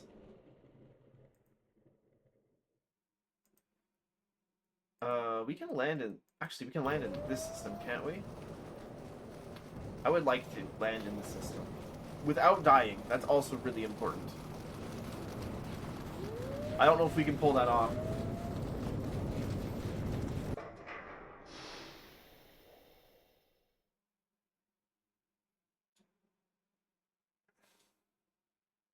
The unfettered High say that they are the true High, and seem to think that the other High are oppressing them. But another High you spoke to said that the unfettered High are simply misled. Would you like to look for someone here who can tell you more of the story? Sure. It's like the big ones that made them make more books. Okay. I was gonna say the only other books I've heard of was the one with the zombies.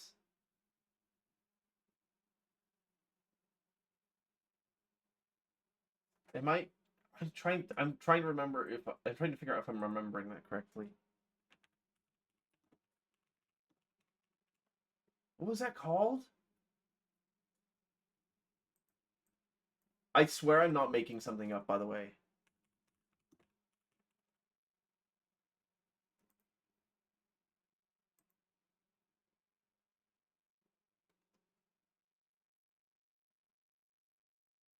Yeah, it is Death Troopers. That's what I've heard. That's the one I've heard of. You hear it's stupid positive. I don't think it's like a shining example of what makes Star Wars, but I've heard of it because it's supposedly kind of interesting.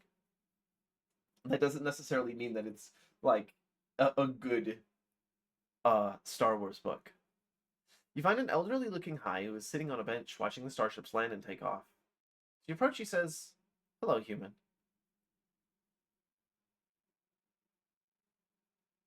"Hello, can you tell me why you were at war with the other Hai who live in the north? Or what can you tell me about them? Why are you at war with them?" He says, "I would not call it a war. We launch no raids on them. We only defend when they attack. And we supply them with food and other things needful for life. They're not our enemies, they're just those that don't fit in. You have surely seen what our society is like. Stable, safe, predictable, deliberate. It suits most of us well, but there are those... No, I'm telling this unfairly. I will start again. Hundreds of years ago, when I was young, our territory was raided by aliens from the east, who came in massive warships and plundered our worlds. In those days, there were some Hai who were brave enough to risk their lives to defend us. The raids lasted for decades, then abruptly stopped. Most of those who had fought the invaders were glad to return to ordinary life, but there were some for whom life now seemed bland and meaningless. Without the excitement and chaos of war, they started colonies in the systems of the north and fought amongst themselves, and mismanaged the land, and grew in numbers, and now their worlds cannot feed all of them, and they invade us and tell stories to put blame on us for their failures. Shouldn't they be treated with gratitude, or they said that Drac altered the Hai to make them less aggressive. Is that true? I want to ask about the Drac, actually. You still need to finish the X-Wing novels? I don't think I've heard of those. No, he says. It's a story they invented. The Hai were destined to be masters of the galaxy, but the Drakencorp prevented us. The story is not true. Our civilization beyond the wormhole was brought down by infighting and unwise governance. Amid the wreckage, we studied and thought and argued and came to believe that we could rule a small territory with stability and peace, or hold more worlds but with constant turmoil. We chose stability and relinquished those worlds. So you don't think the Drac are keeping us all in cages? He thinks about the question for a while, then says, "Sometimes we make a fire for cooking food. The fire consumes much wood and the flames are tall, too wild and too hot to cook food well. Then the wood becomes coals and burns slowly with no flames or smoke. And when you gather them, they are good for roasting meat or even baking bread. Perhaps each species must consume many worlds and many resources before learning to burn slowly, and the wisdom of the Drac is to allow them to do so. But when they find balance, as we did, they no longer need so much space." That did not answer my question. So they are manipulating the hyperdrive network. Although the story told about the genetic modification of the Hai probably isn't true. A truth and a lie, I guess.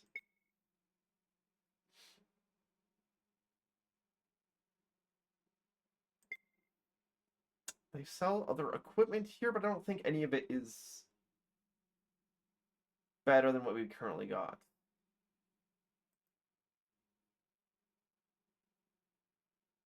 I got... Okay, those engines are... Yeah, those engines are worse than what we have. I think it's time to wrap up stream. I've almost been live 7 hours. I didn't expect to go this long. And I do have work later today. So, we finally found aliens, real aliens that we can interact with and get missions from and steal their starships. So that's cool. I am certain that there's more aliens to find. We see that there's systems in the galactic core and systems in the south and in the east that we haven't been able to access. There's a lot more aliens to see in the future. I will probably stream more of this game. It's finally gotten interesting. All it took was a little save scumming to not instantly die to that one pirate. However, that is all for today. There's the Rogue Squadron series, which is about some post-Return of the Jedi pilots who do spy and commando stuff. And the Wraith Squadron books, which is like the Dirty Dozen in space.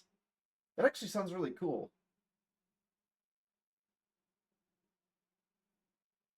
I don't know if I've heard of those. No, wait, I actually think I have heard of the X-Wing novels. Someone has either mentioned them to me before, or I've read about them, but I have not read them myself. Anyways, I'm gonna see who I can raid into. It's time to end stream.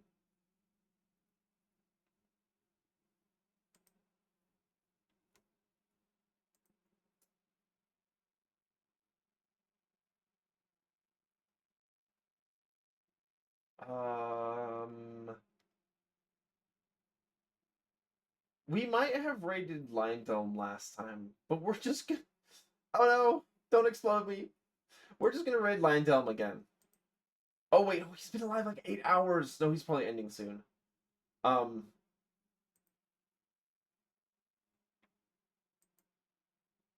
Instead, I will raid into Beryl Baru, who is currently playing Burnout 3 Takedown. It's a racing game.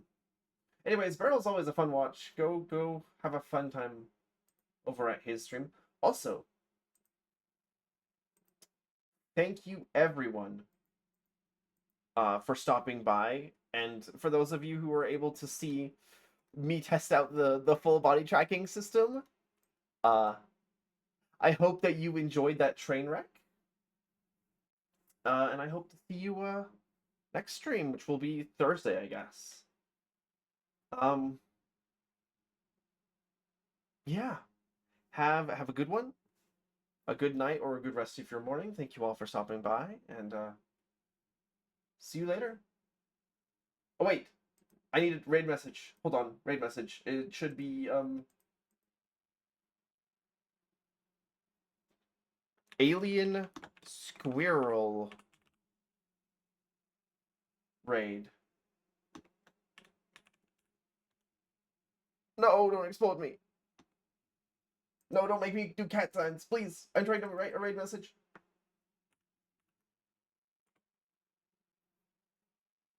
Okay, that's the raid message. If you don't have the emote, you don't have to use it. But I will see you all next time. Bye-bye. Bye-bye. Goodbye.